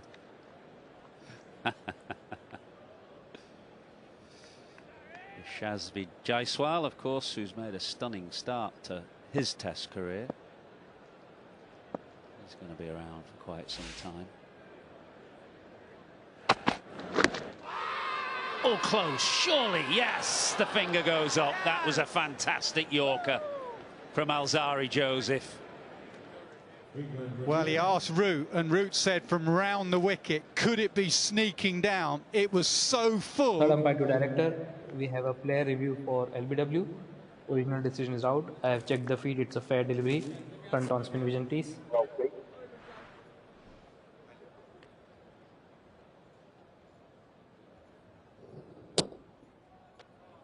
Okay, ball seems to miss the bat. Can we have a try, please?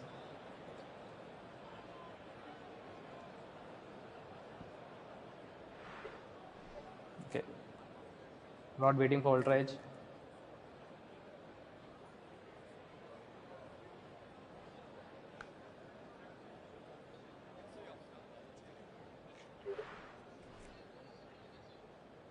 Just keep it going, please. Okay, clear gap between bat and ball. Keep it going. Thank you. No bat involved. Ball tracking, please.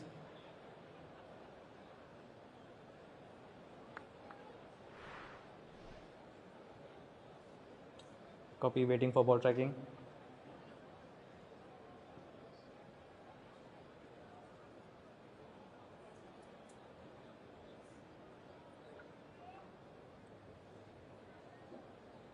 Rod still waiting for ball tracking.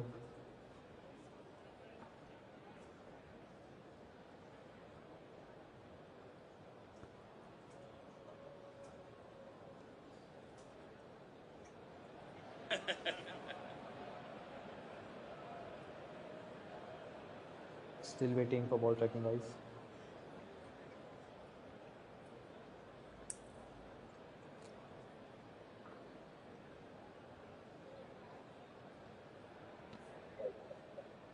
Okay, copy will, waiting for ball tracking.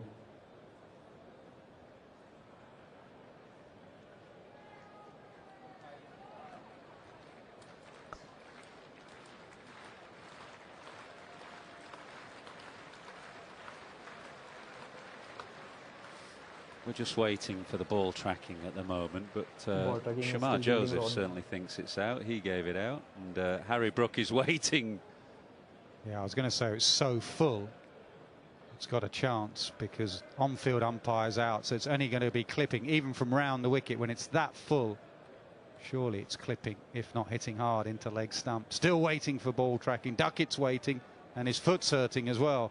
He may have to hobble off here. Still waiting. Okay, here it comes. Pitching in line. Wickets hitting, impact in line. Thank you. I'll go back to Rod on field. Rod, you. Well, it looked very out, didn't it? And Shamar Joseph had given it out in that little huddle. He also knows what it's like to have a sore toe, having been hit by a full fast Yorker. That was a fantastic Yorker from Alzari Joseph, and it's good enough to end another fine innings from Ben Ducket, whose test match as a batter he's done with a pair of 70s. 76 on this occasion, 140 for 3.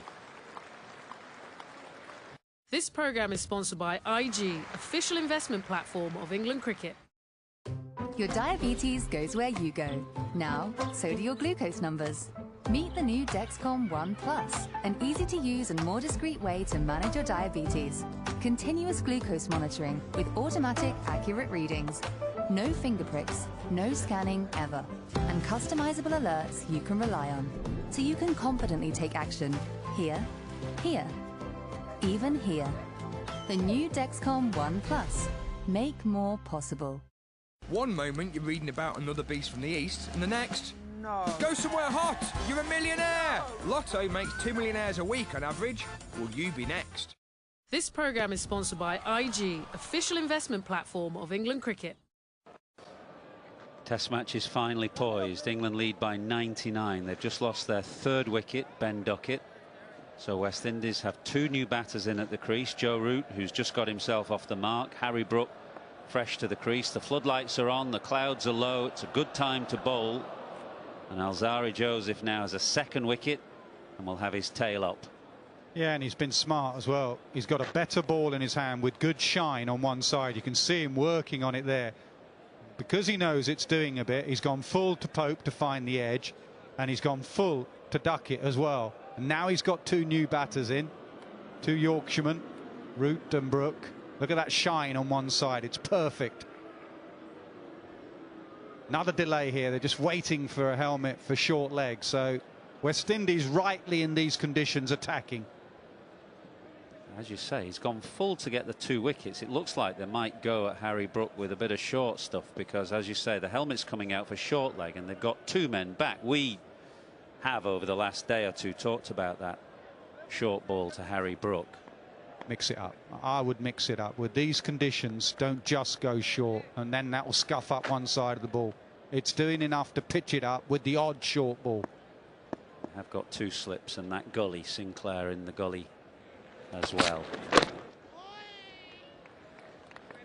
Don't go banging it in every ball, because that'll make the ball go soft. Scuff it up. They've got a ball that's doing a bit. Just got 2 wickets pitching it up.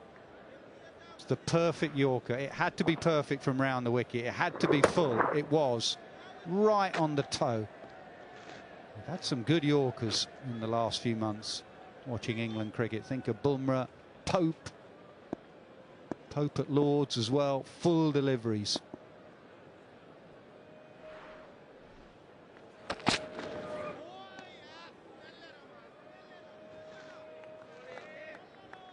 think it was Root who persuaded Ducket to review. He's got a view, obviously a decent view from the non-striker's end, but he is off to one side. Just at full speed initially, it just looked very out. Yeah, Root was undecided. Shamar gave it out when he saw the replay. Brook up in the dressing room got gloves on while we were waiting for Hawkeye. Brook knew it was out. I think Ducket, when he saw the replay on the big screen, he'd have his foot surrounded by ice at the moment, Ben Ducket. So 2 slips, gully, short leg, a 3rd man going in now, or a kind of fly slip if you want to put it in aggressive wicket taking terms, and 2 men back on the hook.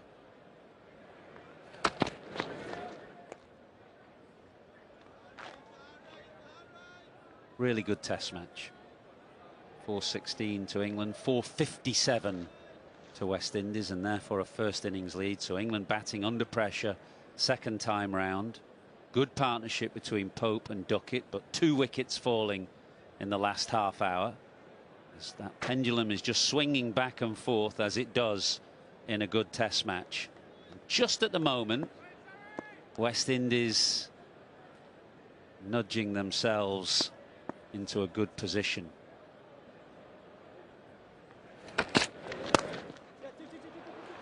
Short ball, Brook on the pull, pulls it down and gets himself off the mark.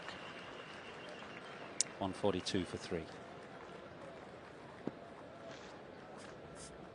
Good from Shamar Joseph. He is expensive in his test career. Been highlighted as one of the, if not the most expensive in the last few years, but he's a wicket taker. 2 for 35. 2 good wickets as well. You look at the wickets he gets, not just tail enders, top order batters. Got Pope, then got Ducket, the 2 set batters.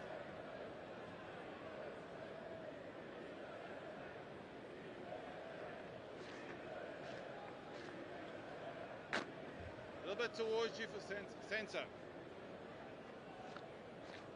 Alzari thought it was out. He knew it was out.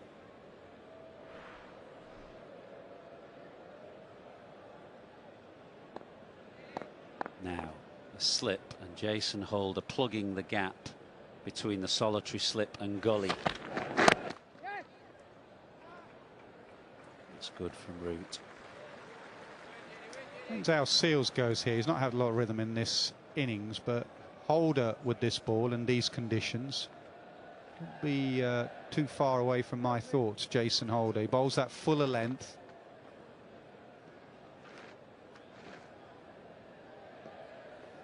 Really hedging their bets in the slip cordon.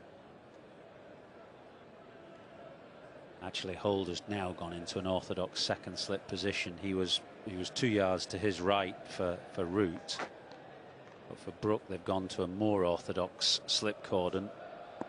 Still got 2 men back though on the hook.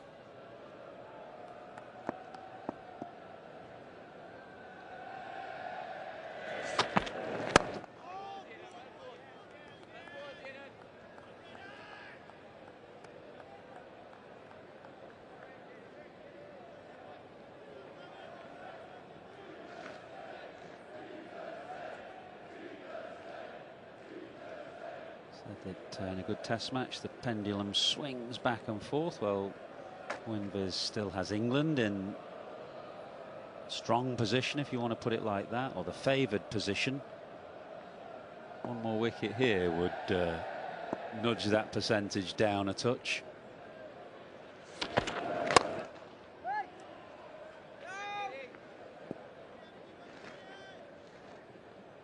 One thing you'd say on this ground, and Winvis would have put that in its equation, but this ground is a good chasing ground. We've seen that white ball cricket, we've seen it in test match cricket. Fourth innings here, the pitch generally stays good. England in 2022 chased 300 in 50 overs, the famous Bairstow innings. Those boundaries, quick outfield. Last innings, you're right in the game batting.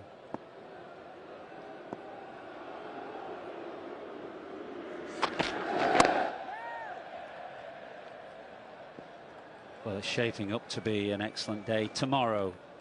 Fourth day of this game. We didn't reach the fourth day at Lord's. We barely got into the third day, but we're set fair for tomorrow, you would think. And there are tickets available. It's 45 quid for adults. Juniors from £10. And you can get that at the website, trentbridge.co.uk.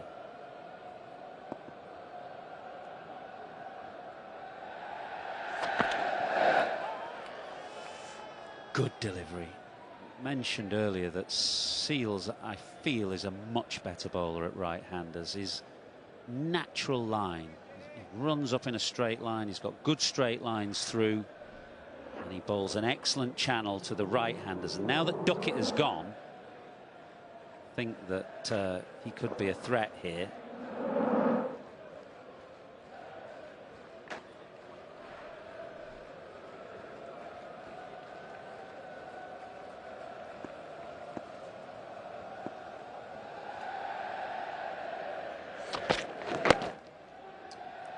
Said that, he just drifts on to Brooks' pad to give him an easy single. 144 for 3. Bish.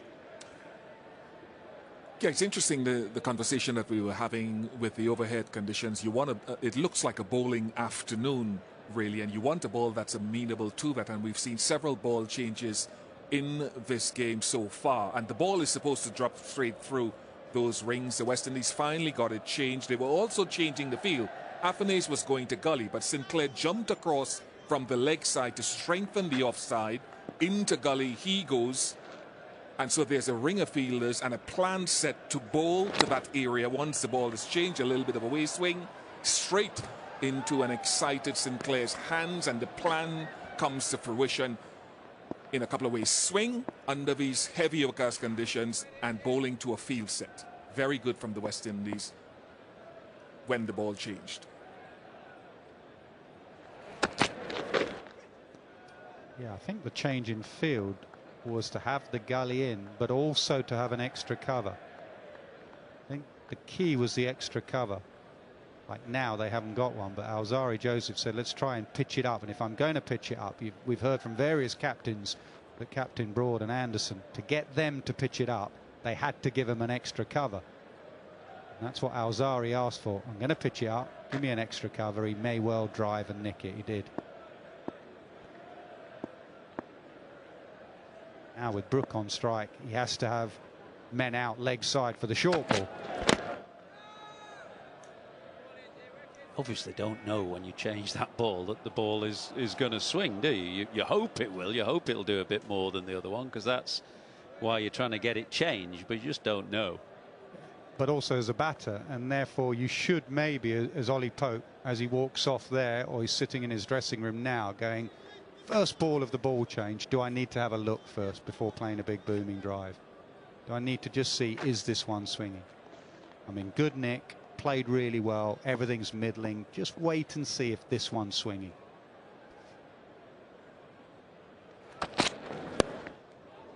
Lovely from Brook. They did move that man to almost an orthodox third man position, but he's not that fine. If he's there as an attacking position, actually, he could just come a bit finer and in a bit, so that if Brook does want to play that uppercut, we saw him hit an uppercut for 6 in the first innings. If he does want to play that shot, that man down there is in the game. Such a good shot. and has gone finer, so he has to be careful now, Brook.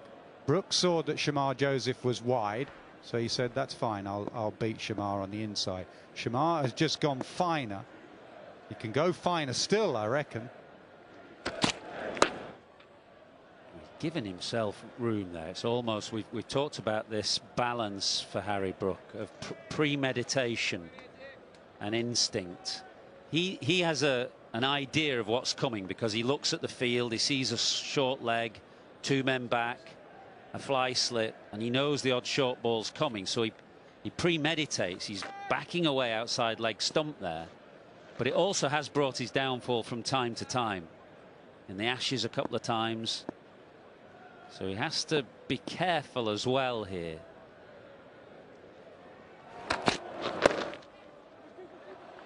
He wants 2, he should get 2.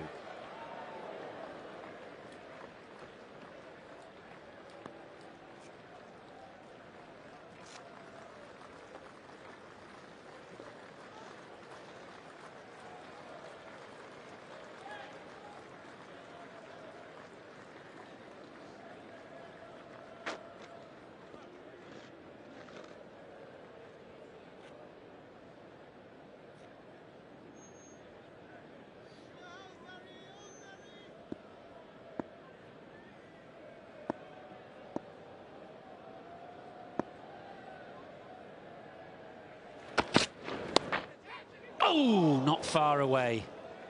As Brook backed away again and chopped it just past Sinclair. 151 for 3.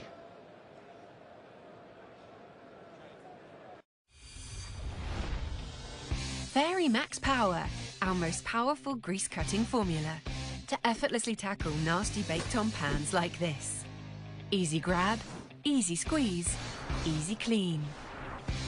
With 4 times less scrubbing versus the next best-selling brand, without needing hot water, for less time at the sink and for more time together. Fairy Max Power. Maximum power, minimal scrubbing. The floodlights doing their best to illuminate Trent Bridge. It's a gloomy old day. Shamar Joseph has picked up a couple of wickets. He was not far away from getting his 3rd as Harry Brook backed away and steered that over the head of Sinclair in the gully. Had it been Jason Holder in the gully, that was out. But it wasn't. Shamar Joseph has now left the field. So we might see a bowling change at the Radcliffe Road end if he's off for more than an over. It seals now to Brook. So they've still got the fielder out for the short ball if he wants to go that route. A couple of slips in the gully and a deep point.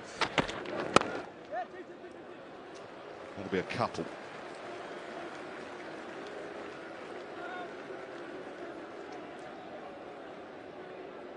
Do you think this and sense that this, Melanie Jones, is West Indies' chance? England lead is 112, so effectively 112 for 3. I certainly do, Wardy. And for a couple of reasons. I think they've stood up with the bat. That's first and foremost. They needed to do that after not passing 136 runs in an innings at Lord's. They've done that beautifully well. They passed England this morning. Then they bowled poorly. They needed to fight back with the ball, and they're doing that here.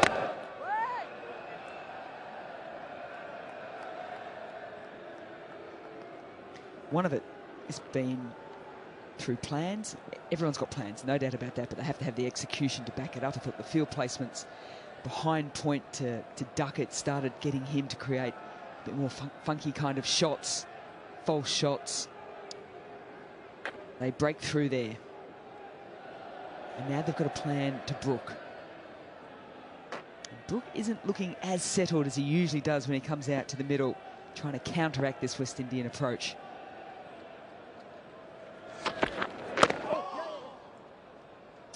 Good running and good understanding between the 2 Yorkshiremen.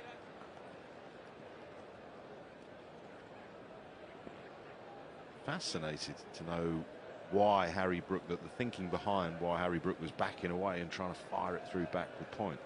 He'll have his reasons, he'll have his plan. maybe as simple as saying, listen, I think there's one with my name on it. Unless I put pressure back, it's the way that he plays, the way that he's encouraged to play. We have to expect things differently these days. But that uppercut he played, I mean, that was just a phenomenal shot. So instinctive and reactive. Anyway, it's Root on strike now.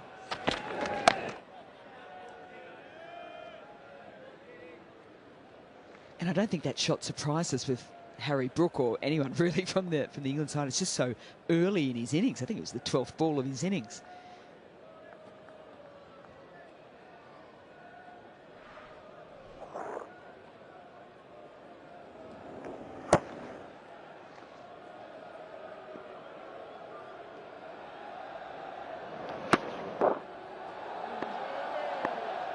That's the one he nearly guided to gully. Taller man, i.e., as I said, Jason Holder, that would have been out. Well, he's appealing. I'm wondering if that's hit the middle of Root's bat. Eyes on the umpire. He won't signal until a potential review comes. Only got 7 seconds left. Don't think they're going to review, so what is the signal? Adrian Holdstop. Yeah. Not off the pad, off the bat.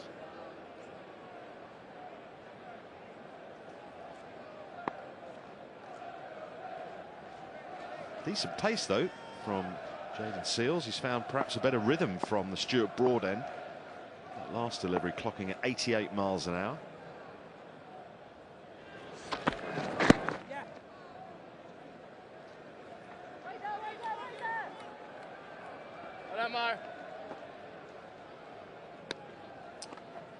That was a leg by. 159 for 3. Now it's got a bit gloomy. We had a small delay of about 10 or 11 minutes just as the players were about to come out after tea because of very light rain. I was just thinking as I was watching Jaden Seals run in, the floodlights now are really sending the 4 shadows around the players and around Jaden as he was running in.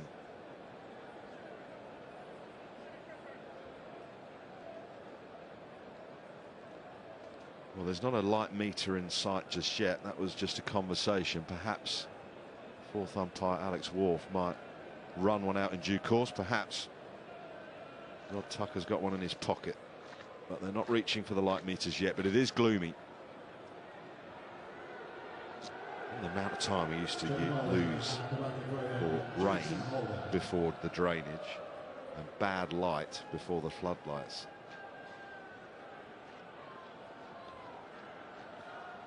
So Jason Holder is going to replace Alzari Joseph, and he's got an unusual slip cordon. He's got a second slip, so there's a big gap between Josh De Silva, and he's got a deeper, finer gully and a squarer, shorter gully, and protection out there, so that should just be one.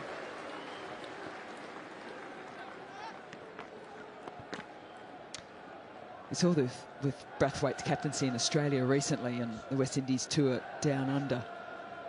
And he had just a moment of brilliance with Mitchell Marsh coming out to bat. And he just shifted the slips cordon. He dragged the gully forward. It actually had a helmet. He was so close to it. Put the helmet on. And then a couple of deliveries. Bowled in the right area. Got the edge. Catch went straight to that short gully.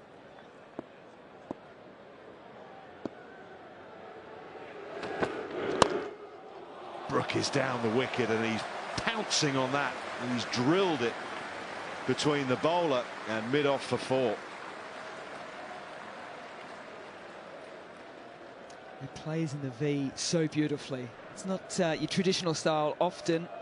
It's almost like he's facing a spinner here. Do it one more time. Plays off the braced front leg, but he's still got balance. This is why he has a magnificent test average. Likewise through white ball. He's in so much control of his shots.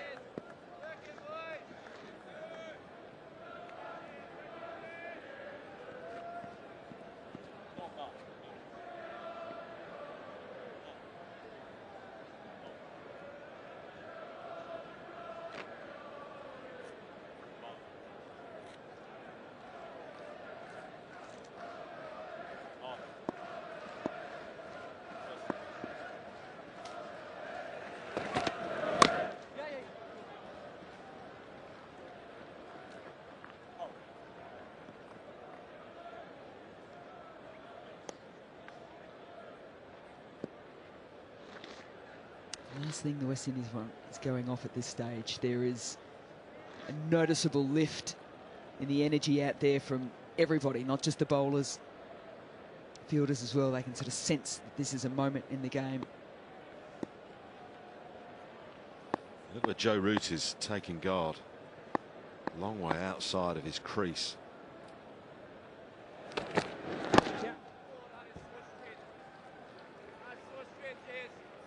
There's a game at Old Trafford, a test match at Old Trafford, where Keaton Jennings was actually told to go further back. He wanted to stand a long way down, and the umpire said, no, you're in the danger zone, get back. Root's okay.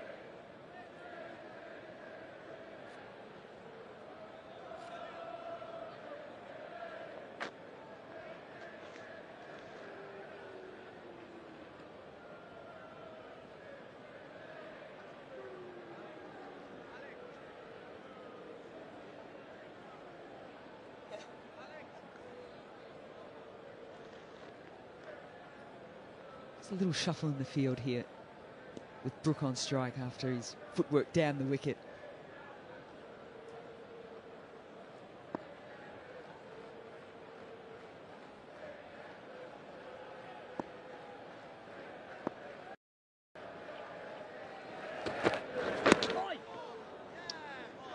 .166 for 3.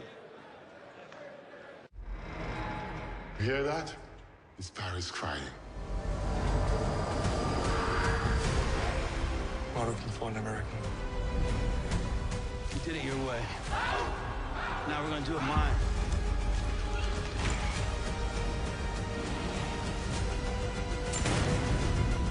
How did you come to France? It's a long story.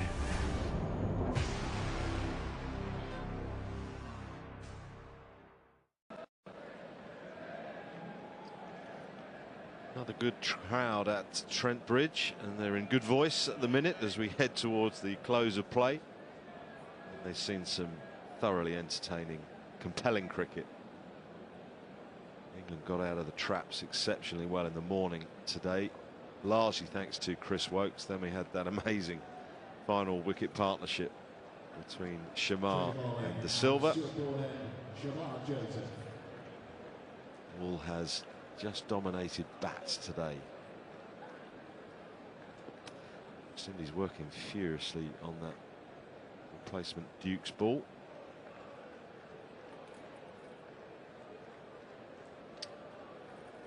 Jaden Seals has been replaced by Shamar Joseph, so he's got 2 slips in a gully.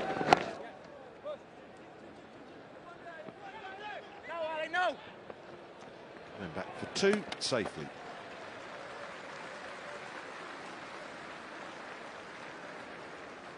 Exercise. I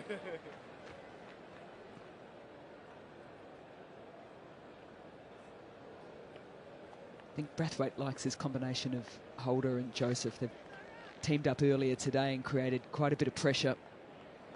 Dried things up when Pope and Ducket were out there.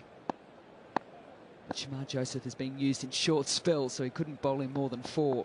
They're back joined here.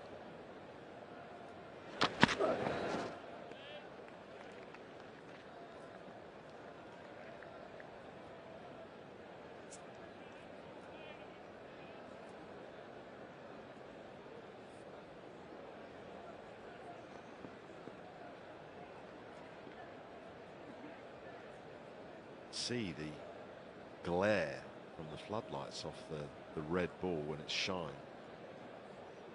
I never faced a red ball under floodlights, only a white ball, but speaking to people who have in these conditions, it can be slightly disconcerting. It's got like a little shine, almost like a little halo around it.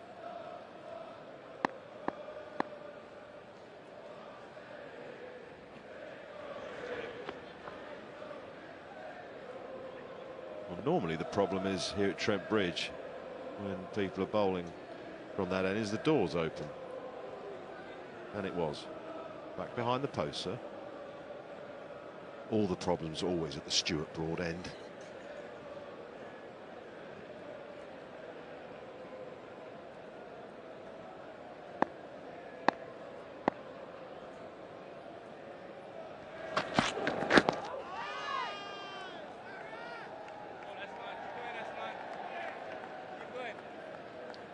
That's hurt because I think that's missed the pad and the thigh pad.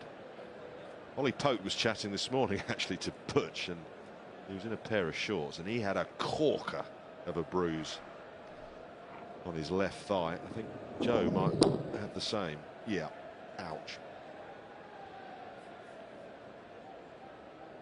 Well, the England top order will be battered and bruised. I think Ben Ducket will be nursing a bruised toe of his LBW appeal.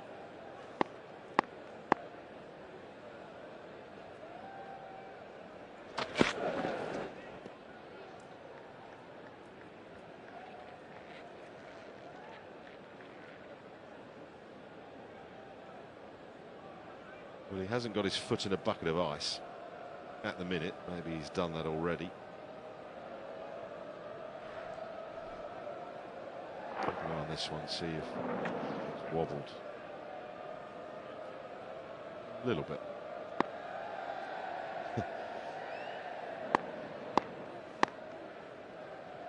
I've seen worse, but there was a bit of movement for sure.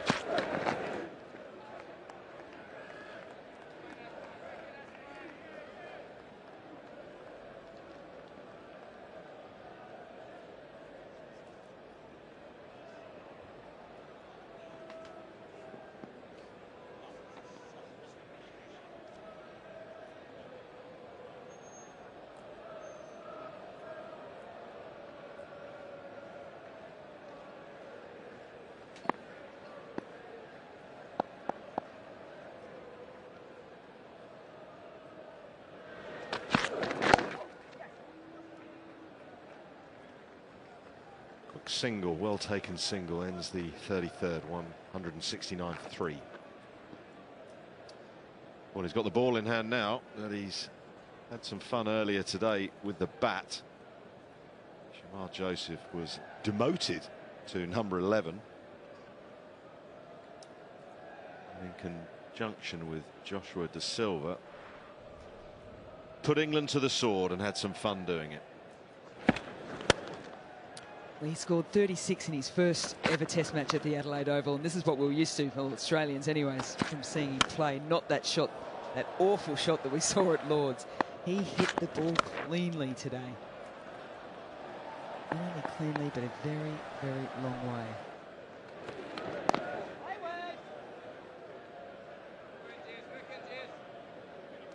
And that partnership got the West Indies into the lead.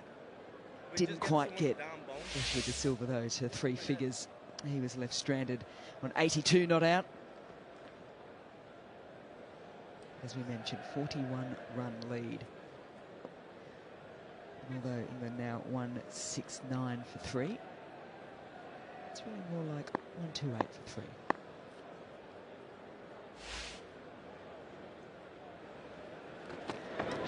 Root again is advancing. Holder sees him coming and bangs it in, but at no great pace, just 77 miles an hour. I mean, Greg, I could if you want me. Look at those first innings score, with England being put into bat, making 4-16, then West Indies in a spot of bother. Certainly when Woakes was getting the ball to talk earlier on today, did not think a West Indies first innings lead was possible, but thanks to that last partnership, they made it happen.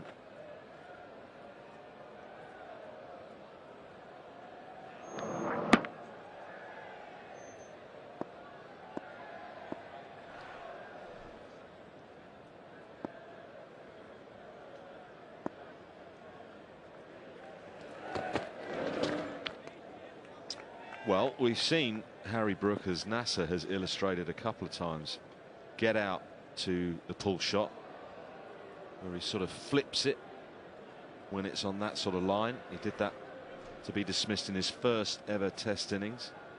A couple of other examples where he's tried to hook it from outside off stump, but he's watched that one sail safely by. That's well played, because he thought about taking it on and bailed out at the last minute. You can see the instinct, isn't it? He wants to hit the ball, he wants to score runs. That is his first and primary thought. But then he's also like, no, don't get sucked in. Ouch. That has come back sharply and bounced. Root and Brook, I mean, bits chipped off them here.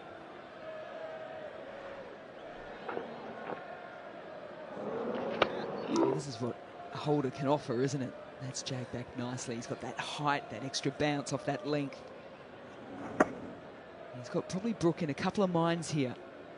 When's that sharp bouncer coming? Is he going to go full? Can he jag it back in? I was saying to you off mic, wasn't I, about the fact that Joe Root was standing so far out of his crease. One option is for Josh De Silva to come up to the stumps to drag Root back, but I reckon if Holder had asked him now, he'd say, you must be joking. You go and bowl and I'll keep. Seen that one jump up at Harry Brook.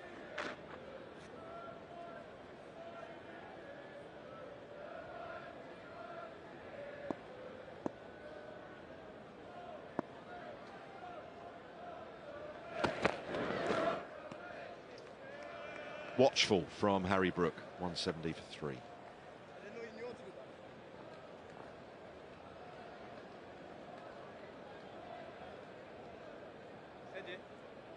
Harry Brook, one of the 3 players to get a 3-year contract from the ECB, and you can understand why. His form across all 3 formats.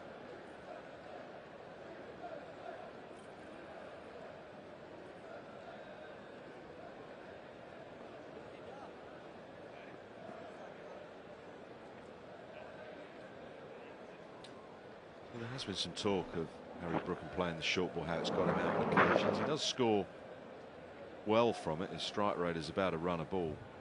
I think he's better off looking to play it and then doing that if he can at the last minute, bailing out, rather than just saying, right, I'm not going to play it, because then you can sort of get into awkward positions. So I think he's better off looking to take it on, and then he's got to make a judgment of if it's the right one. A bit wider of the crease from Shamar.